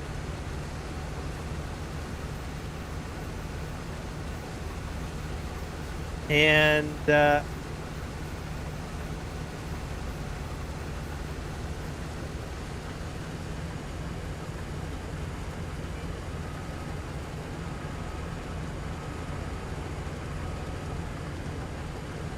So I think that's what I'll probably do with regards to that issue.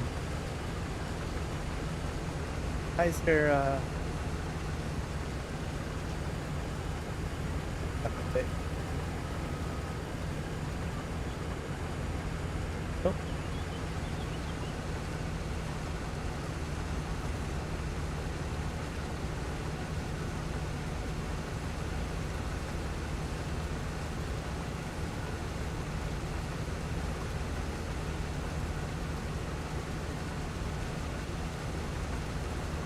oh, that's usually how I usually submit work tickets. I have done tech support in the past myself. Usually go, after doing it for quite a while, trying to troubleshoot things and stuff for other people, and knowing the sort of things that I need to help someone with their troubleshooting issue, I usually try to, you know, get everything together in the right way. Um, and it does help. Um, because if you can provide a clear picture of what's going on, visually, but also, you know, through log files where things are happening in the background that you as a person can't, right? Because you only see what's visual. You can provide all that for the tech support and it will save them, you know, 5 or 6 responses back, right? Usually try to have a nice, good package available when I submit tech support tickets.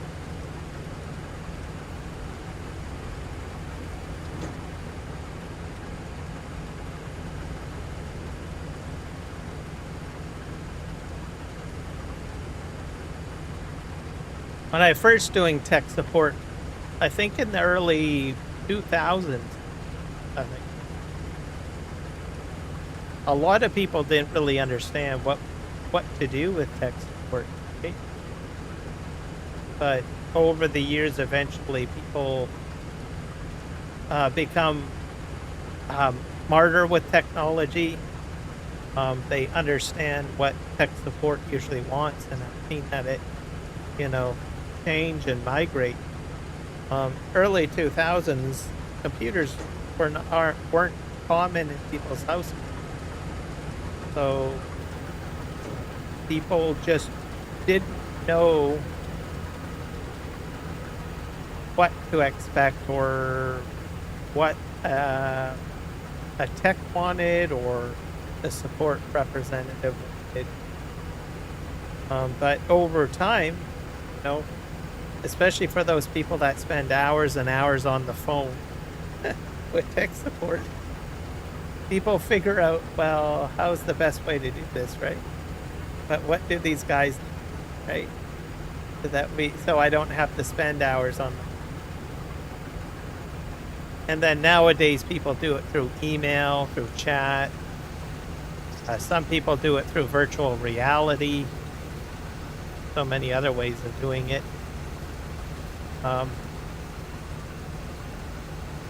There's more tools too for people to fix things on their own now. Right? I mean, half of the stuff that we got these days for, you know, like the internet is a saving grace. Go on there and you can ask questions. AI is very helpful too. You got YouTube for YouTube videos where you can research things on your. I mean, back in the early 2000s, nobody had any of that. Everyone was like at the saving grace of that other guy on the other end of the phone, right? And some of these people had dial-up connections, right? Had to troubleshoot like internet connection with a dial-up modem. Oh golly! And I've done that. I've helped people over the phone with dial-up connection. One of the things I was really bad at in the beginning is I would be like, okay, we're gonna Go ahead and test your internet connection. Let's go ahead and try connecting. And of course, I'm on the phone with them. So what happens as soon as they start dialing, the phone line gets disconnected, right? Like, darn. That happened to me quite a bit the first 6 months of my career doing kind of stuff over the phone. Well, yeah, or actually, maybe even not that long. I usually caught on. Eventually, what I ended up doing is I would be like, um, I would go through every single step, right? Mind you, the disconnects were pretty good too, right? Because then you know which steps are more valuable than the ones that aren't valuable. Um, then whenever you figure out what worked at fixing certain issues, right? Then you just focus on the ones that are the most likely to fix the problem and you do them all, right? Get them all done. And then once you feel that you've taken care of all of the necessary steps, right? Then you can say, okay, well, we're going to test your internet, but I need your phone number. I'm going to call you back in about 5 minutes, right? We'll see if it works or not. And you just sort of learn these little things. Nowadays, nobody uses dial. Maybe there is some people that use dial-up somewhat, but I highly doubt it. Now it's like high-speed internet, right? Never get disconnected anymore, which is good. The only problem is now that people have a lot of digital phones, right? They use instead of using the old what is it? RJ40. What is that? I can't remember that jack first. A standard phone, but everybody put on. But nowadays, everyone has like it all through fiber optic. So depending how those phones are connected, if you're like trying to troubleshoot the internet and you're like, well, I need you to restart your router, right? Some of those routers from the internet service providers, including mine, they have phone jack. So if you unplug that, well, you lose your phone connection too, to a degree. Um, my router has that functionality, from my provider, but my phone doesn't go through that. It still goes through the old style approach. Um, so there was a time even with that that was disconnecting. But now everybody has a cell phone, so people usually will call in on, on their cell phone, whatever. So that's also another option too. I usually will do that if I have an issue with the internet. I'll always call via cell phone.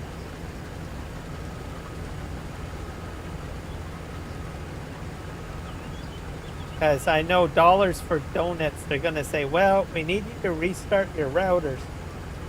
Like, okay. Let's restart the router.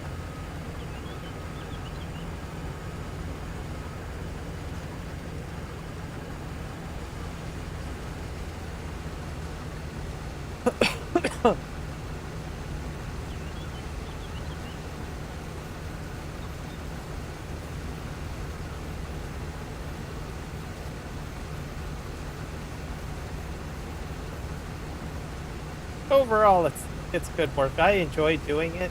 I wouldn't say every phone call I had went smoothly. I think for the most part, people enjoyed what I did for them over the phone. I think the most difficult problem, which really wasn't really my problem, is that sometimes I would take over a phone call or well, I won't say phone call. I'll say take over an issue, right? Where someone else was working with the customer and it was just a bad experience, right? Um, and that's always hard. That that's always been a bit difficult, because you don't know how bad the experience was until they explain it to you, right? And if it's really bad, you have to really reestablish trust and rapport, right? Depending on whatever the problem is.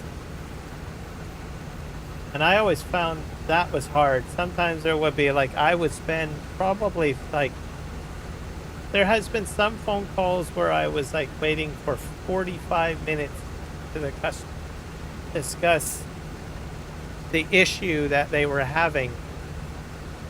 Hello, Farmer Taz. Welcome in. Good day. I'm just talking about some of my former work that I used to do. It used to be a support specialist or a tech support person. You know, you call them up and you need help explaining some of the stuff that I did in my previous employment. I was explaining the difficult calls. For me, there has been moments where I did make mistakes, but I would own up to it, right? And I would just try to make it right. Does it happen very often for me to do that when I was doing my work? Not very often. But sometimes that people make mistakes. I am human, not perfect.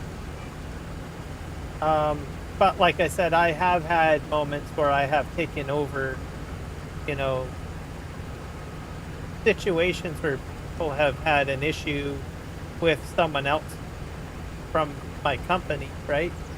I was working with. And they just had a very upsetting situation. Made them extremely upset and a lack of faith. And then they come to you. You didn't do anything wrong. I didn't do anything.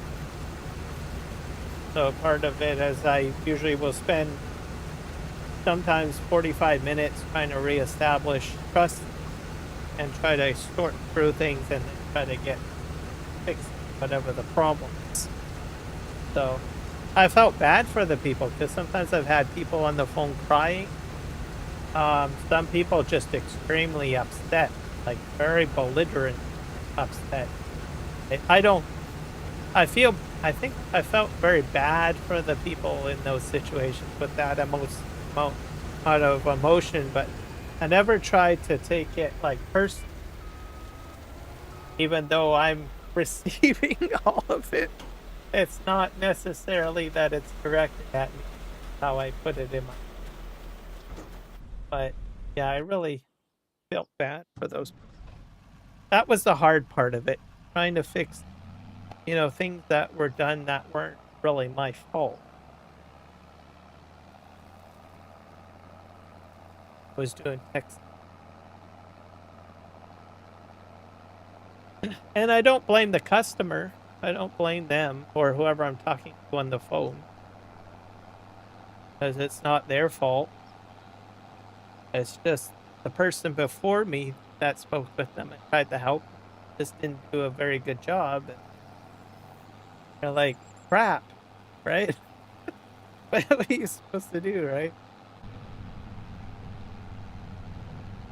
Oh, but other than that, a lot of the times though, after if I take the time and the patience to listen to the customer, and if I do spend the 45 minutes, listening, empathizing, everything like that, and I'm always really good at that. And then reestablish that trust, right? Um, and I would be honest with the customer, right? If I think when you get someone that's really upset, right? And if you know that you can't really fix it the way they want, I just tell them, look, this is just how it is, right? I'm going to be honest with you.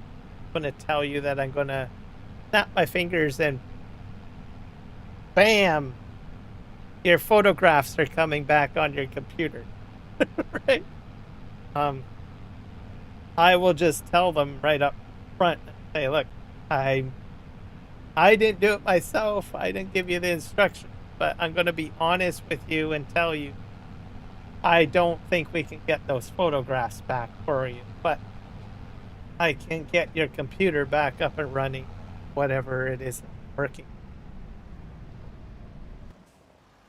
And I'll reestablish and say, look, just be this honest with you because I don't want to give you false hope or anything. That's crazy. But usually I, garner a bit of respect from people by doing that. And then they realize, well, I'm only human, right? It's not my fault because I'm the one that gave the bad advice. And then I stick with them through the whole process to get the whole computer up. And usually at the end of the interaction, most that I've interacted with were happy with my support. But still very upset with the person before me that they uh, but other than that, I've always enjoyed my job when I was doing that type of work. Fun. Especially if you make a difference, right? Like if you actually fix it, right? And sometimes there were some really gnarly stuff, right? That I've come across where I'm trying to get a piece of equipment to work at whatever. And especially, when it's very critical for that person to like. Okay,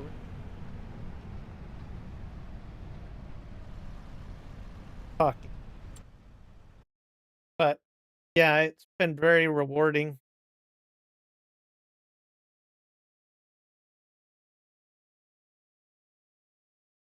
But not everybody is made to do that kind of work. And there's some people that, are in that industry, and I'm like, why are you in this industry? Why are you doing this? Right? Not to be rude or anything, but you come across some people that just really don't have the right, you know, um, personality for it.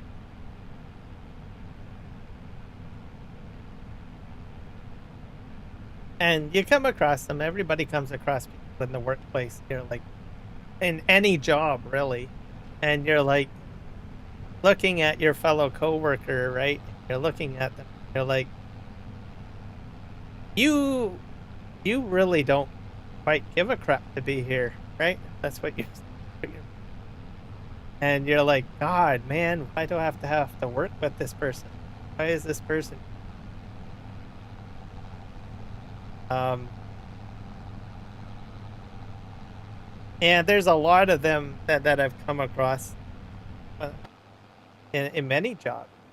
Like, good customer service, you should have the best, really, right? The people that are interested in helping, but you should have in customer service. They don't necessarily have to be overly technical.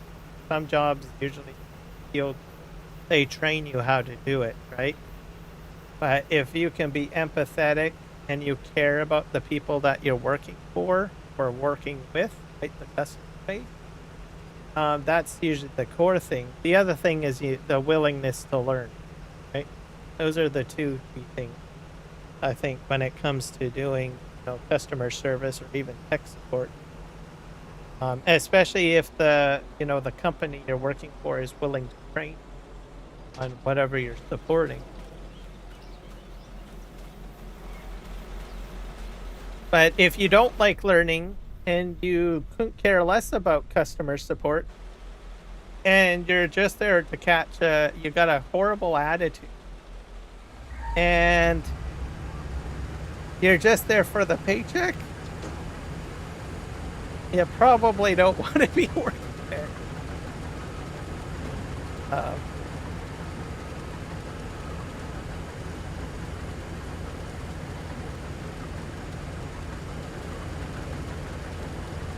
how do I lower this? Oh, there we go. Got the wrong device. There we go. Anyways, that's my rant on at least one of my jobs that I've done in the past. How are you doing, Farmer Taz? Having a great day? I think it's been a while since we spoke.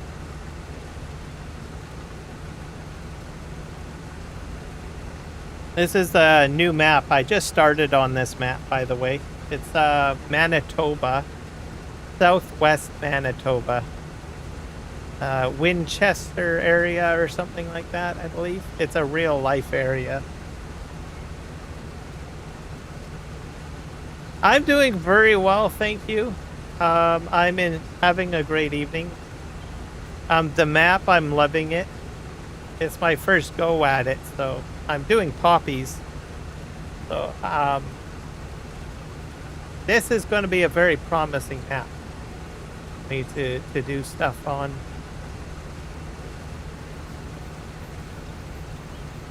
And it's going to be fun. Most of what I've been doing today is by hand, meaning I'm just operating the equipment myself. And as I'm going around the field like 5 or 6 times here, I'm kind of like envisioning what I want to do, which has been fun.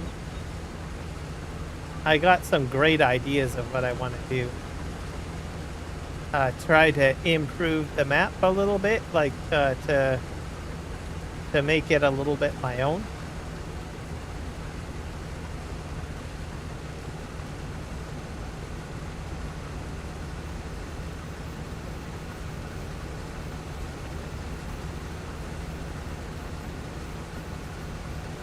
I do have to buy a lot of equipment though. Like when you start on this map in new farmer mode, you get no equipment at all, like none whatsoever.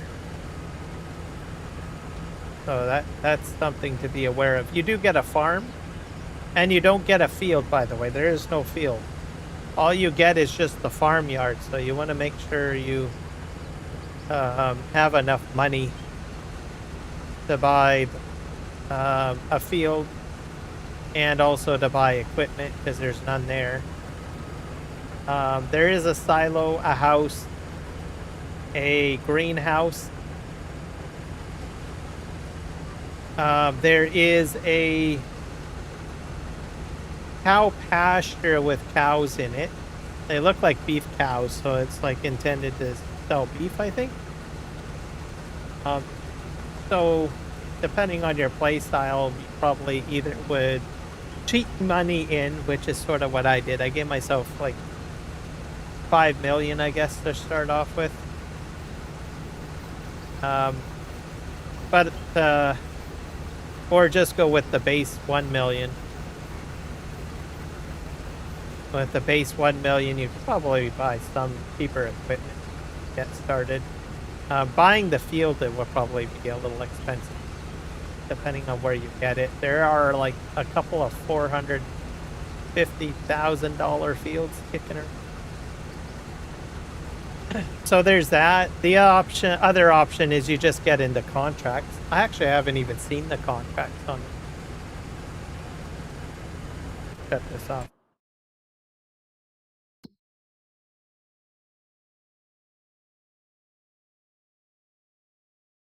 Okay, well, with contracting, you could probably make some money. But it will probably be a slow process. Like if you start from scratch, you got like no money at all, right? Like 100,000. Maybe you can buy some small equipment out of there or whatnot. But to buy a field, because you get no field, right? You probably would start. I think if I didn't give myself my money any at the beginning, I would have just like the big ones, field 10, field 14, 29, 31, anything that's 100,000, 35, 13, and then just get to making money and just save it up. Then I refresh. And then after the larger ones are done, then I would go into like the 80s. Hopefully, maybe I finish up some of those more $100,000 ones will kick in. Um, would take a while. I did that in FS22 one time on PV Canyon Crossing. I literally started with just the woodlot farm, and I didn't cheat any money in, so I ended up doing contract. Sometimes it would take a while to get done. It's doable though. Get this done.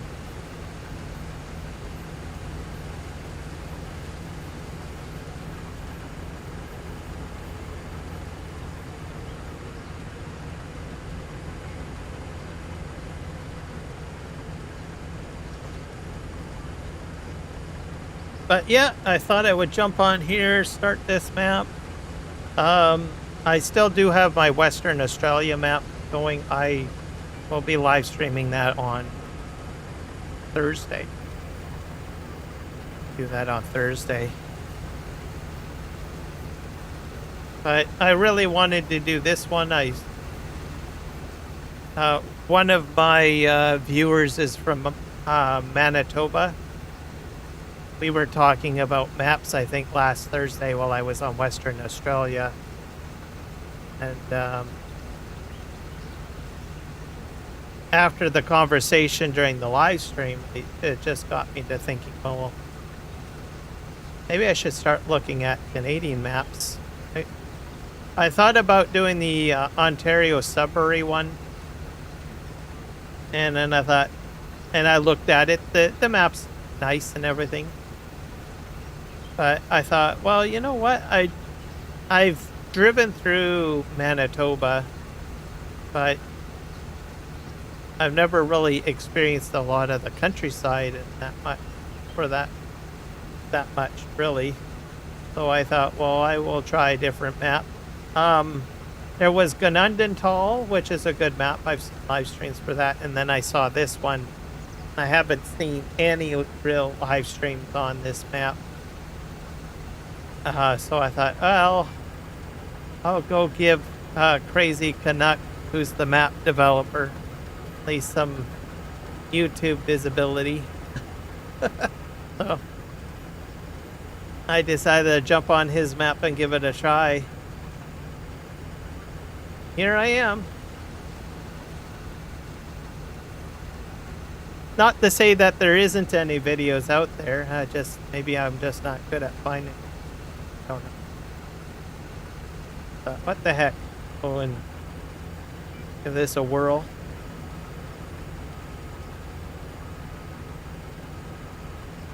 It's not until you start playing the map that you gain an appreciation for it, right?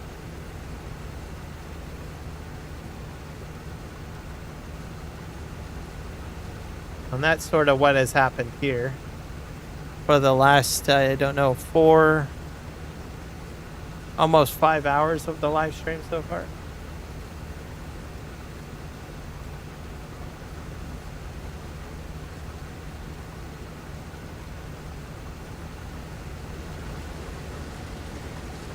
And it's like a different part of Canada, so. I'm very familiar with Ontario. I'm very familiar with British Columbia. I was born in Ontario, and I currently live in, well, British Columbia. But I don't spend much time in the prairie provinces or any other parts of Canada. Usually if I'm going to go somewhere, if I want to go visit family in Ontario, I just jump on a plane and you just fly right over it all, right? You're looking down and you see these little cars driving everywhere.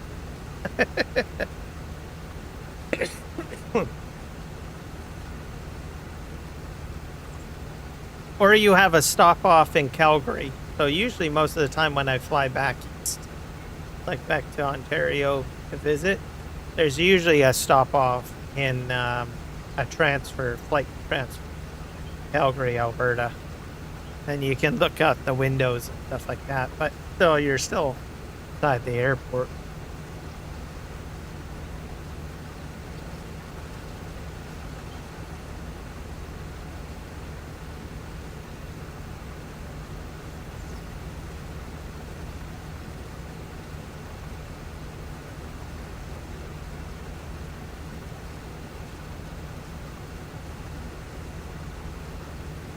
And that there, Farmer Taz, is where my farm is. And that's pretty much all you get. Except for the silo. There was some Meridian silos, the ones you need to use the augers with. I decided to sell those and then I put that silo in. But everything else in that little square area there is all what you get. And there is like no tractors, no equipment. You have to buy it. There is a greenhouse. I don't have water in it yet. Get a water truck or something.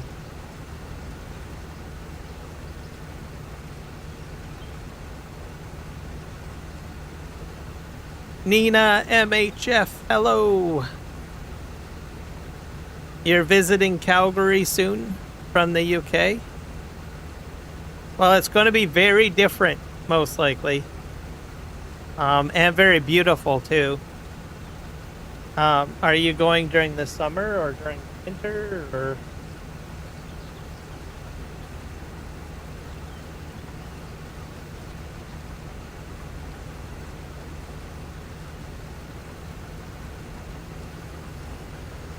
If you're staying there for a while, you should, and I'm not sure if you're visiting family or what your plans are, but you should try to go to Banff as well.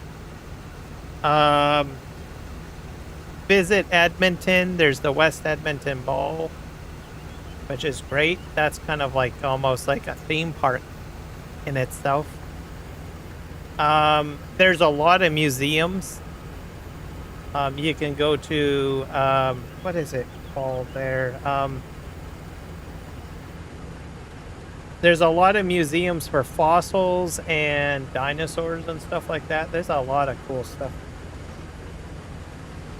in Alberta.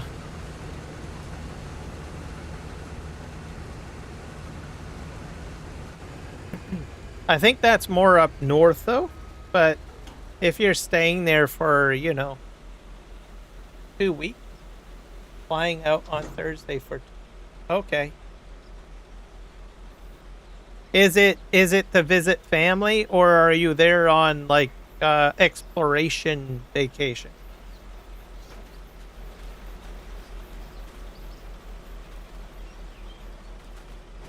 I was gonna say definitely, go to all of the places. There's a lot of stuff there. I shut this off.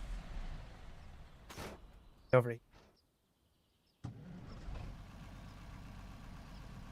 But yeah, there's all sorts of things you can do in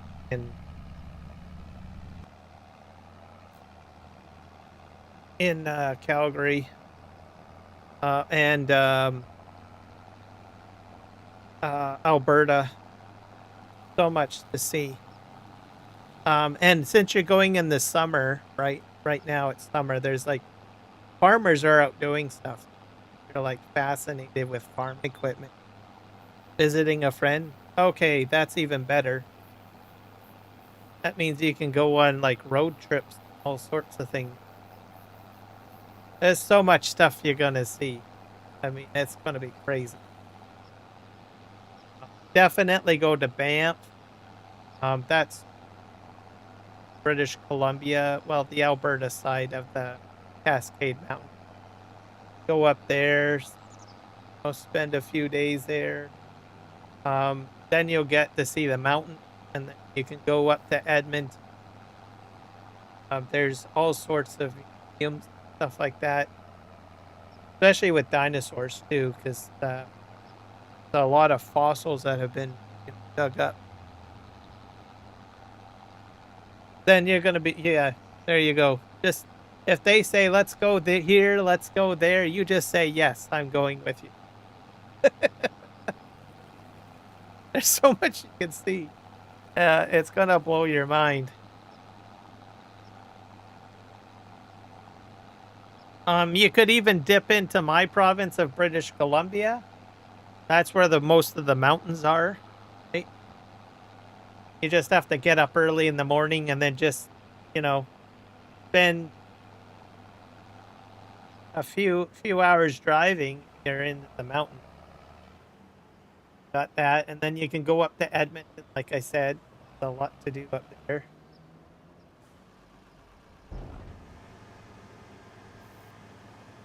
And with it being summer and stuff like that, right? You're probably going to see, like different types of festivals and community events, stuff like that. You may even see horse racing. I don't know. There's just so much.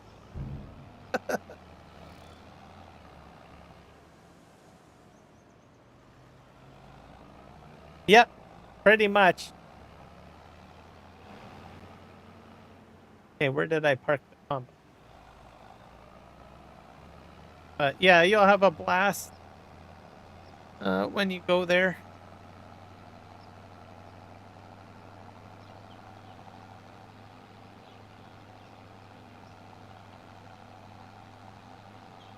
Depending on how energetic you are, you could technically, like I had a cousin literally go from Ontario, which is all the way to British Columbia within 2 days.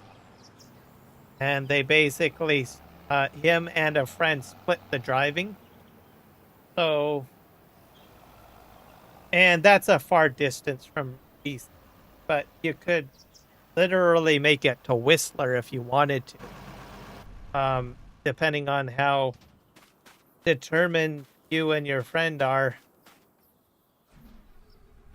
Because if my cousin and his friend was able to make it like 6 provinces over, 5 provinces.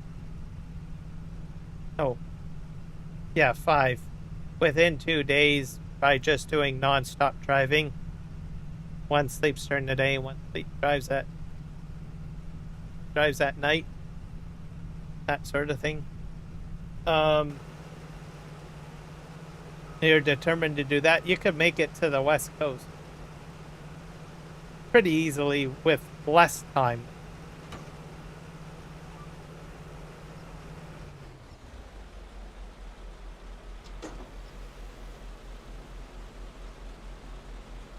Do that all the first week, and then your second week, maybe do a little bit for half, and then use the last end of the week just to kind of cool your jets. Right? It's always the jet lag stuff and all crap. But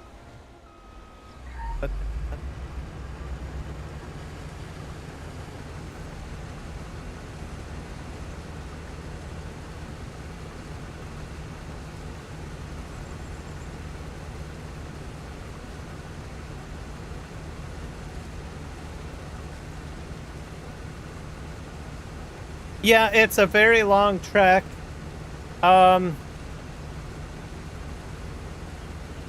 I've never been to the UK, but I'm guessing that there's a lot of buildings and a lot of structures and places all together. Right? It is my guess. I could be wrong. But when you go to Alberta, I'll be honest with you, it's gonna be very flat. It's gonna be like this. A lot of what you see on my map right now, it's gonna be like this pretty much. Parts of it, depending on where you go, right? So it's going to be very open, and very unfamiliar or weird. You're probably going to feel a little weird. In a good way, right? You're gonna like, this doesn't make you're gonna try to figure out, well, how can this be, right? Sort of what's gonna go through your mind. It's very spacious. A lot of people say that Canada is very spacious. That's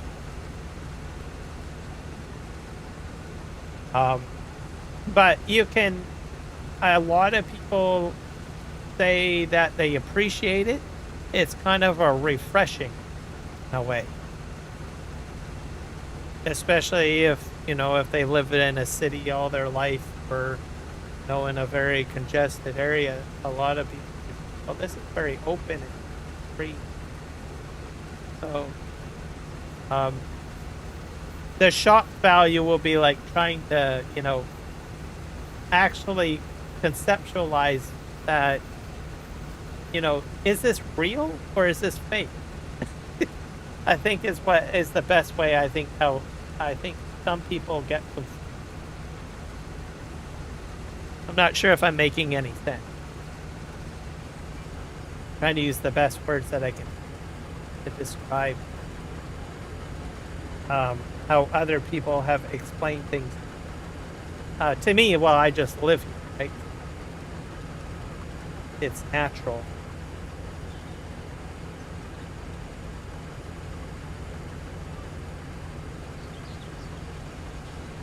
Exactly. The smile, that's all I can say.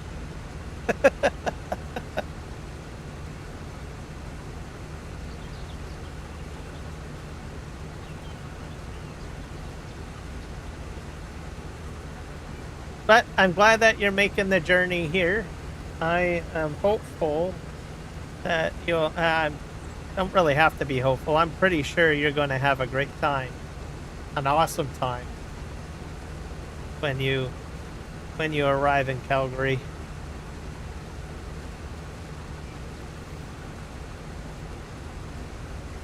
Just remember, we don't drive on the same side of the road as you do. We are on the opposite. We drive on the opposite.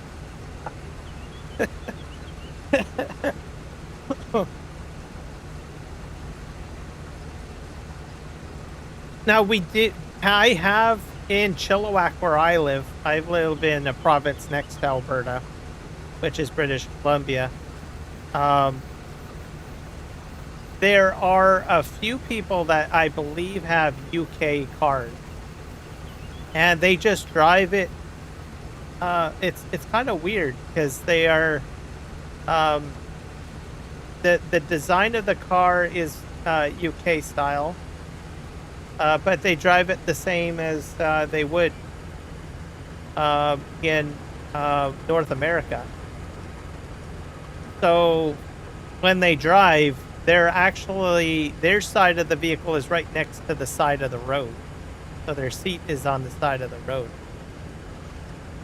It's interesting when I see some folks drive their automobiles, or those European or UK automobiles.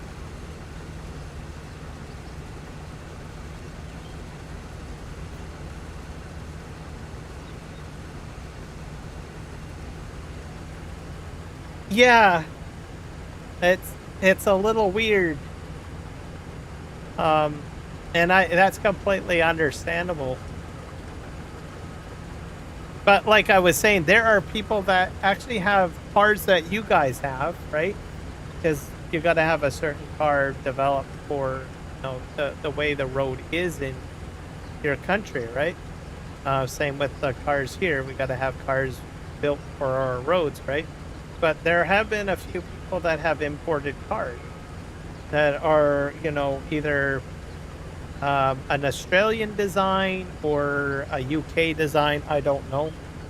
And they drive the car the right way they should in North America, but it's weird looking at them because the position of their body is different.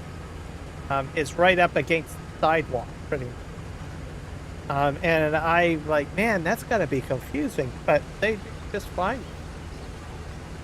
This is just practice, but say brave soul. It's interesting. I always watch because it's fast.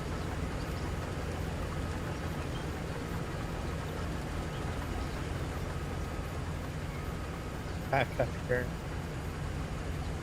Forward.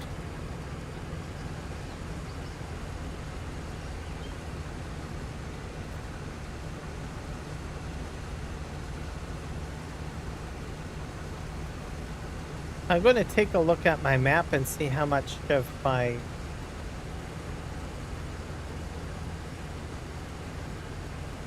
go to the end. See.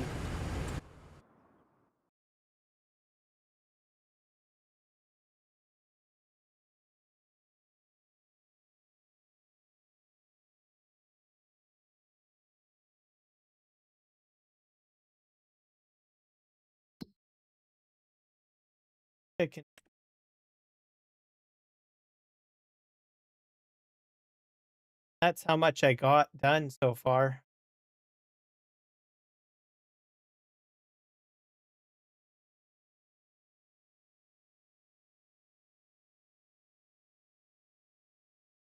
I only own field 26. I don't know what's in 24 or 25.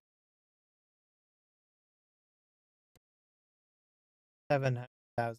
They're not 420.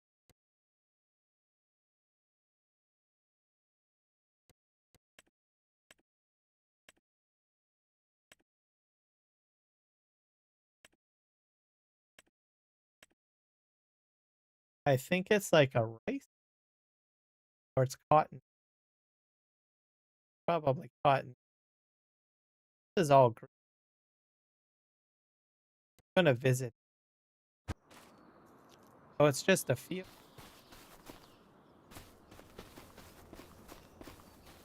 Guess this would be grass field.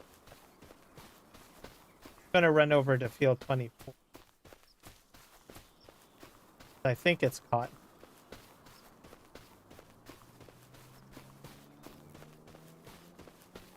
I could be wrong.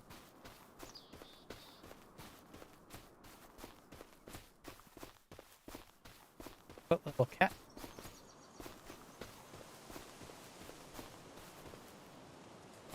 Oh, no. This does not look like cotton. This is rye. Ready to harvest too, so that's what rye looks like.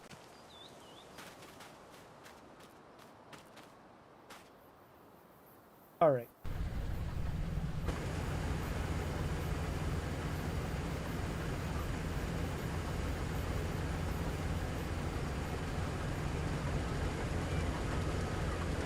I'm gonna just back up and I'll just continue around, I guess.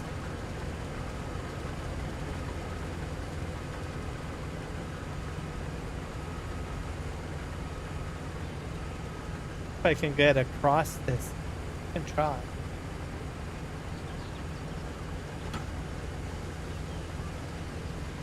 Because my headlands are all done, I think.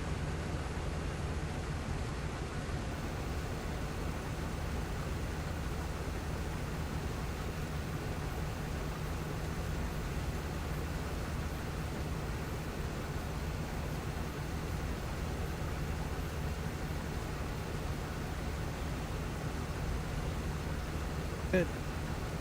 All right. There. So what part of the UK are you from? Oh, and good morning to you. It's probably morning, isn't it? You're probably having your breakfast. It's probably, let me see here. It's 8:28 a.m. That's why I got my little clock digit thing there. So I'm the last one on the list there, Vancouver, CA. That's my time zone. I get all sorts of different people that come in from different parts of the world. But I always forget the time. So that's why I built a little widget there. So I don't have all the time zones represented. I just have the time zones of the people that usually say hello. And they're commonly from different parts.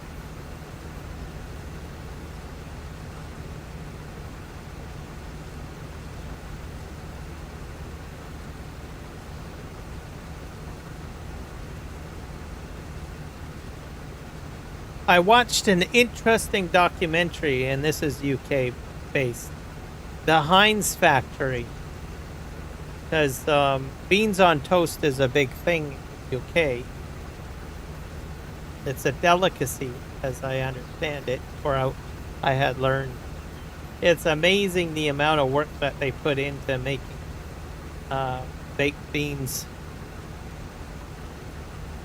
In Nottinghamshire. A cup of tea. There you go. Do you put anything on your porridge, or do you just like brown sugar? Or I put brown sugar on it. I sometimes have porridge.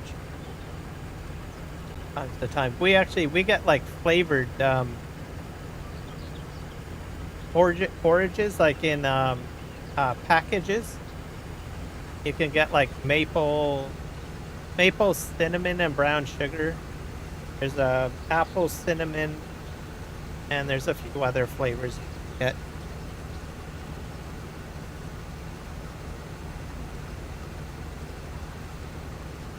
Hello, Kiwi. Welcome in. Oh, just as it is. Okay.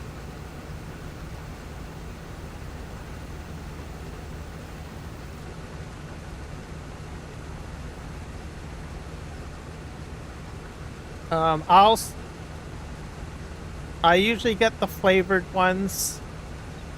If not, like if it's just like legitimate homemade porridge, like just the grains itself. And I have it at home. For sure, I just sprinkle cinnamon on it. But if I wanted a little bit more sweeter, I'll usually put like brown sugar and cinnamon. But for sure, there's always like cinnamon on it with milk, and then I mush it, stir it all together, and then I eat it. And the milk will usually cool it down, so it'll be like of a warm temperature.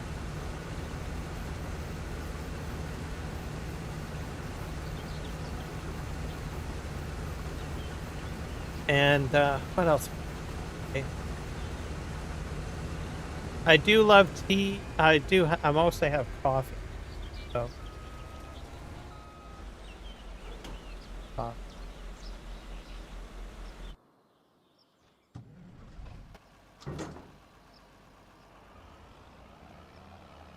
I'm just gonna take this back to the farm.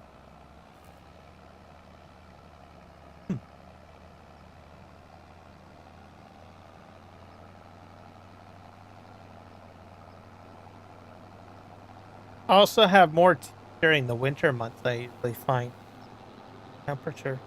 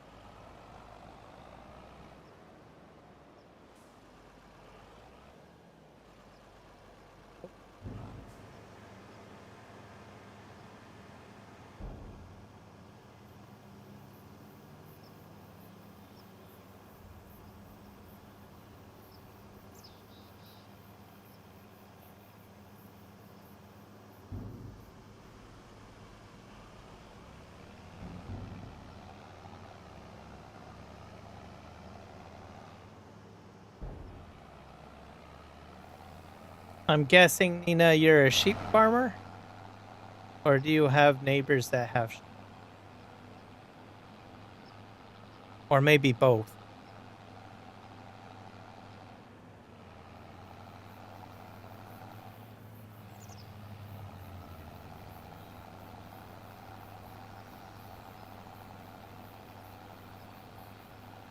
Yeah, I imagine they would want to stay cool. How hot is it in UK? We're not very hot here. You can see it's only 6 degrees Celsius, so. Oh, you're a sheep farmer? Oh, fantastic.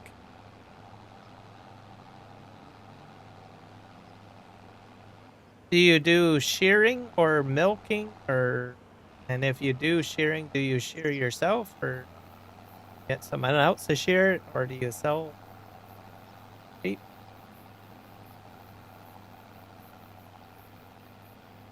Can you milk sheep? Yeah. No, I don't think you can milk sheep. Thinking of goats. What I'm thinking. I know you can eat sheep. You can get wool. 30 degrees Celsius for about. Ooh.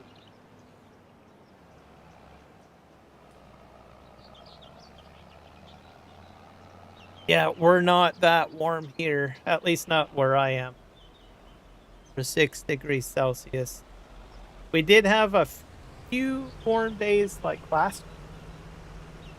Like we hit like about 28 degrees. But that was only for like 1 or 2. Nothing compared to probably what you're dealing with. But that'll probably change for me in June.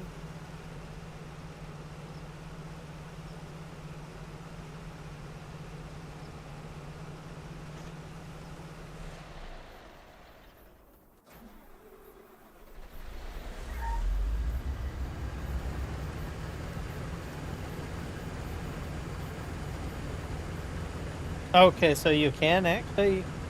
Okay. Yeah, I wasn't sure. I was like, no.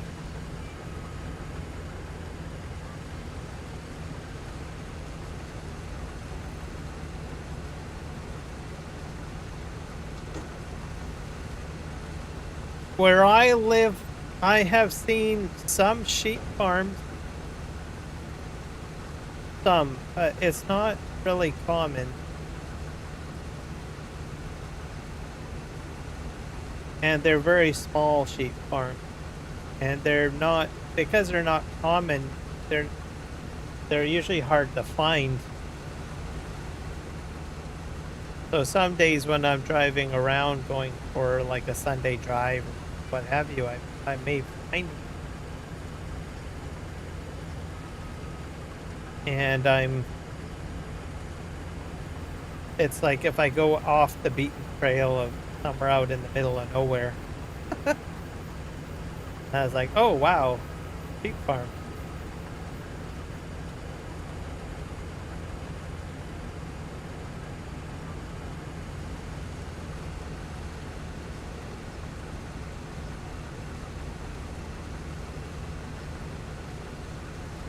"17 degrees Celsius.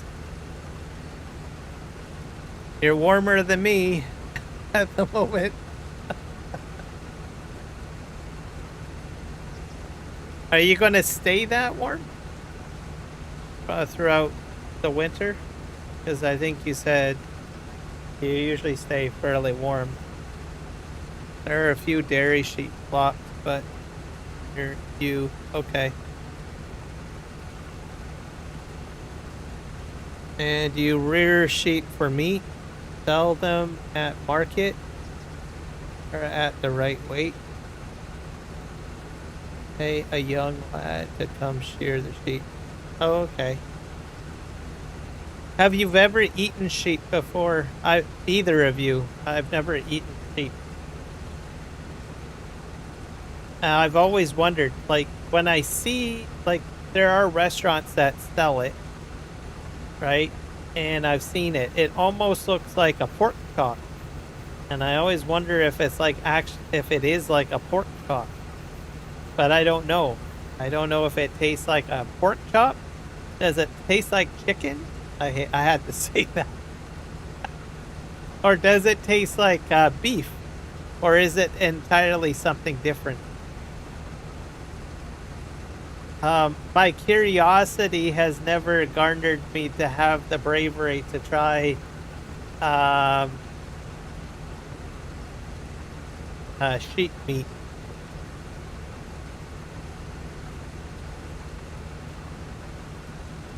Cold days are -5, low, going up to 10.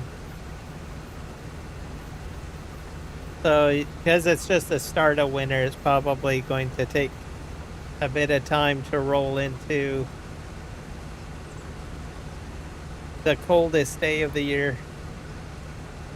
So that's going to probably be in June, because usually the longest day of the year for us is June, like 22nd or 21st around. That's like what the summer solstice for us. So that would be your winter solstice. So you've got probably about 3 or 4 weeks before you get to the coldest day of your winter. Go forward.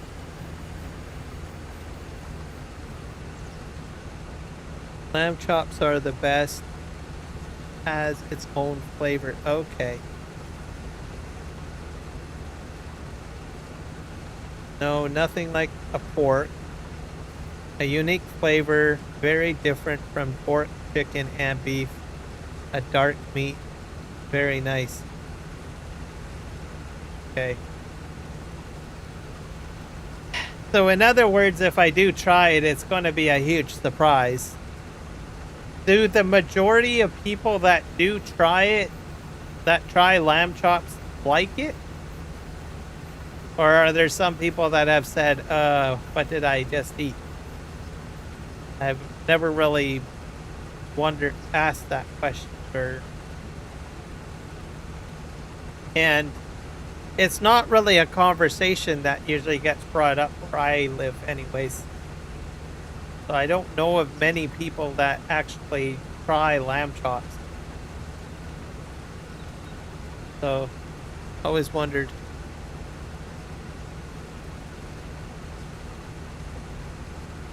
To wait for the southerly to come up from the Antarctic.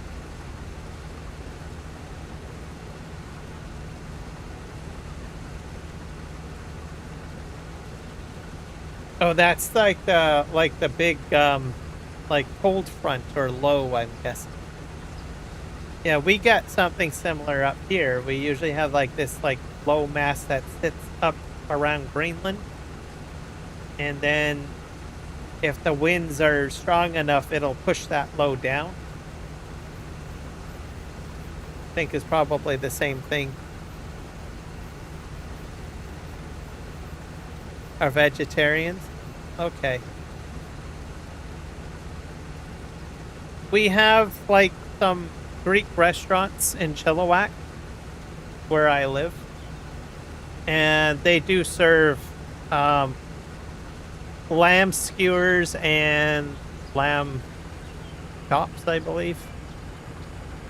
I've always seen it on the menu, and then I'm like, I don't know what it tastes like.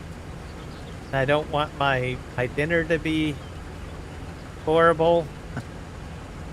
So I think about it and think about it, and then I just don't bother trying it, right?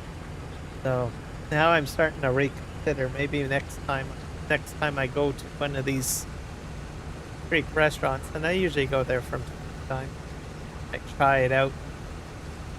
It's the only types of place that I can get like lamb served or whatever like that. There's usually a lot of steak houses and stuff like that, or chicken place. But it's very rare that you would actually find like a place that will serve lamb. And the only places that I usually find that serve lamb are like Greek cuisine places. And I enjoy going into Greek places time.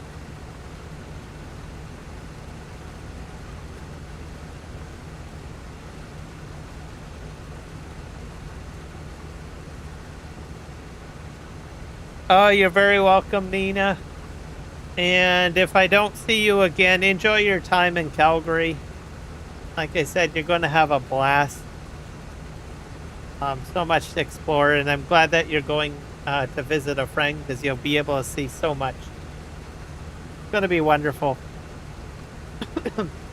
And then when you're back, you can tell me all about it.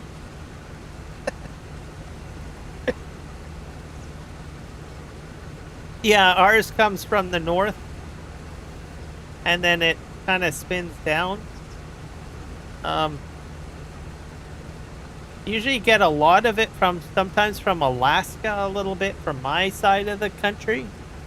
But the central part, like I think eastern part, central Canada, it'll come down from Greenland.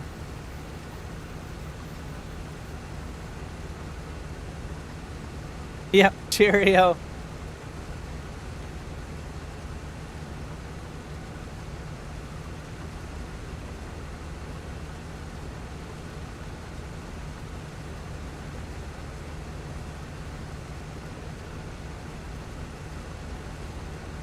Well, I guess I'm gonna have to try lamb chop next time that I go.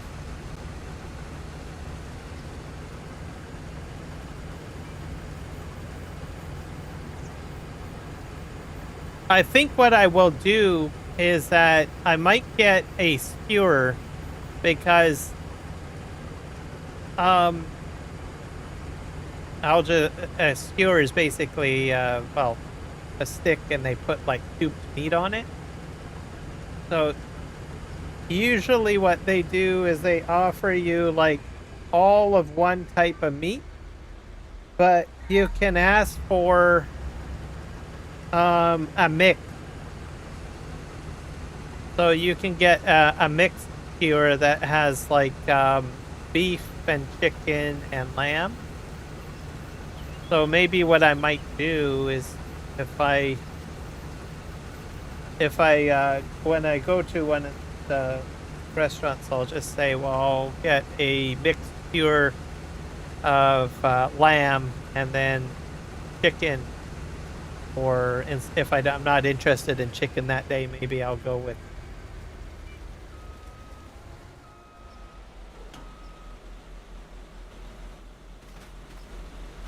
just try it out. See, that would be more strategic.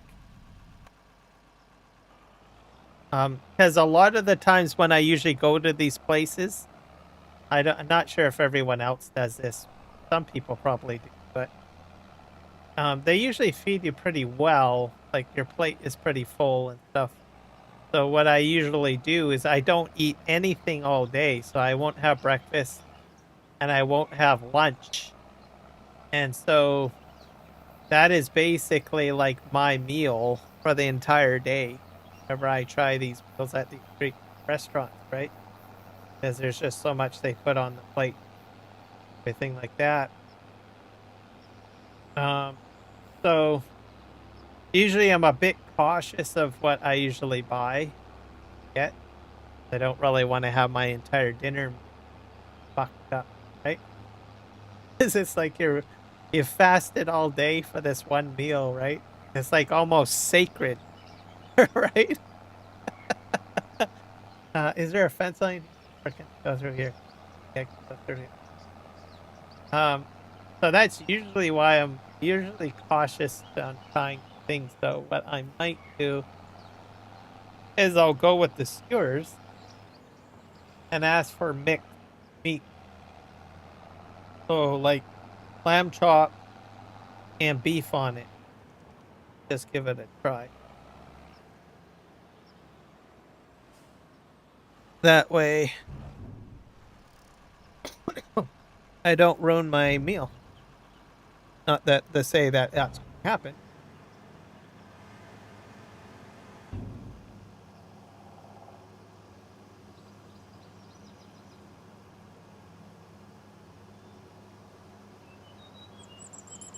Yeah, because they usually, when you buy a meal, they'll give you like a salad.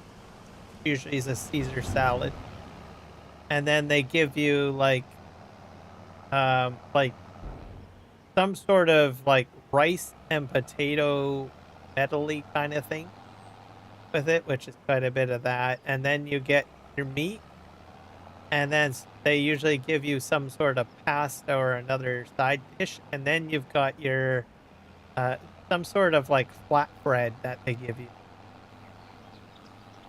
with most of the meal. And in some cases, they'll give you like a stir fry vegetables. So there's usually quite a bit of food. So I usually, when I go, I don't usually um, eat early in the day, I guess, or else I would end up having leftovers. Taking so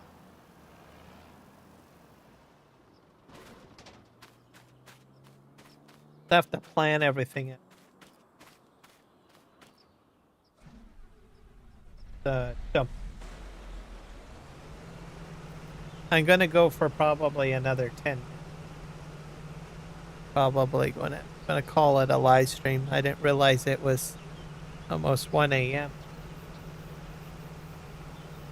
Looks like I'm not gonna get this field done today. Think you will like it. I often have a leg of lamb Sunday roast. Okay. Well, I think I'll give it a try. I'm intrigued now. You're kind of sold me on it to make that next step beyond just looking at the writing on a menu.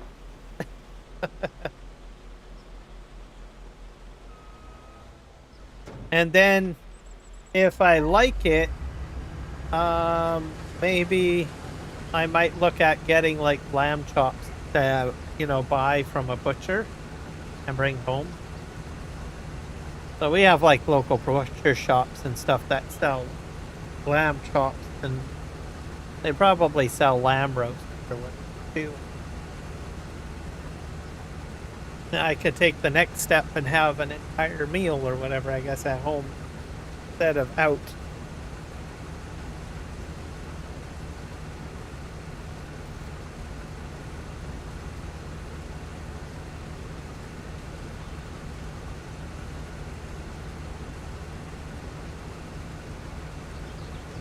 I've always been that way. I've always been hesitant trying new things. Especially when it comes to food. I was like, well, I know this tastes good, but I don't know if that tastes good. Right? Um, and the funny thing is, I try the new thing and I'm like, oh, dang. Then I regret and I say, well, I spent X amount of time not trying this, and I could have been enjoying it this whole time. Right? So that's probably what might end up happening. I'll try this lamb and I'll be like, dang, I spent like, I don't know, probably 30 years. I don't think I would probably be eating lamb as a baby or whatever. But so I would say probably 30 years without eating this wonderful food. Look what I've missed out on.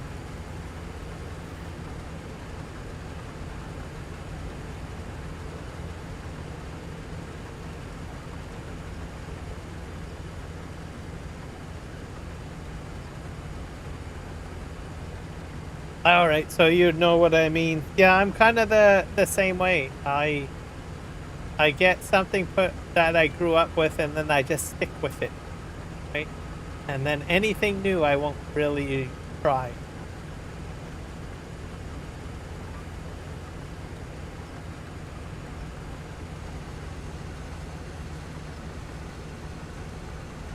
That's just because it's food.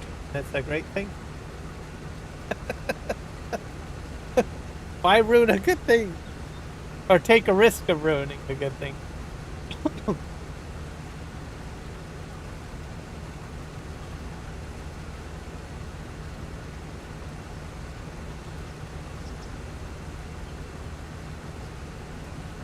So I'll probably try that sometime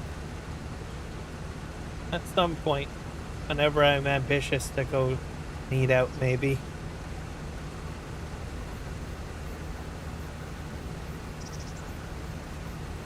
But it will be good to have something else to enjoy, because sometimes, you get a moment or two and you're like, oh, I don't really want that again, right? You get kind of tired of the same types of foods over and over again. Get adding a new item to the plate.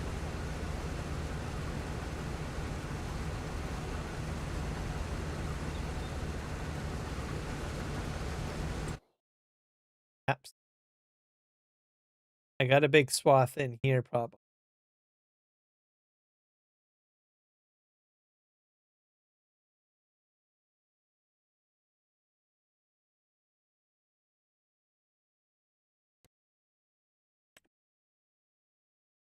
Yeah. So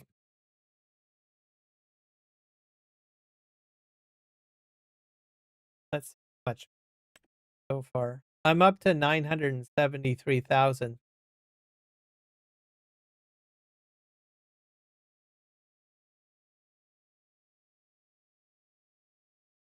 I might sell some of what I've already collected next live stream, how that goes. Maybe I can get another combine going? These things are pretty expensive. They cost, like, eat up a lot of money.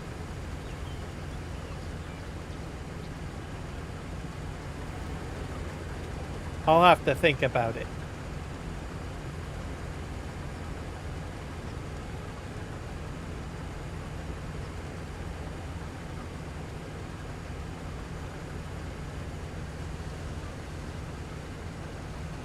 Okay, how are we doing for time? I got about 4 minutes.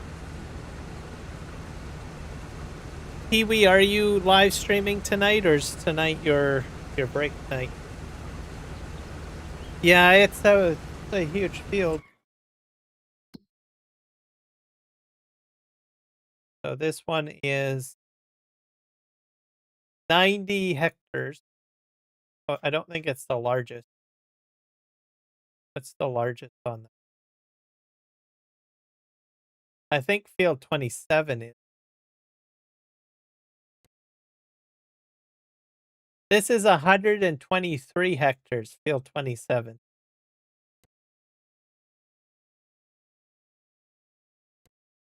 120 hectares. That's my neighbor. I don't know if I'm going to be getting him anytime soon. If I buy this field, I'll have to have a fleet. I'll have to have a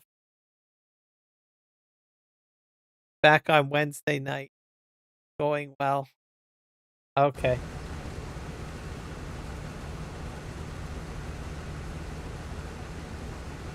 Well, see who's live streaming. I don't know.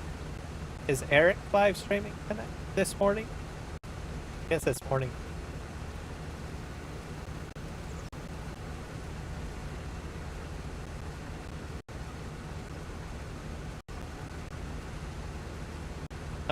Yeah, Eric is live streaming. That's probably. He is doing some farm product and production and logging.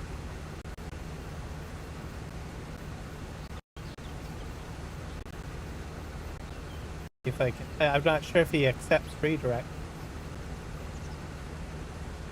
I'll try.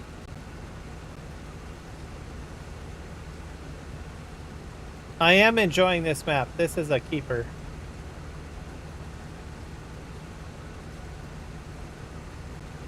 Oh, he is. I better check my game. I'll set up the second redirect when I get on the next path.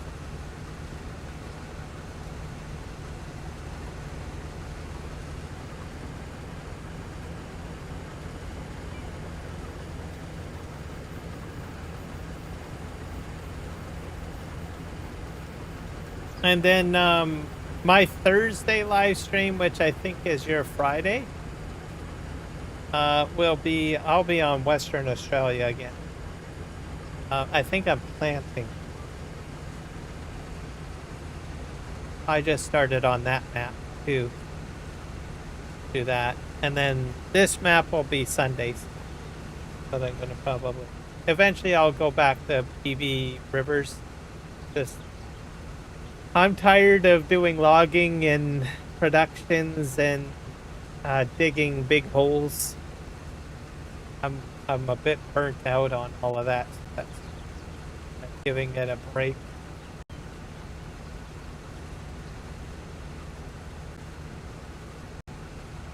It it felt I got to the point I think on that map on the last live stream that I was on there. I was like, oh, this is so exhausting.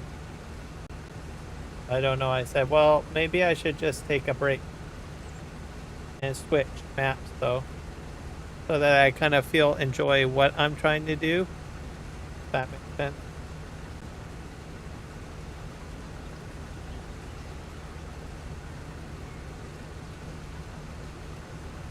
So that's why I jumped here. It's different because I'm just doing farming and just enjoying and I'm having fun with the new experience.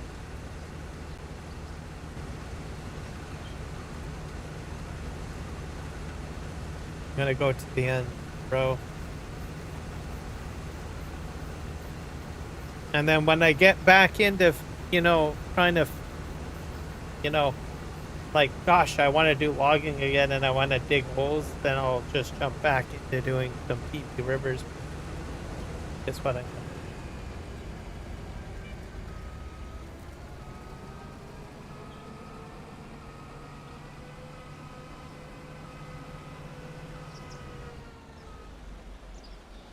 Because I kind of made that map more of like a goal because I wanted to get right through it, but like, nope, get burnt out. Yeah, Whitcomb Park, I've caught some of your live streams. I like that. That's a good map to see for gameplay.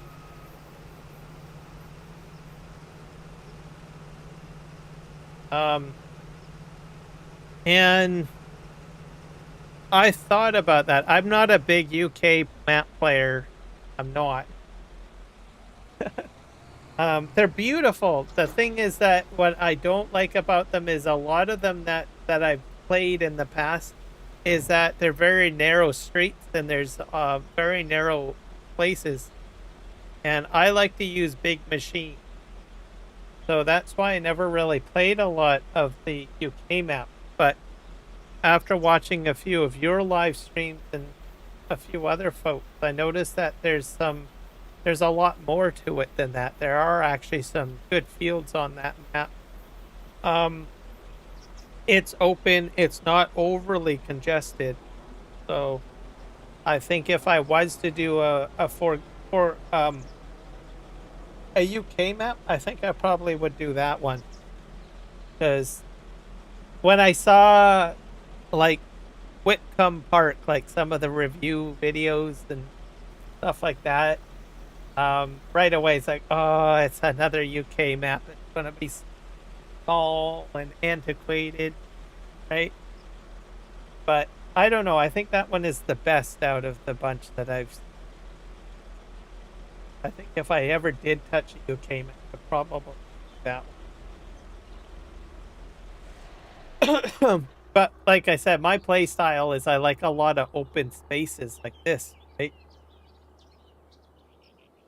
AI. Anyways, guys, it's 1 a.m. where I am. Thank you everybody for hanging out with me. The Manitoba Southwest, sorry, Southwest Manitoba by Crazy Canuck, I think it is. Yeah.